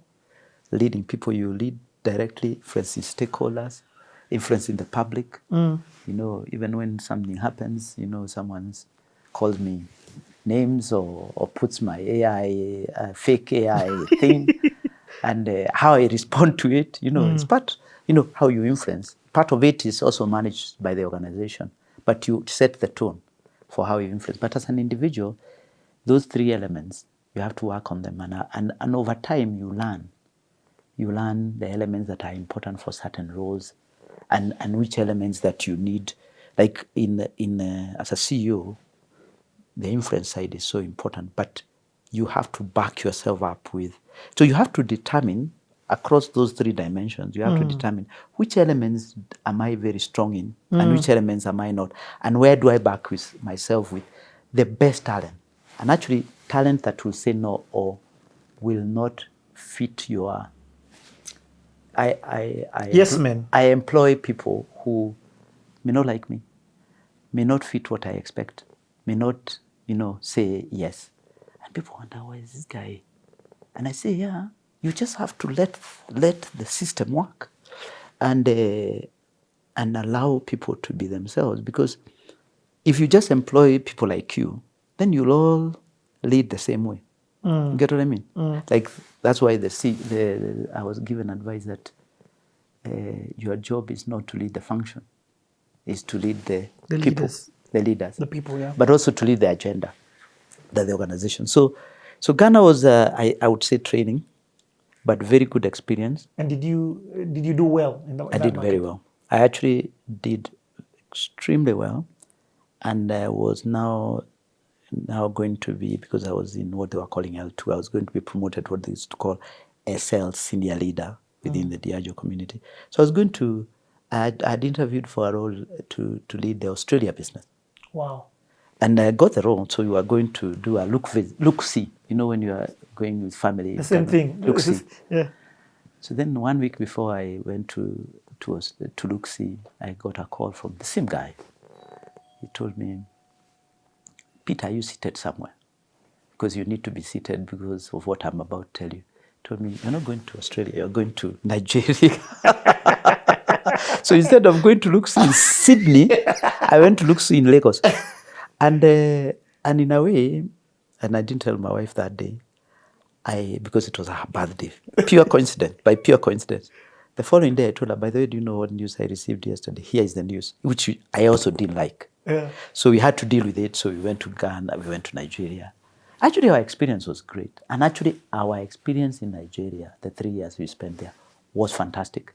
And I spoke to a few people, and they told me, if you want great life experience, go to Australia. If you want a career and to be on the grid, go to Nigeria. And so it was fantastic. And actually, my wife really loved Nigeria. The people are great. Now, this is a bigger market than Kenya. Much bigger market. Is Nigeria the biggest market for Diageo on the continent? At the time, it was the biggest. But remember that East Africa Breweries is 3 countries. It's not just Kenya. EABL as a market is 3 countries, while Nigeria was a single market. South Africa was a single market, South Africa 3, and Nigeria was 1, and then the rest were together. So basically, the Nigeria market was similar in rating to the EABL role. So that's so then now. And what year is this that you go? I went to 2015. So 2015 to 2018. 2018, yeah. And then, so let me give you the context when I went to Nigeria.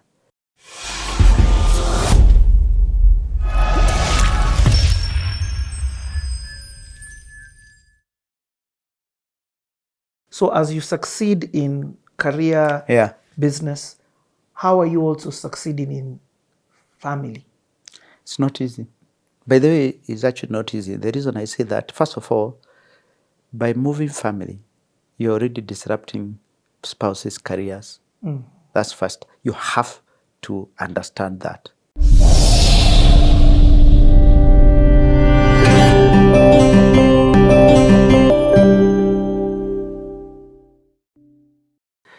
So then now. And what year is this that you go? I went to 2015.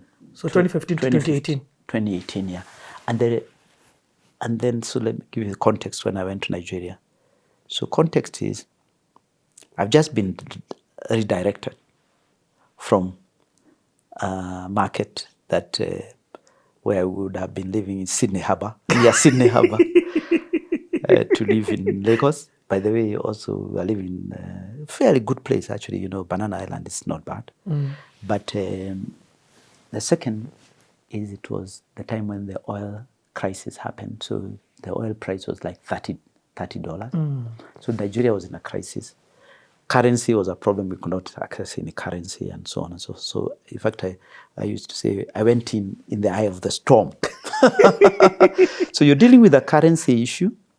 Luckily, this time I'm not a rookie CEO. I've had 4 years of CEO in Ghana. So I was at least able to heavy lift a number of the big issues that were there for the 3 years I was there. The oil being the biggest? The currency issue being the biggest. Because effectively oil was, the consequence of the oil thing was the currency. So borrowed money, then did a rights issue and so on. So like now my finance background comes back. had to do a big re-engineering of the business. But big competitive dynamics started to show up, because that's when AB InBev bought SAB Miller and all these things. So we were, and actually very competitive market. In Nigeria, we were partners with Heineken. In Ghana, we were partners. In Nigeria, we were direct competitors with Heineken. Yeah. So the intensity of competition, at that time, I was a challenger. So when you're a CEO, you need to be aware, are you in a company that is a challenger or a leader in a market? So like Safaricom is leader. Yes. EABL is leader. In Ghana, it was like 50-50. In Nigeria, Guinness was number 2. Heineken was much bigger. Wow. Yeah. Guinness itself was big even in Diageo sense. Yes, yeah. But Heineken, at one point, Guinness and Heineken business in Nigeria was 10% of their global business. So it used to be massive. So you have to learn as a CEO. If you're in a market where you're a challenger, you play differently from when you are a leader. So even when and this is your first situation being a challenger? This is my first situation, although in Ghana it was 50-50. So the challenge was, the head-to-head was there. And also because Guinness is very distinctive in Nigeria, there was a bit of buffer. But it is a very different mindset. So again, what are the transitions? Promotion into a bigger role, much bigger market.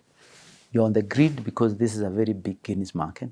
So global guys are looking at you every day. You'll be on the when they are, we used to have something we were calling 21 markets. So, and they used to list based on performance. So you could be, depending on how you are. So you are in this room. Goes back to your point about so at one point I was the only African in that room. Not African. I don't think I was the only African, because Gerald was reading South Africa then. So there were three Africans. The guy I took over from Ghana, Gerald, and myself. So each of us was leading a market. And now you're in the room with a person who you used to report to. But that's not the issue. You're all in that list. So then the CEO is looking around the room, global CEO. And there's nowhere to run. There's actually nowhere to run. But at least at the time, so going back to the transition, so bigger role, very, very visible because of the brand you are dealing with and how important it is to the global business. Big market, yeah. Nigeria is a vibrant place, yeah. So, and the issues that we are dealing with externally were massive. So now that now you have to draw on all your experiences from working in the UK to working in strategy, to being in sales, to your first GM role, to your finance role, so many times you just have to say, look, and then also get the best team. I actually had a very, very strong team in Nigeria. Some of them is one, my finance director used to report. When I was a group finance director here, I used to report to that guy. He was the Africa guy.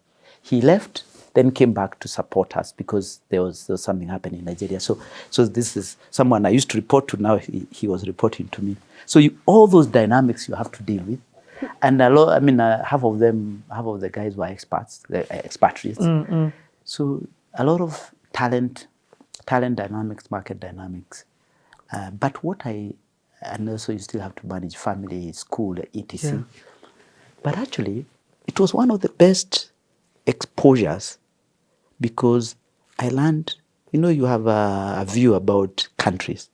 Nigeria is a brilliant country. People are fantastic. Great family foundations.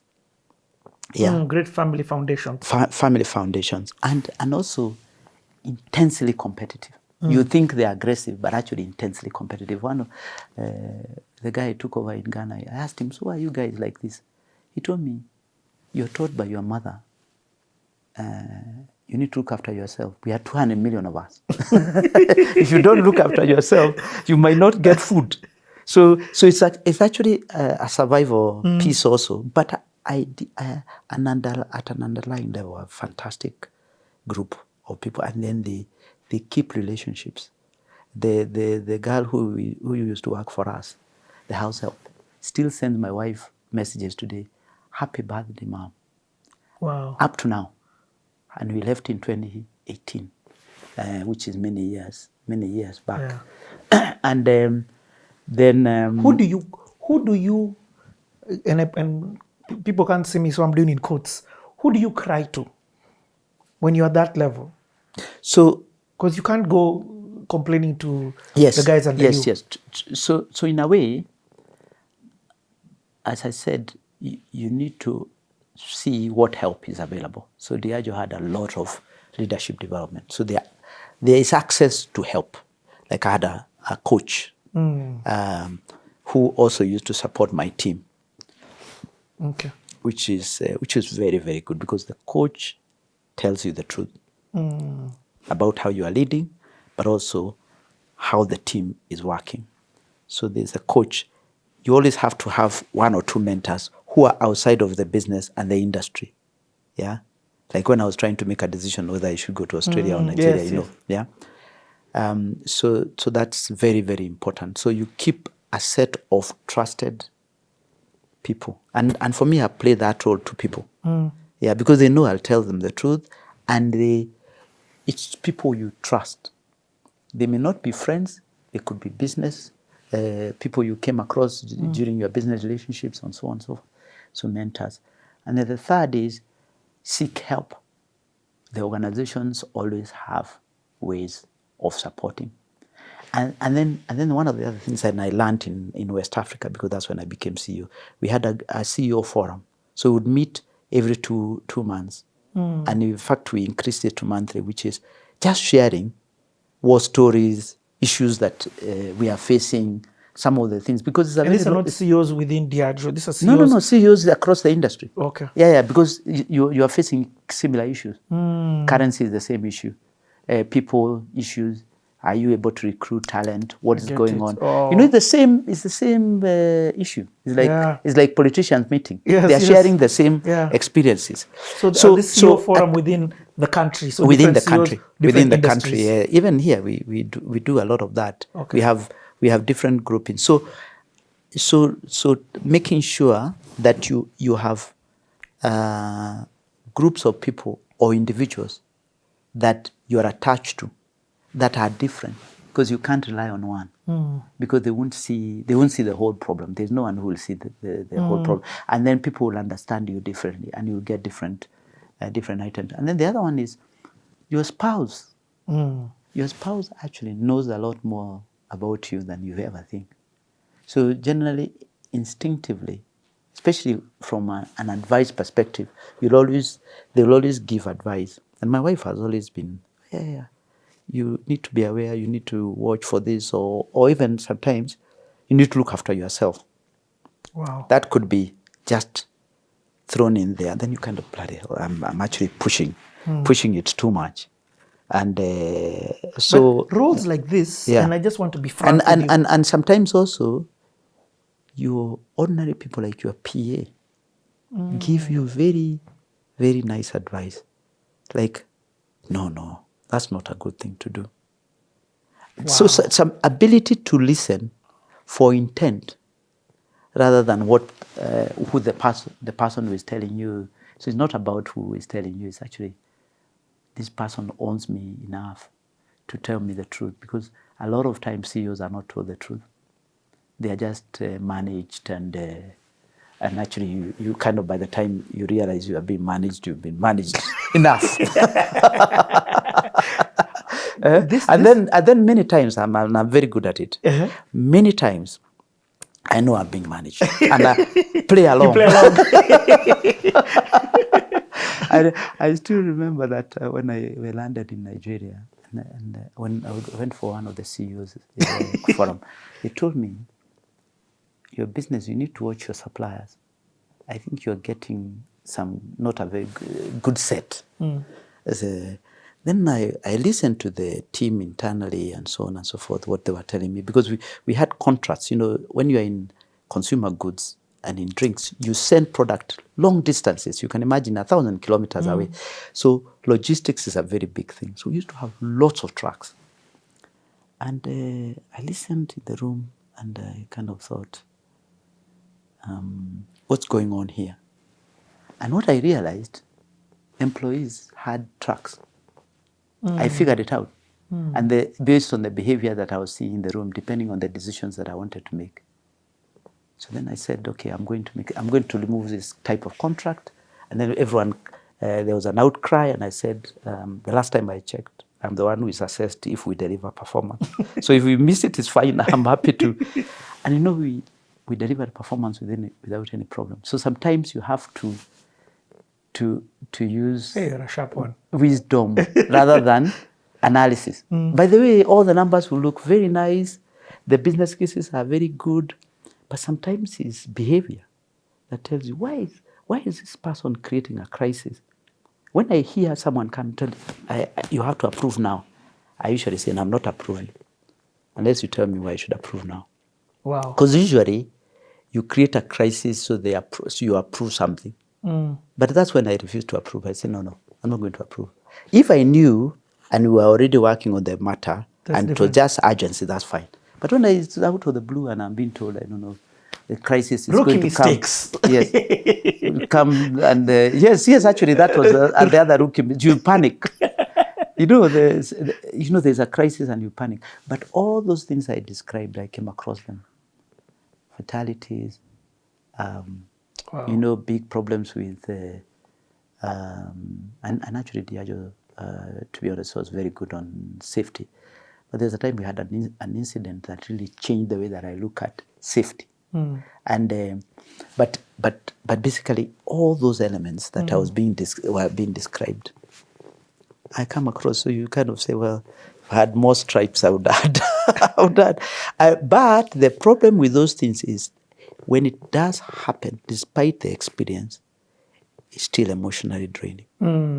Because losing life, it's not great.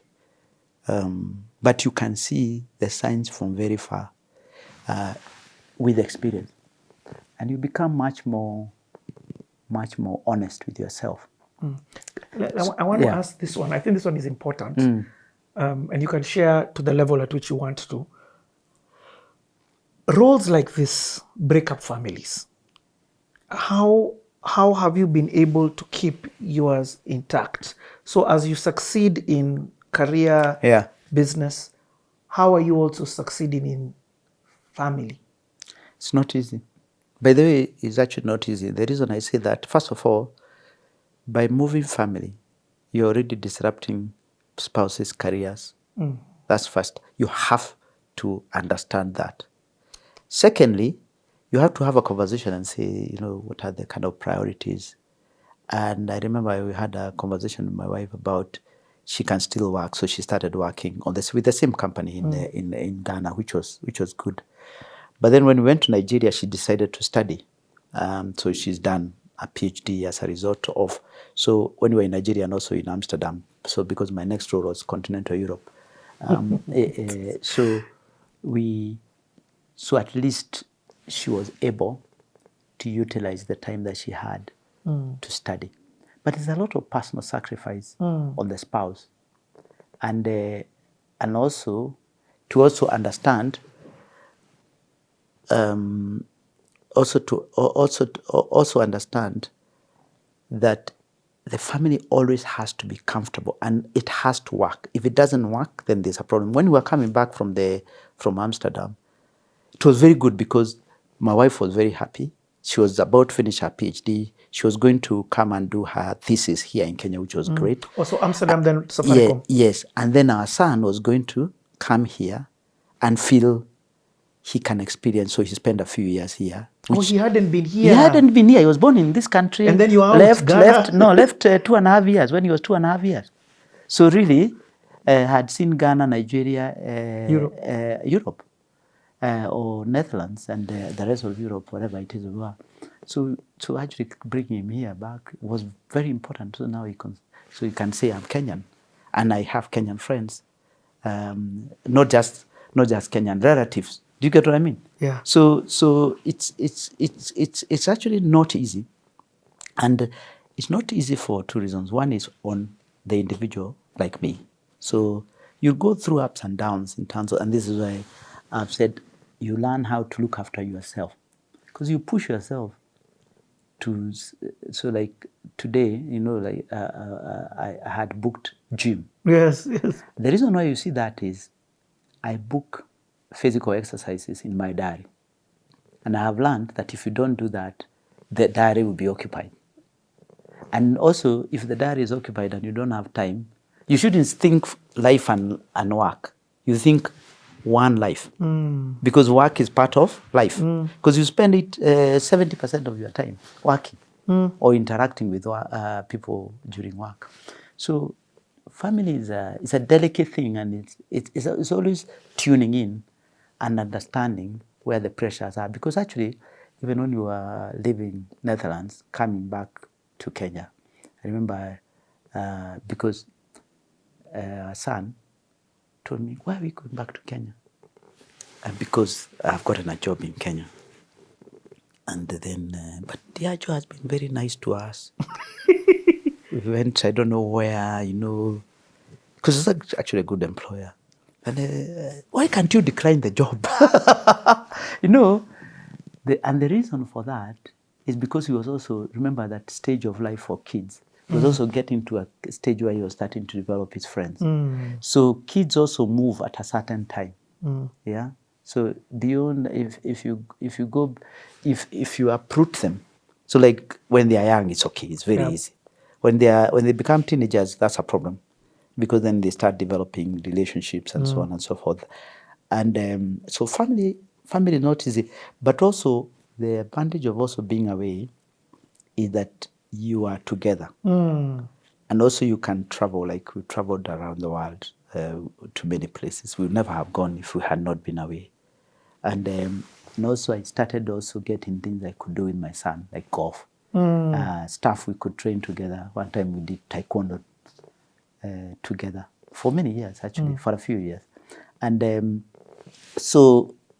but it's not easy, I have to be honest. So my wife, you have to have a spouse that's understanding and forgiving in the context of disruption, because there will be disruption. Because if you don't accept that there are disruptions, it will show. And this is why even every time I try and get an expert to work, I always say, are you bringing your family? Are you mobile? Are your kids mobile?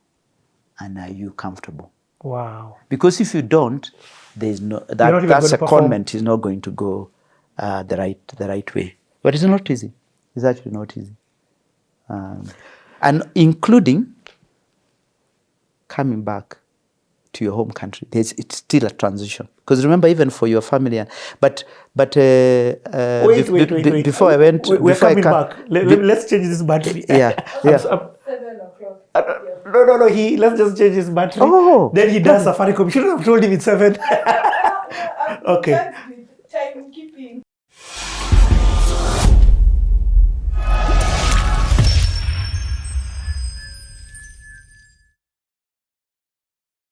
And my wife was fine. She was doing her PhD, but my son really loved Netherlands. That's why he was asking me, why am I coming back? Why can't I decline the Safaricom role?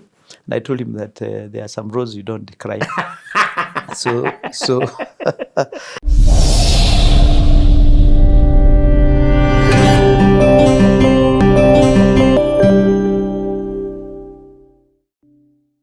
again, I'll say the tagline on this show is, you truly never know people until you take the time out to get to know people. For those of you who've been following us, the journey this far, I want you to know the behind the scenes is that we were not supposed to have all this time. So first and foremost, we are very grateful that Peter is still sitting here, candidly sharing his story, because it is through sharing his stories that I'm sure a lot of you are getting value, if not all of you. In fact, all of you are getting value. So this is the last run that we're doing, because we've got to respect his time. and we'll do a hard stop. So yes, Nigeria, you leave. Again, I'll ask you, what's the goal? Or does this opportunity now just hitting you as you flow in the river? Yeah, so remember that Nigeria was my second CEO role. So now you are thinking, you're already in the rhythm of running businesses. So it's the type of role that you want. So I had been involved in a number of, I would say, turnaround role, like the Nigeria one there was a lot of challenges that I needed to turn around. So now I wanted a more kind of traditional CEO role, but also stable. So I said, were you successful in Nigeria? Did you very eat successful, the market share? extremely successful, and you can always tell in the way that the market was rated, the employees and so on and so forth. But so I was very successful, and I was rated very well. In the ratings, actually, my last year in Nigeria was the highest rating I had. Wow! So which is good, but now in this, so I was supposed to be in Nigeria for 4 years, but this role that I got, the Continental Europe role, came in a year earlier. So therefore, I left Nigeria to go and work out of Amsterdam and look after the whole of the continent for Diageo. And so I was the most senior person based out of Amsterdam. And I was looking after all the businesses from Russia and Ukraine. So when the war started, I remember my days in visiting Moscow, in visiting Kiev, to Northern Europe, so the Scandinavian, to kind of Benelux, so Belgium, Netherlands, Luxembourg, to the south, the middle, which is the German countries, Germany, Switzerland, Austria, all the way to the Iberia, which is Spain and Portugal, so to the Mediterranean, which is all the kind of Italy and how many markets? And Greece. If you add all of them, it was about core continental Europe. It was probably about 15. But if you add the Eastern Europe, then it made them close to just slightly more than 45. Wow. But it is the whole of Eastern Europe was one market. And then I had Mediterranean as one market, Iberia as one market, Central Europe as one market, Northern Europe as one market. And then Russia was part of the Eastern Europe. So very different role, very different product. It's no longer Guinness. It is spirits and high-end spirits, because of course the income levels are high, and it is big business for Diageo. Like, give me an example of a product. Mostly like whiskies, Johnny Walker. Okay. Yeah, all the spirits in whiskey, Johnny Walker, all the whiskey range, including Johnny Walker, across all categories, gins, so all the gins, Tanqueray, Gordon's, vodkas, Ciroc,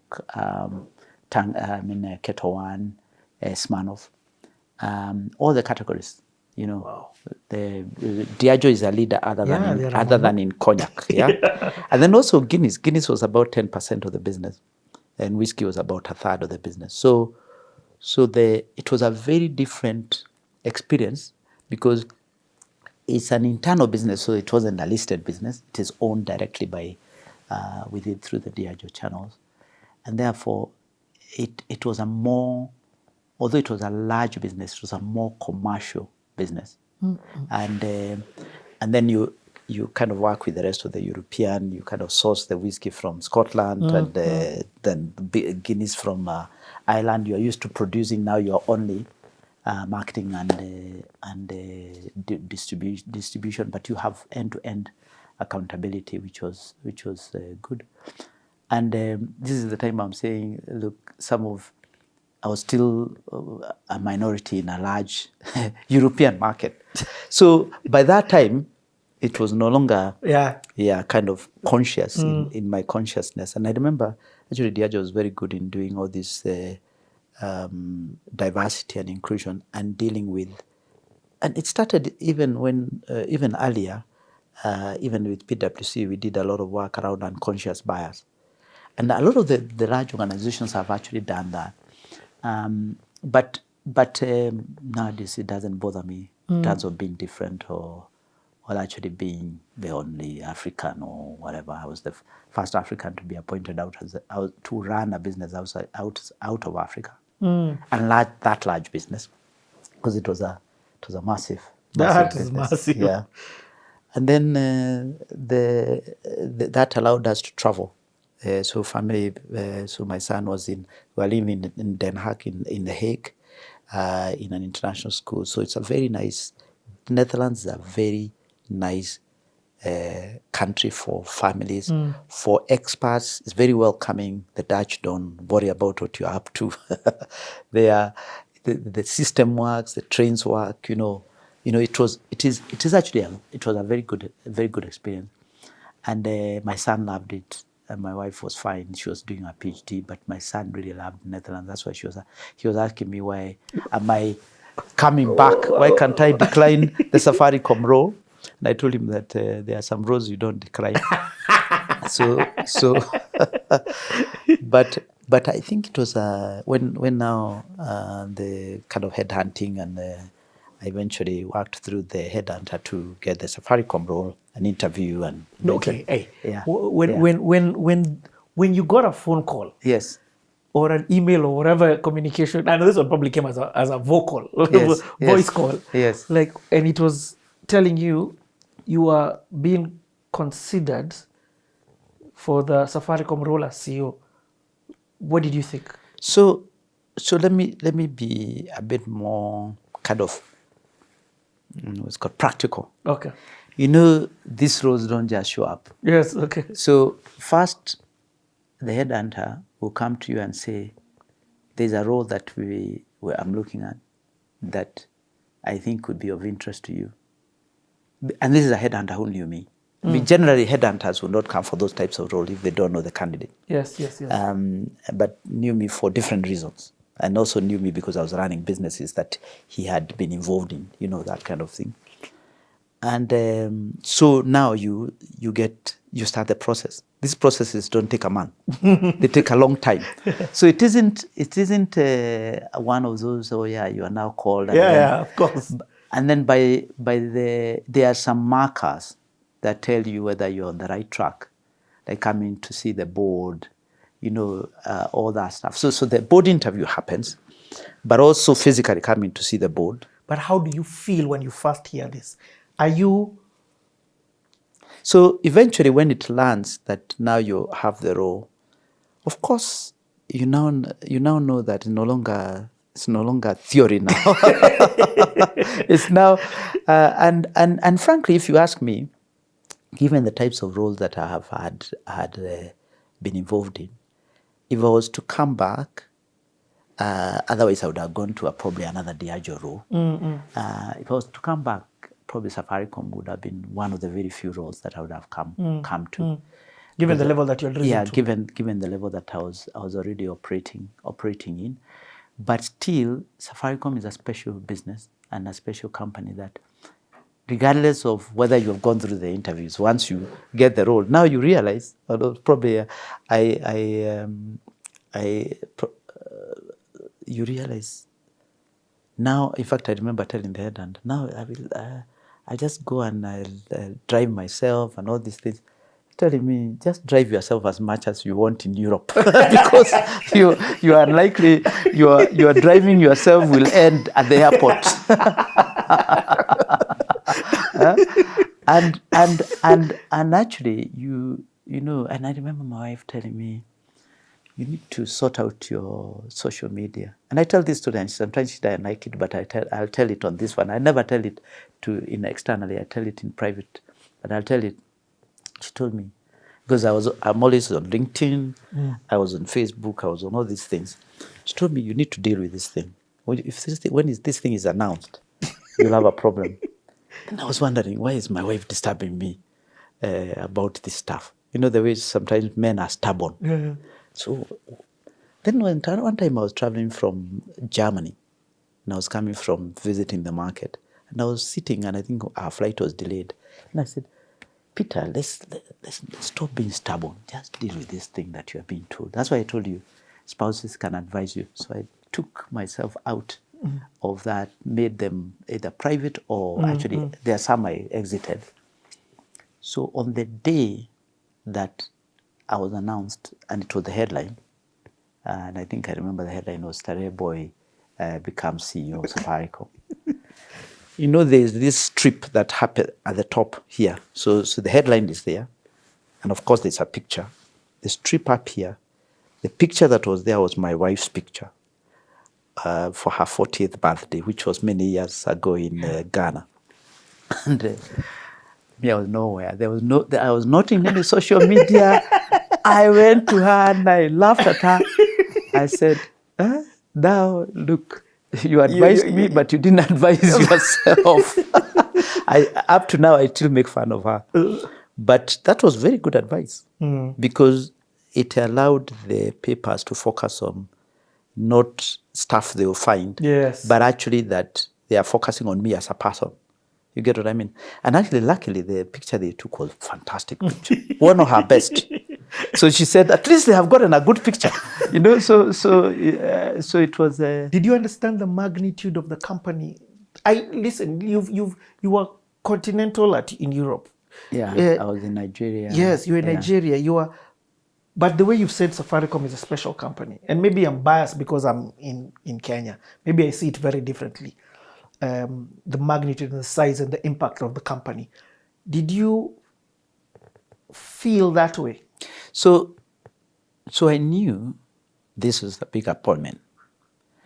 But if you think about the dimensions of transition that I've always talked about, I was coming back to home country. That's a transition because you are bringing family back home. It's not easy. First of all, you need to live somewhere, all these things. Your son, our son was going to come to school. I never schooled in Kenya, really. Second, I had been CEO for long, so that was not a transition from a role standpoint. But I was going to be CEO of a company that is very public and very visible and very large. And more importantly, it's a company that also has shareholding of government, of Vodacom and so on. So the shareholding structure, listed is one thing I had already been used to, but actually the shareholding structure also brought in a very different dimension, dealing with government directly as a shareholder, not as a regulator or all these things as a shareholder. I was very used to regulated business because alcohol is regulated everywhere. And then the third thing is that socially, Safaricom is present and M-PESA is present, impact-wise, foundation and all that stuff. So I kind of knew, but you still never realized, just based on my LinkedIn, the numbers that went in there, I can't even, and I never had that kind of number, but they were just kind of looking, where does this, almost like it's not available socially anywhere. And then luckily because I had been away for a while, they had kept the professional side of relationship, but the media didn't actually. Some of the senior people in media knew me because of my EABL days, but a lot of the journalists actually kind of didn't. So they were just trying to find out how. But I always, even when I appoint people in Safaricom, I tell them, you do not realize just how big the appointment is until the announcement happens. And then they still underestimate. Even me, I underestimated. But because I was away, remember it was announced months before I came. Okay. So it was easier. When is it announced in? It was announced in October, and I only came in 2019. And I only came in April. I only joined 1st of April. 2020. 2020. What happened is that they realized that if they didn't announce, it would leak. And therefore they had to announce also on the Diageo side. So you announce it early, and then I was giving notice. I needed to give notice and work through. Not give notice, but work through so that there's enough handover. I left mid-February and then had to take time off. Because I wanted to take time off. I wanted many months, of course. That's never possible. And this is telco. But Yes, sorry? I'm saying, and you're coming now, you're Oh, even yes. switching. Yes. So then there's an industry transition. So that was another dimension, technology and industry transition. So I knew that the three things I needed to pay attention is settling family, the whole stakeholder relationship, including the public and the government, and then it's a new industry. Those three. Not the functional CEO role, not the listed business element. All those elements I was familiar with, and not the commercial elements, but more the others. And then I was also coming in at a time when we had lost a CEO. Michael Joseph was acting. So there's a lot of dynamics. And then eventually when I showed up, COVID had been declared. I went to Asia during transition, I went to Asia to take a break. Then I went to climb Kilimanjaro. Then I came back. When I was coming down, my wife sent me a text and told me the country is about to be locked down. Actually, they have announced they closed the airports on Thursday. Luckily, we had come back from climbing on Monday. So the guys came to pick me up at the and we came by road because I didn't want to risk coming through the airport. And then you can imagine the headline that new CEO quarantined. to not have been a very good headline, but so we came by road, and then you get those home quarantine, isn't it? In any case, everyone was at home, so there was no implication. So you get the paperwork at the airport. At the border, and then we drove to home, and then worked. I had not seen my team. Some of my team, I had seen some of them in February, March when I came back from Europe. Actually, family came in December so that my son could go to school from January, and then I started seeing some of the people. So I'd seen a couple of my exco, but I was going to meet most of them in April, but because of COVID, I was only seeing them on Zoom. So it was a transition with the team. People are not used. They're used to speaking in the room, in the corridor. But the advantage with crisis, crisis is not great, but one big advantage, and I've always learned, it brings people together. So the one thing that crisis allowed me to do, people won't give you fluffy stories. They'll tell you, here it is. You get what I mean? Because they know there's a crisis. So therefore, they are not going to go around circles. Even when you are getting into a new business, people will go around circles and all that. But because of the crisis, we are meeting daily. We had a morning call every day at 8 a.m. and saying what's going on. We did so much during that period that people don't realize. We supported the ministry with a care center. All the people who are calling to talk to individuals about the COVID was managed by us, and then we would be routed to a ministry's group of doctors. So we are the ones who manage that whole piece with the Ministry of Health. The country didn't realize, but we did that. The second thing is we were involved with all these masks buying and distribution.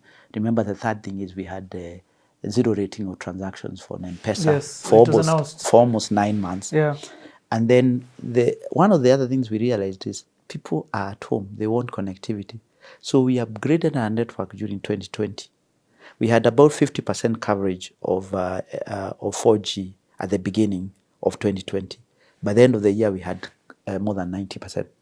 So the actual physical construction and actually upgrade of the network happened during COVID. So, when you said, what can you do in a crisis? Actually, that crisis galvanized the things that we could do, and we did them at half the speed. Half the time that we would take previously. And also the other thing is we took advantage of the fact that the organization is very strong. You realize how important it is to have strong organizations during crisis because they show up for the country. Yeah, I'm trying to find out. So, you're being hit left, right, and center as a new CEO. How do you integrate yourself to the team, or how is that done? Because I'm sure very many people didn't know you. Do you know me? Yes, you're not. And then number two, you're coming after the legacy of Bob, who from a public figure was this super life persona. You get? Yeah. And of course, there's always going to be that comparison Yeah. between you and him. How are you? And then there's COVID. Yeah. So I'm trying to figure out how you first and foremost integrating yourself into this team as the head.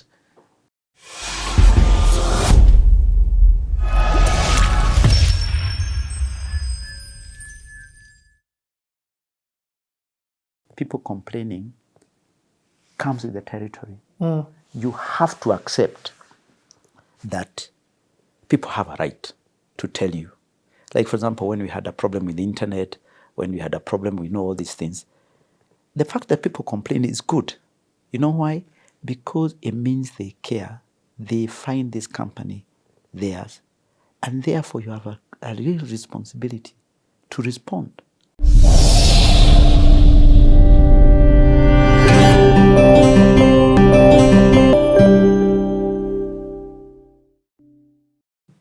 Yeah. I'm trying to find out. So, I mean, you're being hit left, right, and center as a new CEO. How do you integrate yourself to the team? Or how is that done? Because I'm sure very many people didn't know you. Do you know me? Yes, you're not. And then number two, you're coming after the legacy of Bob, who from a public figure was this super life persona. You get? Yeah. And of course, there's always going to be that comparison Yeah. between you and him. How are you? And then there's COVID. Yeah. So I'm trying to figure out how you first and foremost integrating yourself into this team as the head. No, I think the one thing, and if I was asked by media that question a lot. Oh, they did? Yeah, and I said, I'm not trying to fit into any shoes, either Michael Joseph's or Bob, late Bob Collymore. I'm just a new CEO who is taking over as the third CEO of Safaricom. And I will be my own self. And I'll lead the organization using my kind of leadership philosophy. Each of them did a very different job. Yeah. So Michael was a startup CEO, really delivered huge success, including starting of M-PESA and actually the fabric of what Safaricom is. Bob took it to a new level. I was going to lead at a very different time. Yeah, so it is the worst thing you can do as a CEO is try and compare yourself with the past CEO. That you cannot live someone else's life. So it is always being yourself. And naturally the team realizes you are yourself, they will follow. And then the second thing is that the crisis galvanizes the country and the company. And also then you elevate it to a higher purpose, which is we are supporting the country. We are giving connectivity. We are giving, in fact, we give a lot of free. We doubled bandwidth on the fiber side because people wanted home connectivity. We did the transactions. We did the healthcare one, all those elements. So the company actually rises and actually supports the country. So in a way, it allowed me to get into the mix quickly. And then remember, Michael was also involved. So it was easy to get the transition happening because he was a caretaker CEO in between the time when Bob passed away and when I came in. Yes. So and also you have to be careful because you are taking over from a CEO who was also past CEO. You have to be a bit careful so that you are not two CEOs in the room. You get what I mean? Yes. So you have to be confident enough, but also humble enough to seek input. But also we had developed a very good relationship with Michael in between the time I interviewed and the time it took for me to eventually get into role. We had met many times. And then kind of temperament-wise, we realized we could cope. I could tell him anything and, Michael will tell you anything. Yes. So there's no issue.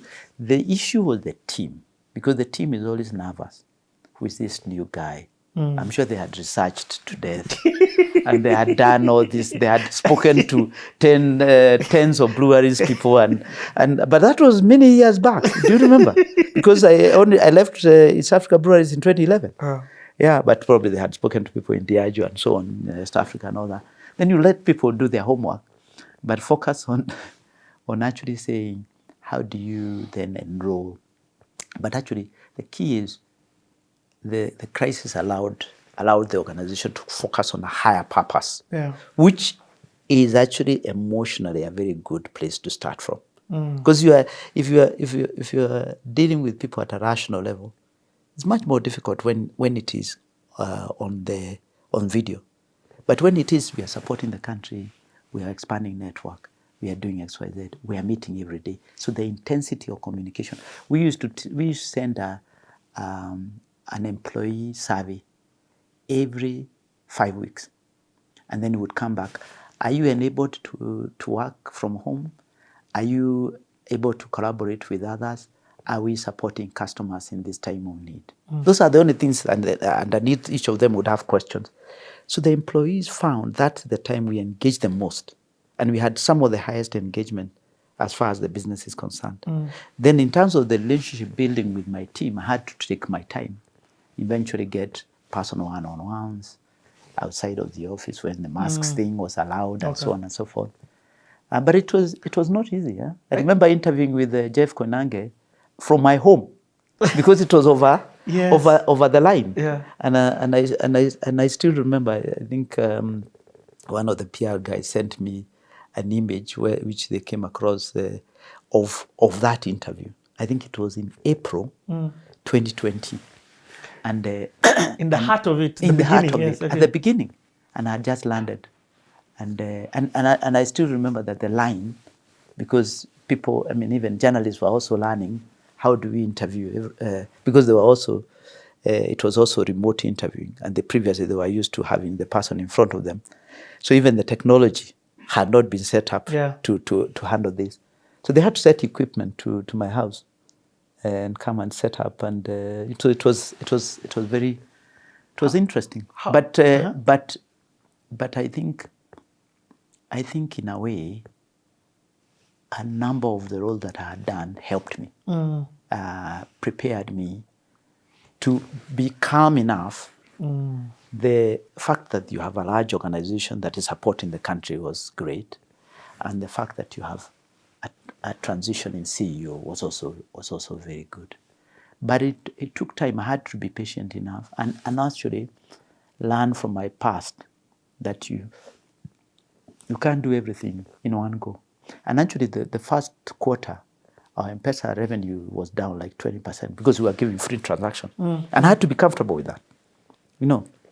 And if I was a rookie CEO, which they would never have for Safaricom, I would have been in panic. But that is the year we had the highest number of innovations on the M-PESA side. Transacting till, we did a lot of, even I think Portugal came in that time. There's a lot of products that we put in front of the central bank to approve, because now we had a lot of time. Because people are not going to trade. Yeah. So what do? You innovate. Yeah. And that's the year also, I didn't forget the future. We got approval of our 2025 strategy, new strategy, in October of that year. And that's when we wanted to transition from a telco to a techco. And then had a lot of, there was a lot of strategic, that's also the year we now started looking at Ethiopia. And eventually the following year in 21, we got the license. So during this period of crisis, we did a lot of innovation. We got our strategy approved, and we made a decision to go into a new country. What are some of the unique challenges that you hadn't faced before that you are facing? And I'm not talking about COVID. Yeah. I'm talking about more so from a leadership perspective or from a CEO perspective. What I said to you, which is highly public organization, which is like, which is the best team now. The best team now is Liverpool. Yeah. I always say Safaricom is like Liverpool or the Man United in its heydays. Everyone is the manager. Every single person in this country is a manager of Safaricom. They tell you who to put on the pitch, who to substitute at what minute. You know, they complain when they complain when you do something. They complain when you don't. In a way, it always tells you that these guys care. But the reason for that is I was not necessarily, I knew that was a dimension that I had to deal with because the company is owned by Kenyans. Yeah. So being patient in the way you deal with Kenyans. I remember the first time we kept our shops open when everyone had closed their businesses. We had our first COVID case in one of our shops. I can't remember which one. I made the bold decision to announce it and said we are quarantining all the team. And eventually we reopened it after a few days. So the thing about listening to Kenyans was a big thing. The second is stakeholders. As I said, you're dealing with a highly involved shareholder who is government. But at the time, it was actually it was very good because we were supporting the country in dealing with the crisis, which was very good. Whether it's zero rating transactions, whether it's supporting the Ministry of Health in terms of COVID callers, whether it is accelerating rollout of networks so that people can have connectivity, all those things. So in a way, those dimensions were dealt with as part of, as I said, as part of the crisis. At a cynical level, by the way, I know this would surprise many people. In a way, that the fact that I was not available physically means I was not invited for any meetings. Means that I could focus on onboarding and actually understanding the business rather than, because I would assume if it was business as usual, I would have been in this and meeting who and meeting the other and all that stuff. So now I had to just really prioritize the people I could meet. The regulators, central bank, communication authority, the minister, those very critical stakeholders, the minister of health, all that stuff. So at least it channeled my energy in the most important and the most business critical area. But of course, those things now, they start to show up later, which is, you can't hide. I can't, previously I would come in from wherever it is in Amsterdam or Lagos. I would go and sit somewhere in a pub and just have, even if it's a glass of Coke or juice or even a Tusker, no one recognizes you. Today, I can't do that. So you lose your privacy. People, you have to realize that when you are a leader, there is something comes with managing leadership. And part of people complaining comes with the territory. You have to accept that people have a right to tell you. Like, for example, when we had a problem with the internet, when we had a problem with all these things, the fact that people complain is good. You know why? Because it means they care. They find this company theirs. And therefore, you have a real responsibility to respond. And sometimes you get it right, sometimes you not get it right. And for me, it's always, and sometimes when you're a public figure, people sometimes don't know whether you are telling the truth or not telling the truth. Previously, you've not been a public figure in the other roles. Oh, maybe the CEOs. CEOs. Like Nigeria was a public figure. Yeah. In Ghana was a public figure. Okay. Because those businesses are big. They're huge, yes. In Europe, no. In Europe, you are kind of just an ordinary person. Yeah. And despite the fact that the role is very big, but because it was a private business, but I was used to kind of publicity, but there's nothing that brings it close to Safaricom. Okay, yeah. I've got to ask this question. It wouldn't be so. First and foremost, and I'm aware time is coming to an end. Yeah, but we've got to ask one or two hard questions. Yes. So the first one is, as a lead, before I go to the Ethiopia setup, because for me, I think that's huge, but I think the repercussions of that or the impact of that will be felt by Kenyans in a couple of years. Many years, probably 10 years. Exactly. Yeah. But it's such an amazing thing. But I want to wait on that. Yeah. As a leader, you come in, and one of the things about you is you come, or any leader who will take a role, is you're coming in with your own vision. Yeah. How do you manage the stakeholders? How do you manage the situation where people are used to this other vision that's been there, and you're coming with change? Yeah. You get what I mean? So you're coming and saying where people have been going left, but you come in and you're like, I'm going right. Yeah. How do you handle those dynamics? So, you know, Just for the second. yeah, the thing I think about Yeah. when you think about organizations, there are phases in an organization, and there is always context for those phases. Like if you look at the past 25 years that Safaricom has been, the first 10 years was startup phase. So regardless of what your vision is as an individual, you're building a business from scratch, and you're continuing to grow it and continuing to deliver. And also you're setting the direction, including the philosophy of what it stands for. Like community is important, sustainability, purpose is important. So purpose has always been important in all our 25 years. So the second phase is this growth. New technologies come, 4G come in, acceleration in mobile penetration and all those things. You know what I mean? Connectivity becomes ubiquitous and all that stuff. And then you start going beyond connectivity. This phase comes in, new technology comes in. You now need to go to a new country. Your AI shows up and all these things. So actually the context is quite different. But there are some things that as you are interviewing for the role, or as you are actually getting the role from especially the board, you have to say, what is the mandate and the task here? Yeah. Every board, especially for a business of this size, would want that you steward this business to the future in a way that preserves its heritage but renews itself rather than becomes complacent. Because the problem with large businesses is they could become complacent. Customers could start saying, oh, you are stealing my data. All those things started to come, by the way, even just before I came. And actually you've done a lot of work in reducing data pricing, in all these things, improving experience. Because sometimes internally you can also get complacent.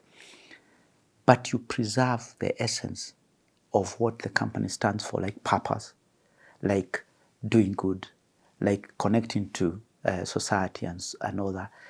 The COVID period affected our ability to be visible, isn't it? So therefore, like for example, we'll be rolling out a big program on education, which we are calling Citizens of the Future, where we'll be building between 50 and 100 schools every year for the next 5 years. So on the strategic side, though, the board will always help you because their job is also to take the company to the future. So we knew that sooner or later, telecom will start slowing down. Voice will start slowing down. Mobile will continue growing, but voice will start growing. So you have to go beyond telecommunication. That's why we said we want to be a telco. Yeah. The second thing is people want solutions. You access the internet, but you want solutions, whether it is public sector or private sector. You want solutions. So you come up with solutions. So that's why we said we want to be a purpose-led technology company. So you're still building off the base, but building a future. And then for Ethiopia, you are creating a business that will power the growth of this business into the future. So there's some you are retaining some of the fabric, but you are creating your own imprint of the future that you want to see, but also engaging key stakeholders. Remember, there are Vodacom, Vodafone are involved. There is government, there is the external shareholders, the listed businesses, and then engage these guys. We have been engaging these guys through our investor forums and so on and so forth. So our communication, especially to the investor base, is very good. The understanding of our strategic direction is very good. It is to take the country and customers along in the journey that we are going. And the transition is never easy. Yeah. And generally the bigger boy is seen as a bully to the smaller one. What they don't sometimes what happens is that this is why I'm saying you always have to think about, are you a challenger or a leader? That sometimes people kind of if say M-PESA had an issue. I say we process about 150 million transactions per day on M-PESA. That takes care and actually takes an operation that's safe and secure, because you have to confirm each of those transactions every day. You get what I mean? So it is also continuing to tell the story in a way that takes customers along. And this is why this year is so important in terms of celebrating 25 years. But from a personal perspective, you have to Big boy pants. To work with the punches that show up. Because like someone said, have you seen the internet? Have you seen? And I said, what? What have I seen? I worry when I know there's a very big problem that customers or our society want. But if there's just some fake stuff happening, I'm sure our PR guys or our whoever sales guys are going to deal with that. Like and there's an AI version of me speaking last week that showed up. But it didn't make me not sleep, but it needs to be dealt with. how? So that's why you always that's why that physical fitness, sleep, those things of family and all those elements are so important, because you need peace of mind and state of mind that allows you to continue to operate and weather the storm. You know what we talked about? Grit. Passion and perseverance. Yeah. That's why I love that book. But passion and perseverance is not enough. You need to take people along, and people include society and customers, because customers vote with their feet. I promise 2 more questions, and then now I'll just let you do the party shot. But it's important that I ask some questions that I know. If I don't ask these questions, everyone's just going to look at me like, what's up with you? Yeah. And one of them is the mandamano, the situation of, or the role that Safaricom played in that. And now it's come out that Safaricom did play a role in terms of providing location to government. So in a situation like that, I mean, what do you have to say about that situation? You know, there's a lot that is said in the public domain that is actually not accurate. Telecommunication organizations have assets like base stations that can tell approximately where a customer is within a radius of whatever it is. However, you cannot actually use telecommunication equipment to tell exactly where that customer is. Yeah, you could do it. You could do it after the event. You could actually say, if, for example, there was a court case, and you said, "Did this person call this person?" You could actually have what they call CDR, which is customer data records or whatever they are. But in terms of live, you know, people say, "Well, yeah, you gave data." If the security agencies relied on Safaricom, writing to Safaricom to get something, and then they now do something, they will never do anything. So you're saying they can't be phone tracking?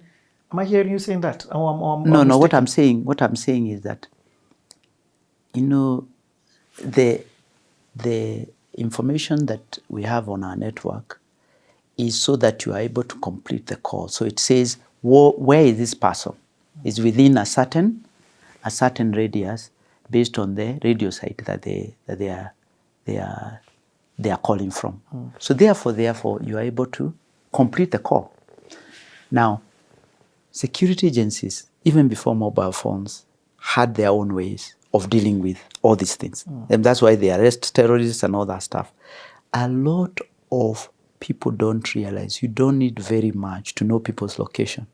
People leave so many aspects of their location turned on. I want stuff brought to my house. I am here having tea, and you know, all these sites you are going into and you are putting your location on. Here is what I do, etc., etc. I think telecom bear the brand. Telecommunication companies bear the brand, but the tools that securities agencies around the world, or anyone around the world that have, are so sophisticated. And actually there is so much footprint, especially the young people live on the internet. Look, I said to you when my whatever was announced, I had moved some of my footprint. Frankly, you do not need very much if you went to some of these AI tools and told them, tell me about Richard. we will be able to summarize where you go, what you do, and you don't need any number, telecommunication, anything. So all I'm trying to say is that I think there's a lot of misconception and the way that a lot of it has been reported. Of course, there's a law that says if the security agencies wanted information and went to the right authorities, they could come to operators like us and Airtel. You know, people talk about Safaricom, again, the leader thing. They don't realize a third of the lines also belong to Airtel. But you've got the 50 million. That's why. No. But they also don't realize that people also have. You know, in the dual SIM world, people also have other lines. So, but because you are the leader, you have to show the way. And we operate a network that is safe, secure. We follow the law. And all I would say is that, there are so many misconceptions about what Safaricom does or doesn't do. Partly because potentially we are owned partly by government, partly because we are seen to work with government. But we will always, as a large organization, we'll always support the public sector in the same way we support the private sector if they are providing service to the public. Do you get what I mean? We support them in the context of providing service like healthcare or whatever it is, or accessible, because we have a lot of assets that we can use. So from a data privacy perspective, and we are always running a lot of communication, there's a lot of misconception about what data is used. But in these days, day and age of technology and digital footprint and so on and so forth, you don't need very much. Your email address is enough. In fact, I went for a meeting, a conference, as someone was saying, just need your email address, that's it. I don't need anything else. There's a guy called Bright Gameli who is a bit of a genius when it comes to data security. What I'll say is I'm not too knowledgeable about these fields. And for me, this CTA is strongly about your life journey and hearing the different aspects. I'm glad at least you've mentioned that. You've talked a little bit about that. But on the more positive side, I want to speak about the longevity of Safaricom. And I think one of the best ways in which we should end this is through a celebration of the company and what it's done. Whether you like the company or not, the company has had an impact on this country. It's a global leader when it comes to mobile money that has been replicated in very many different African countries and even other countries across the world. Tell us a little bit about turning 25. What is it that this means to you? Yeah, I think if the turning 25, it's about celebrating the impact that Safaricom, it's about celebrating customers and Kenyans who have been with Safaricom so that it turns 25. When we talk about 150 million transactions for M-PESA, those, you told me you did 10 transactions today. It is about impact that those transactions have on people's daily lives that we want to celebrate. But we want to celebrate Kenyans for allowing us to be a partner in their lives, because it is them who give us that opportunity. When you told me about, you asked me how did I feel when I was announced or when I was going to be announced. This is a brand that has had so much impact. So it's about celebrating that impact. And I usually, the way that I usually think about it is, if you shut Safaricom today for a week, the daily lives of individuals in the country will be affected in ways COVID is a good example, So we don't want to be celebrating Safaricom for what it has done. We want to be celebrating society for allowing us to be their partners during that period, because there are so many times when you have experimented. I remember, the days of queues people are saying, Safaricom is a congested network. There's a time we used to be smaller than Kencell. People are saying, Safaricom is whatever. But all those we have overcome because Kenyans have been very patient.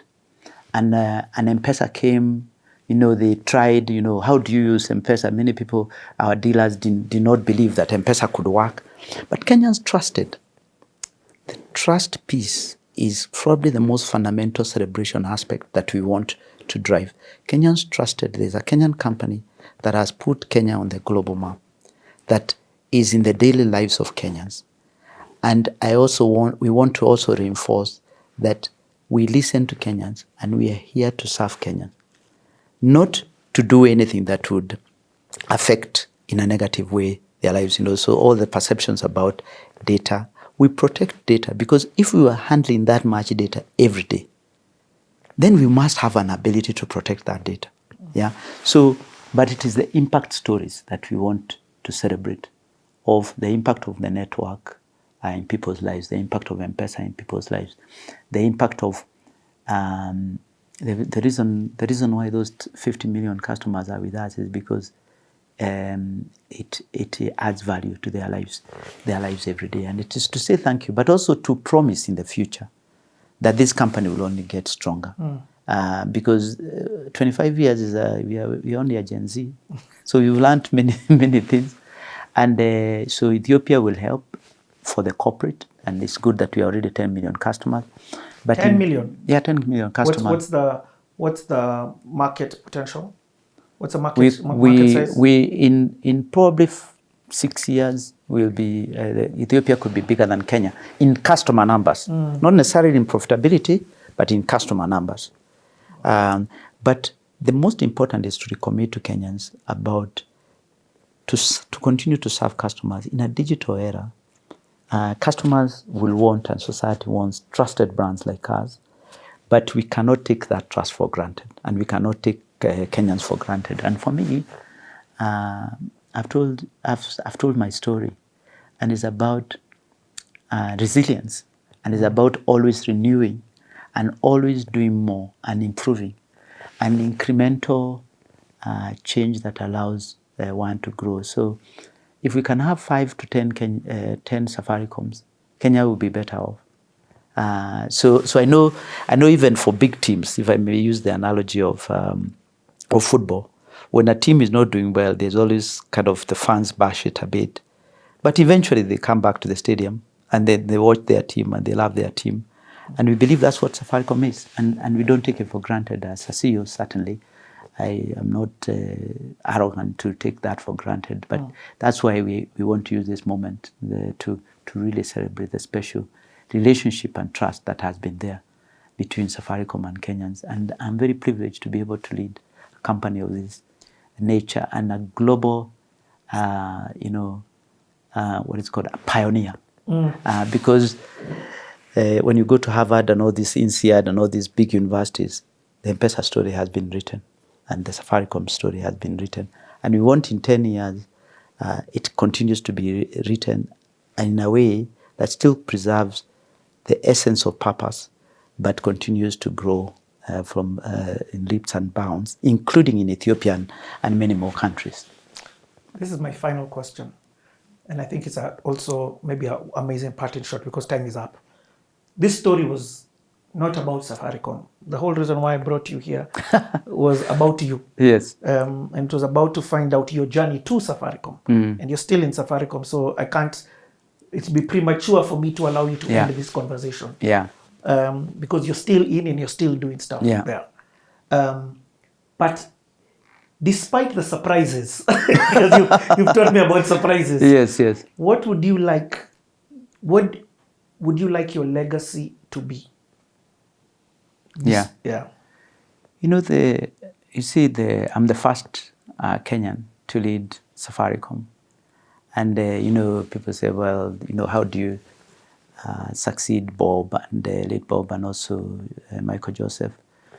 For me, we are at the verge of seeing a complete transformation in the way we live our daily lives through the whole digital and the transformation we are seeing on the internet, on AI and so on, and which brings both good in terms of the enabling part of technology to live our lives better, but also evil, if you put it that way, in cyber, you know, and actually everyone in everyone's lives, including the good and the bad guys.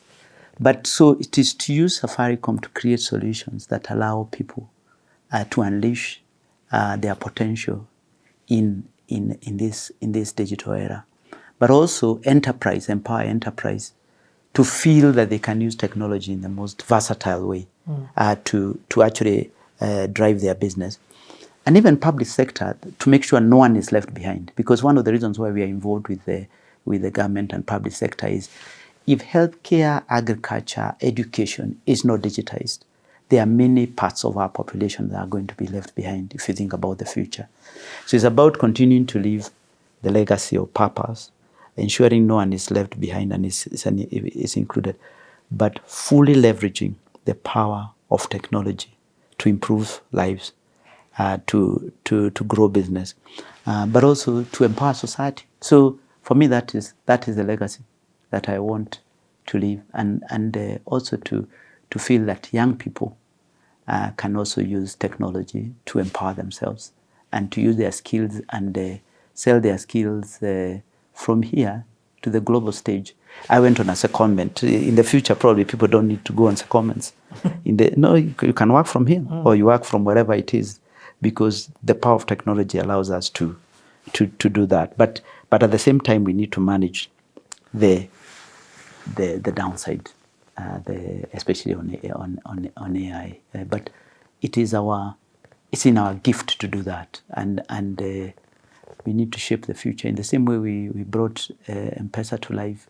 We need to shape this face and ensure that we keep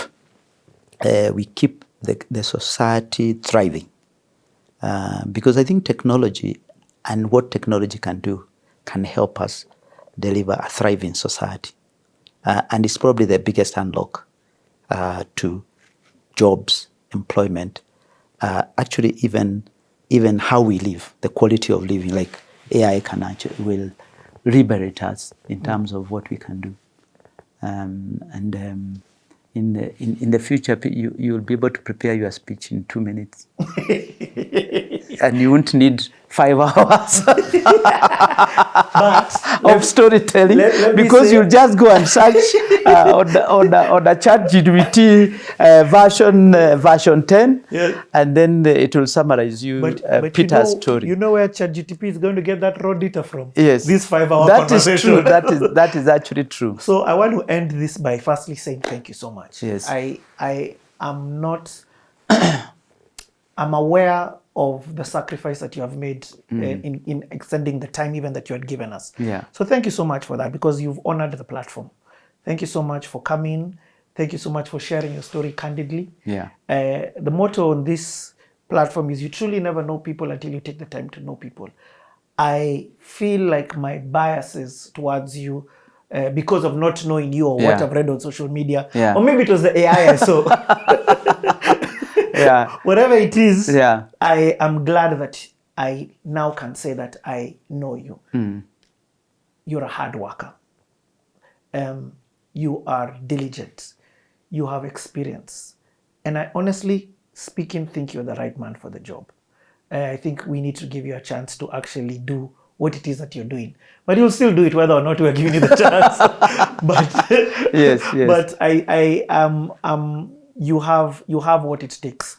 It's also a very difficult job. It's not for anybody. It's not for everybody. No, it's not for the faint-hearted. It is definitely not for the faint-hearted. Yeah.